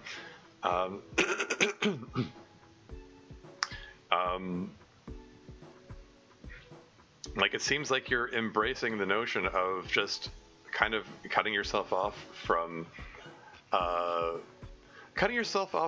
anything that would make the nature of the simulation significant, aside possibly from your ability to change things around if you feel like it.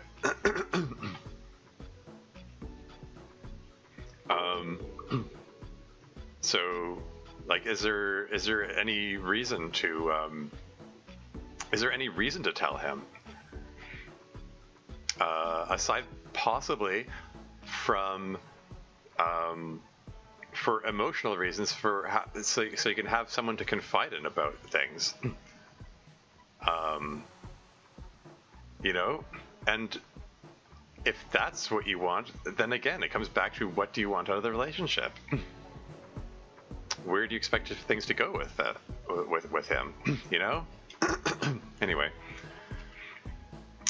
Even if the scariest and worst parts of me, I don't have any doubt that he'd accept it and me. It's just, I don't want to hurt him, and I don't know what I'll do. Which feels very uncomfortable. I always want to know what I'm going to do, but I'm trying to be better at ... living in the moment, I guess. So I guess we'll just see what happens. ... One plate of chips for my beautiful miss. Oh, you Went out and back in that time? Monika leans over and kisses Ryan on the lips. What was that for? I don't know. Just because? I mean...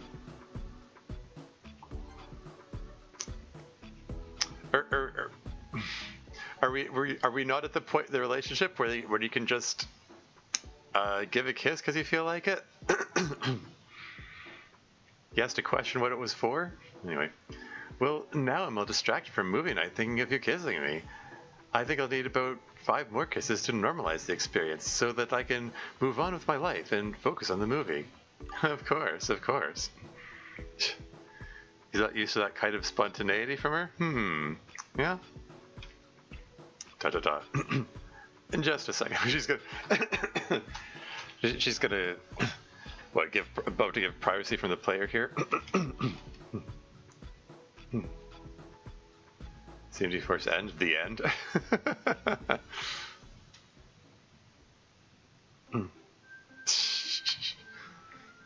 Awesome.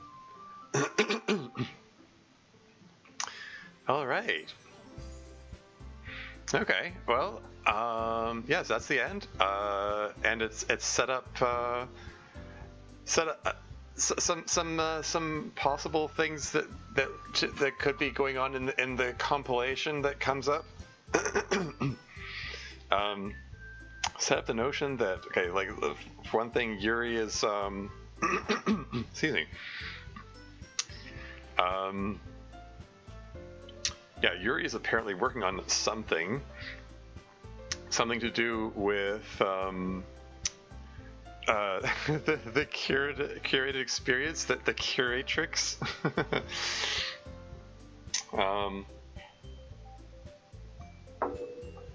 Natsuki Natsuki just generally being high on life. MC still struggling with the PTSD feelings, and apparently having to move in, at least briefly, with his sister back with his parents. But getting along with her a lot better than before. That's cool.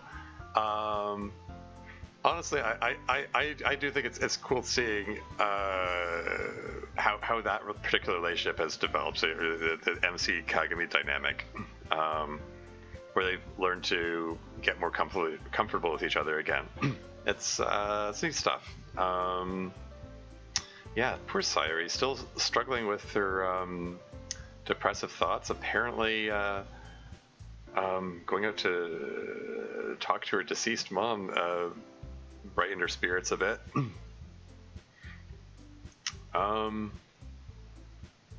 Yeah, Ayami's still struggling with feelings of self-worth there. Or just the process, yeah. They really were some club meetings, yeah. Glad Natsuki got the chance to get that line in there.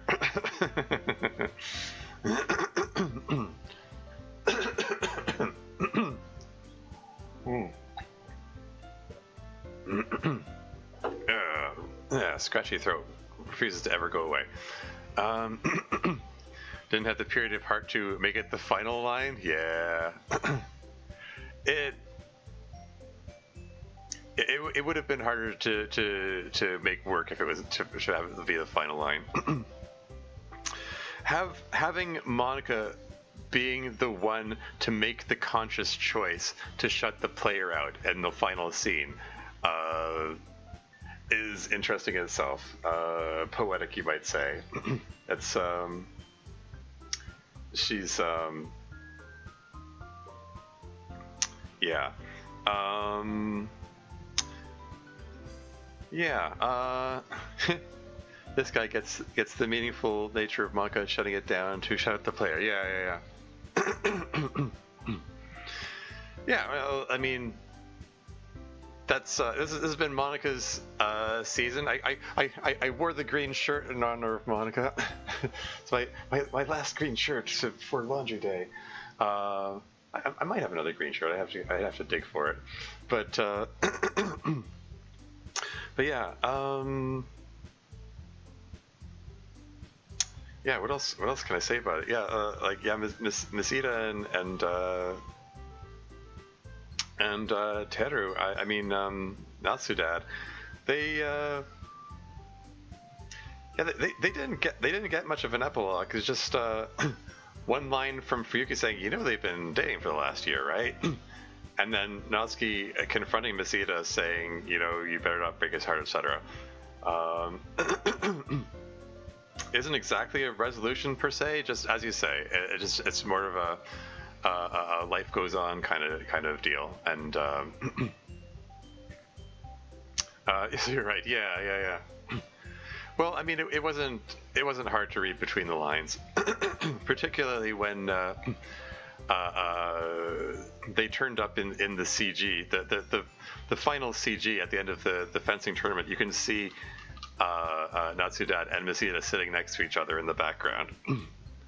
And then Fuyuki confirms it.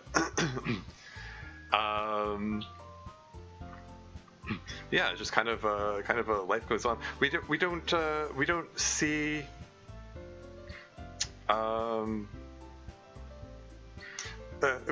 we didn't get like Natsuki and Yuri had their whole that entire episode. What was it? Episode 31, halfway through season 3, when after the Natsuri reveal, when it's like, here's all the stuff you missed, and how all the foreshadowing from the last couple of seasons of building up to Natsuki and Yuri getting together. I guess we're not getting a similar montage of Nisita and Datsuki getting together. I can only assume that they started a conversation at the end of season 3 when Miss Ida said she got approval from all of their parents to supervise them while they drink alcoholic beverages for the first time. Not so obvious to this, guys, yeah. And you know, it's not hard to imagine how such a conversation could start out, really. You know, Natsudad or Teru, I suppose, you know, would be concerned about the health and safety of his daughter, and you know, wanting to be a good dad and stuff, and you know, Miss Ida having to reassure him and stuff, and you know, conversation going from there, and you know, initially bonding over mutual concern about Natsuki's well-being. I mean, Miss Ida got into this whole thing in the first place, starting from concern about Natsuki, which we learned possibly by retcon may have been due to Fuyuki talking to Miss Ida and saying, "Hey, look after my sister for me when I'm gone, when I'm gone off to college."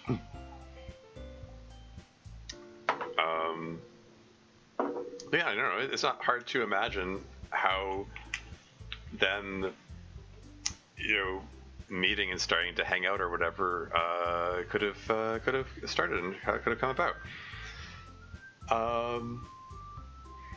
Some other questions that were left unanswered, though. And again, another one of those things where I'm just sitting here waiting for a shoe to drop about some explanation of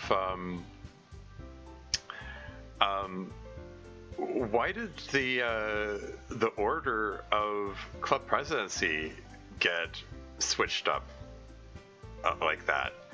There was never any explanation for it. There was never any reason given for it. Like, it got lampshaded. Monika said, "Oh yeah, hey, we've been really irresponsible with that, haven't we? Oh man, I shouldn't have the presidency when I'm having a psychotic break. Oh well, I guess we're going to continue with me being president anyway." As he switched it up as part of her Ryan Monika plot earlier in the season. Natsuki switched it up as part of her Ryan Monika plot earlier in the season.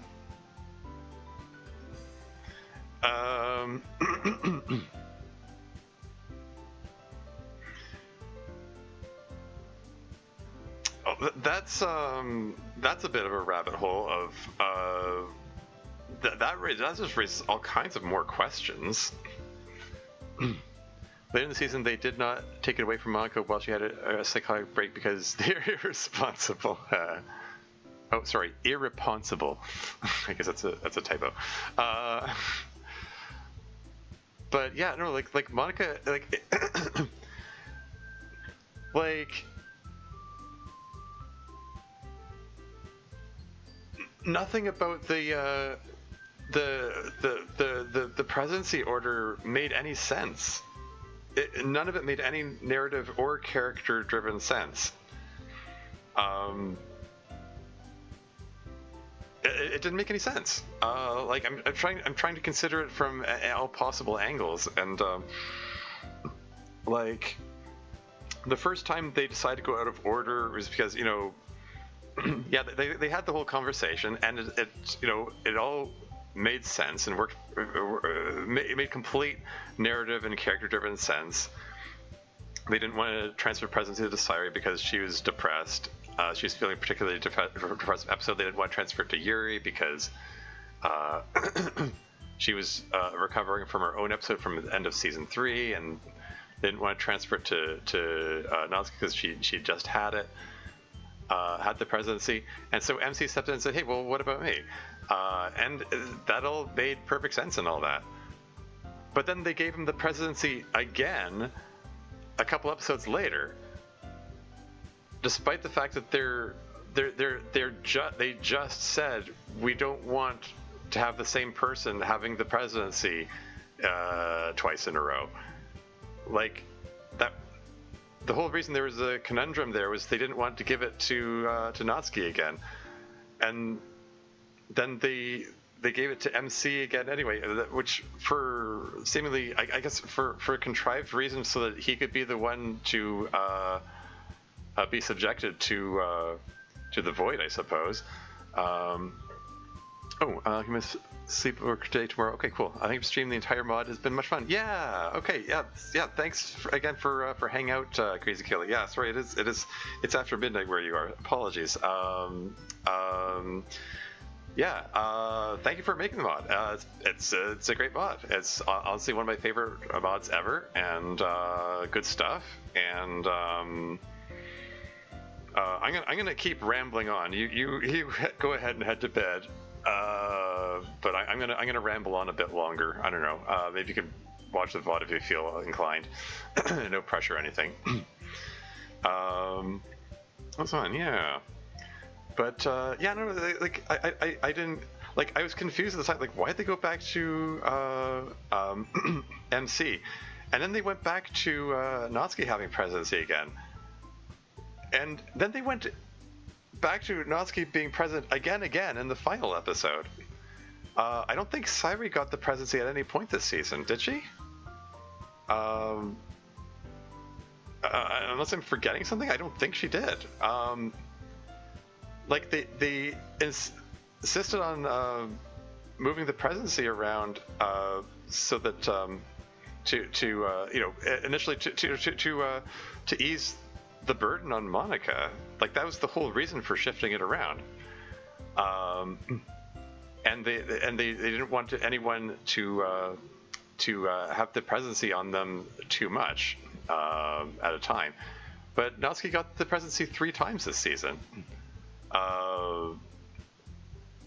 Well, twice in the season, plus an implied time just before the season started. And then Sayuri got it not at all, and MC got it twice. And Monika had it for like a 6-day or 6-week, 6-episode stretch. Even when she's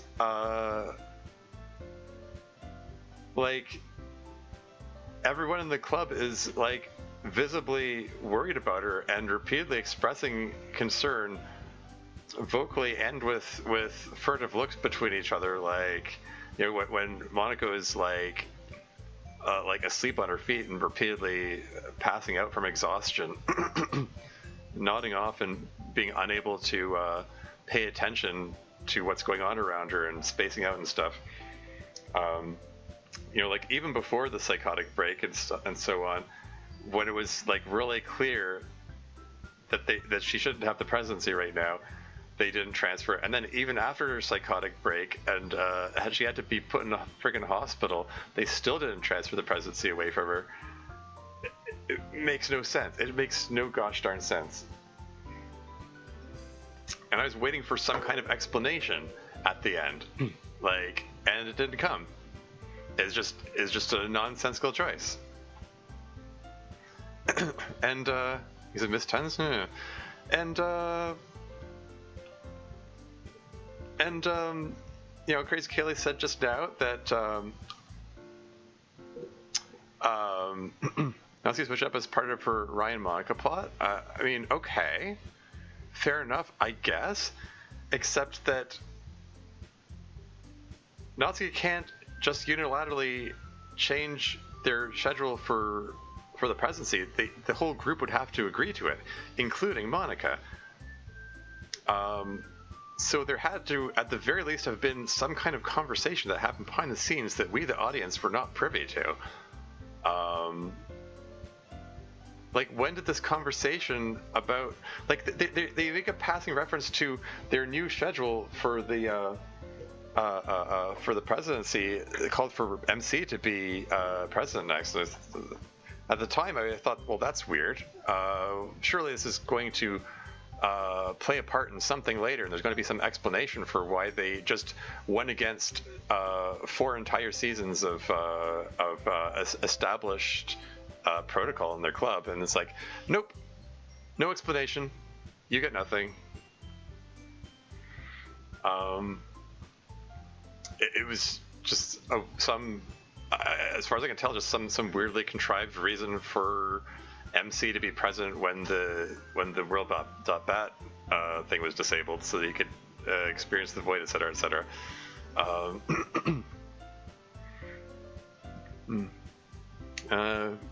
BTS is a likely reason? You mean behind the scenes, or the Korean pop group BTS? Housing presidency has to be voted upon. They would have spoken about it prior. But it seems obviously here. I mean, I don't know. Not everything has to be explained, I suppose. There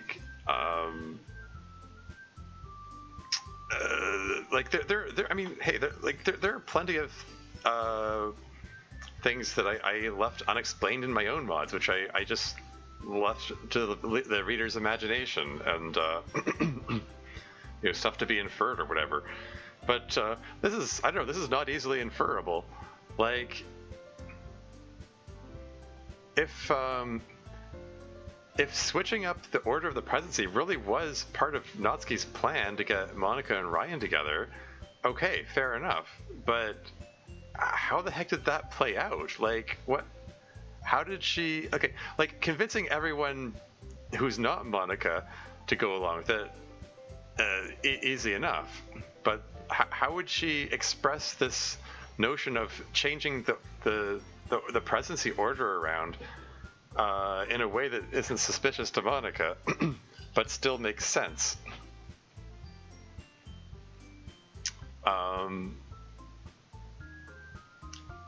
There's so many questions. And why would MC being present be important to the I don't know, why would it have any significance to Natsuki's plan? Why her? Why him? Why not move on to Sairi, for instance? What would be a more sensible choice? Struggle to leave things unexplained? Yeah. I mean, like yeah, like I said, like not everything has to be explained.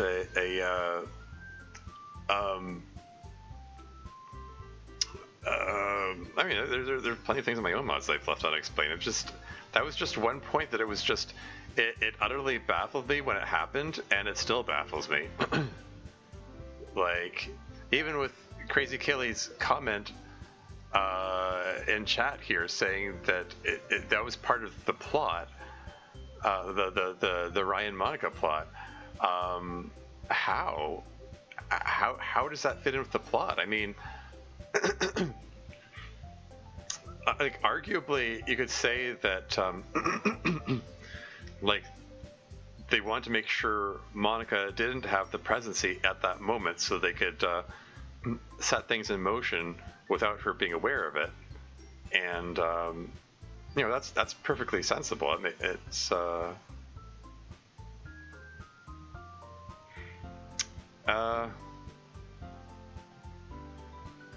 yeah, I don't know. It's just guess you have to wait for next time for answers. Yeah, next time apparently being September of 2027, so like a year and a half from now. I mean, unless something happens in the vignettes, I guess. I don't know. There are a lot of vignettes on the. I didn't realize I saw that still open there. Sorry, just bear with me. Now I'm curious. I'm just hopefully this doesn't crash the stream or anything. I'm bringing up Club Meeting's channel here. Like, how many vignettes are there anyway? Actually, I think is there a playlist of them? There we go. Vignettes full playlist, 62 videos. Wild.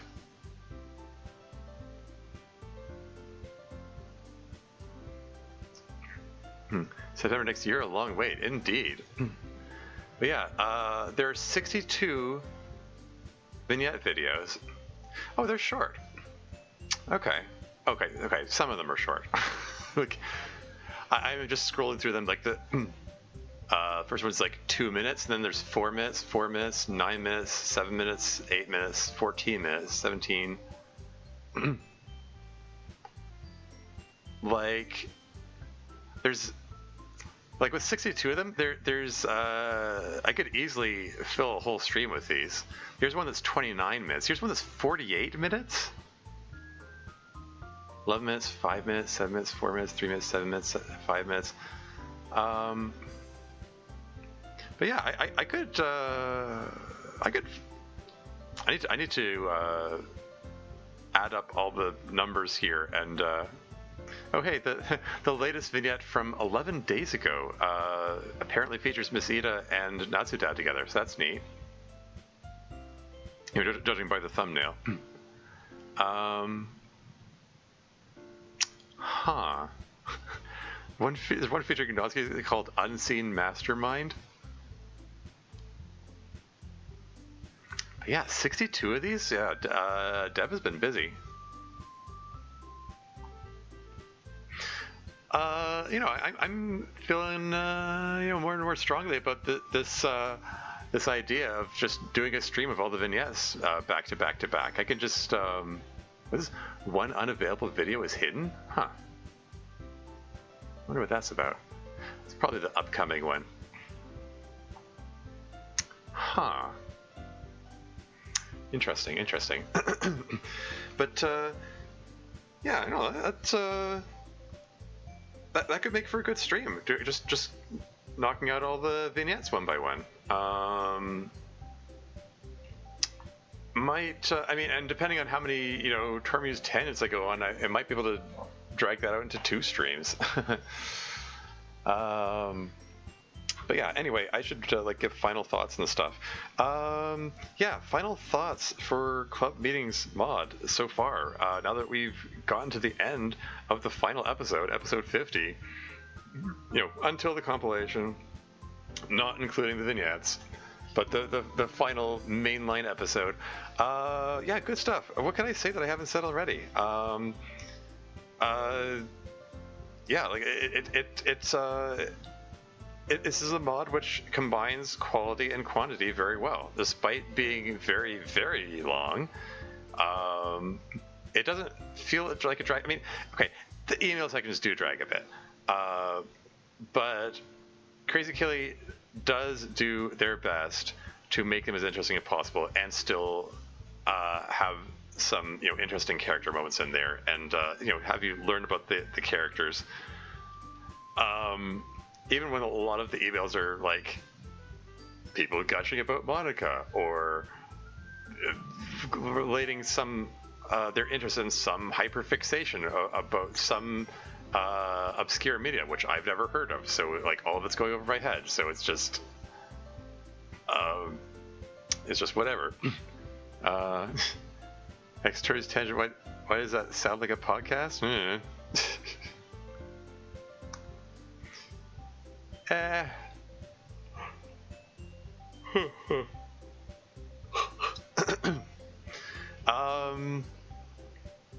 Sweet work. Yeah. No, seriously though. It's I said it before. It's worth reiterating. Like it does a good job of having an overall overarching story. Like season 1 has this story arc about Sayuri dealing with her depression, suicidal ideation, and how that affects MC and him wanting to help her and stuff. And also serves to just introduce the mod's world in general. Season 2 has an overarching plot about first the first half of this. Okay, well, actually, there are a number of subplots in season 2. Even though ostensibly season 1 is Sayuri's season 2 is for Natsuki, season 3 is for Yuri, season 4 is for Monika. Season 2 ends up being about a lot of things, and Natsuki isn't really in there except for being the fact that it's her sister who's dying of cancer. It ends up not really being about Natsuki. Natsuki doesn't get much of a season, really. And a lot of it's still dealing with the fallout from events of the first season, and Sayuri having her blow up with Monika and so on, and Miss Ida getting involved with the club and her meddling and all that. And season 3 centers around partly about Natsuri, partly about Yuri's growing obsession with having presidential powers,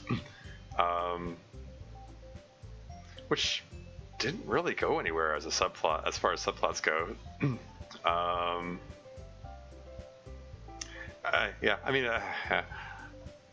And then season 4 was all about Monika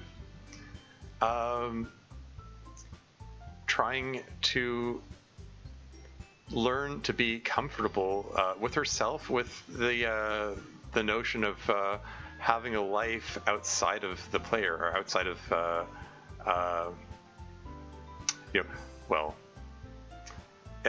inside the simulation, I suppose. Having a life that's separate from the real world, and just generally trying to just figure things out about herself.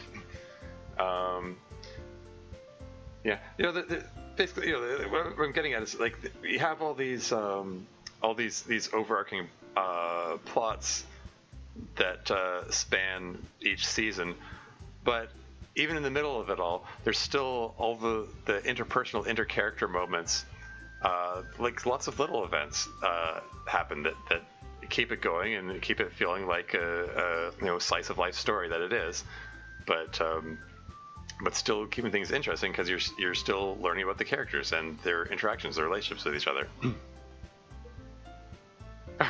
No, you got to redeem a bit. What was that implemented? I actually just put that in a few days ago. Yeah, the Tormuse tangent option. No one's used it so far. Seemed like the thing to do. I don't know. I might regret it. I might regret putting put that in there. Growing obsession doesn't sound good, but I reckon everything is going to lead into the next season. Yeah. So everything isn't properly explained now. It's a to be continued situation. Yeah. Well, next season you say, no, this was slated to be the final season. I mean, I mean, if devs' plans change, that hey, maybe there'll be a season 5 centering around MC, but I doubt it. I get the feeling like I don't know. I mean, I sort of imagine that dev probably has a lot of mixed feelings about this. That it would be easy to imagine them feeling like, on the one hand, hey, glad that it's over so I can move on to other things, because, like, as Dev expressed, they in the in the those text boxes during the credits, like, they only intended to make this mod as a stepping stone on the way to making an original VN, and then 6 years later, they still haven't finished it. So I get the feeling that Dev has been more sidetracked than they intended in getting to that original project. So yeah, like, on the one hand, like, they may feel like, hey, glad this is over so I can finally get to do the thing that I actually wanted to do. On the other hand, I can also imagine them being a little sad that it's done. Like, and it's not done yet. There's still the compilation, and there's likely to be some more vignettes as well. But again, yeah, the mainline episodes are done. So yeah, I can imagine them like missing missing working on that content already, or who knows? Maybe it hasn't sunk in yet. Maybe they're still approaching the point where they're gonna miss working on it on a regular basis. Didn't know that. What? Didn't know that this was supposed to be the last episode. Well, there you go.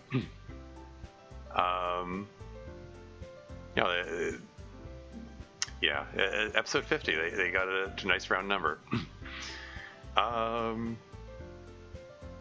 Yeah, I don't know. Like, I think back to how I felt when I released, like, Storm and Turquoise. Like, those are exciting times, and I was like riding the high of seeing people's reactions to playing them for the first time after working on them for 3 years respectively. Been a long, yeah, right, great ride, yeah. But yeah, I don't know. At some point, you reach a point where it's like, oh man, I miss. I am now noticing the void created by not presently having a creative project to work on. I need to start working on something else. And yeah, like, speaking for myself, like, I keep telling myself, oh, I have to move on from DDLC, and there'd be a lot of benefit in finding some kind of original project to work on. I just wouldn't know where to start with it. And meanwhile, I still have all these ideas of stories I want to tell. Like, I would like to make that Yuri's Intrusive Thoughts mod that I was talking about before. I mean, I wrote the end of it, and I have an idea how the rest of it's going to go. I have to lots of things to figure out. Probably have to get some new art assets. But yeah, ideas and plans are coming together for that. Yeah, I don't know. Maybe at some point I'll let DDLC go.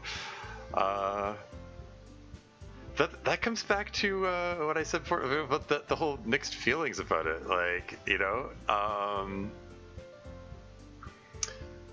because it has been a great creative outlet over the years. Like, I got involved in the modding community back in 2018, 8 years ago. And for the past 8 years, it's been my creative outlet. It's been my way of expressing emotions in ways that I might not be able to otherwise, And what am I trying to say here? Yeah, it's like if I still feel like I'm in a state of if I don't have DDLC, then what am I going to use for that creative outlet? I don't know. I have to figure something out, and I can sort of imagine Dev maybe being in that state. There's this sort of unnameable sadness that comes from that. You know, it's an emptiness. It's a feeling of I don't know how to describe the feeling.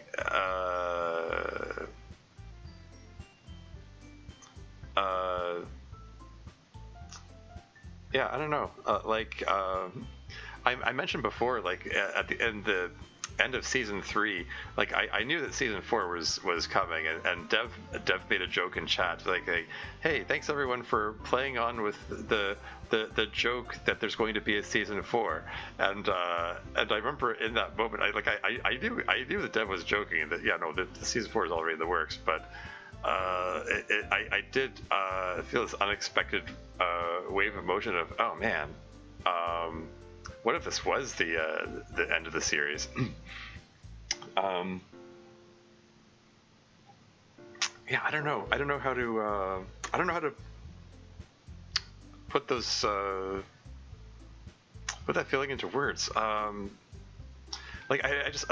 feel a need to have something driving me. I guess I feel the need to have some kind of creative project on the go, something, some way of expressing myself, something to give my life purpose, for if I could put it in such grandiose terms. Been a long, great ride. To do a lot. Stay into a kind of DDLC limbo. Yeah. Work between DDLC and your own products. Yeah. Though it could be too much. Yeah. I don't know. I mean, at the very least, I think I still want to make the Intrusive Thoughts one. I started working on it, and I did find the idea and concept very emotionally affecting, and I think that's a sign that there's some emotion in me that wants to be let out. I don't know.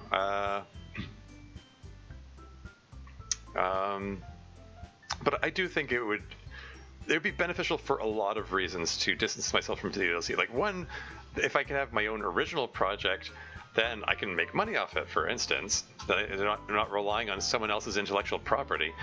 And two, there are some,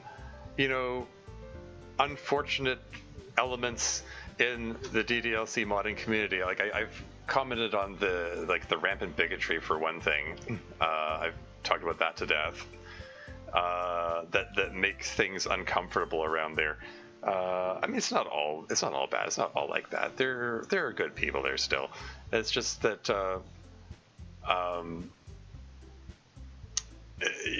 there's a lot of potential benefit in seeking a new community. It doesn't have those particular hang-ups.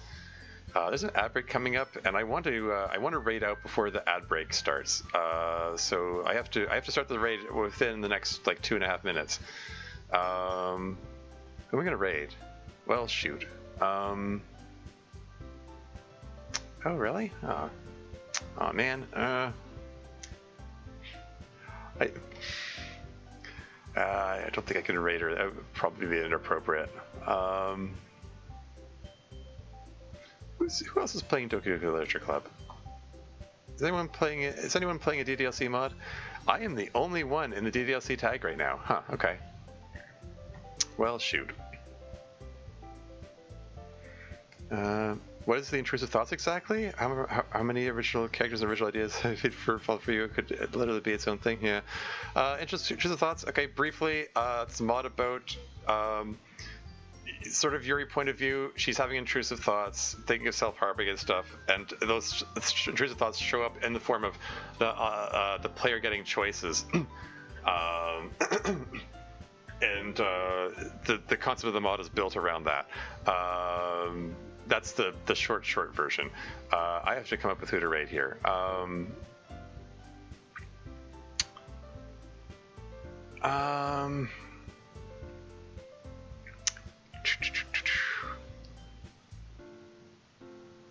Could just raid the Deadpool again. He's playing MechWarrior 5. Total genre change.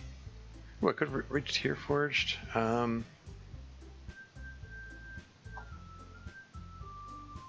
Speedrun meet? Yeah. Sorry, bear with me. I'm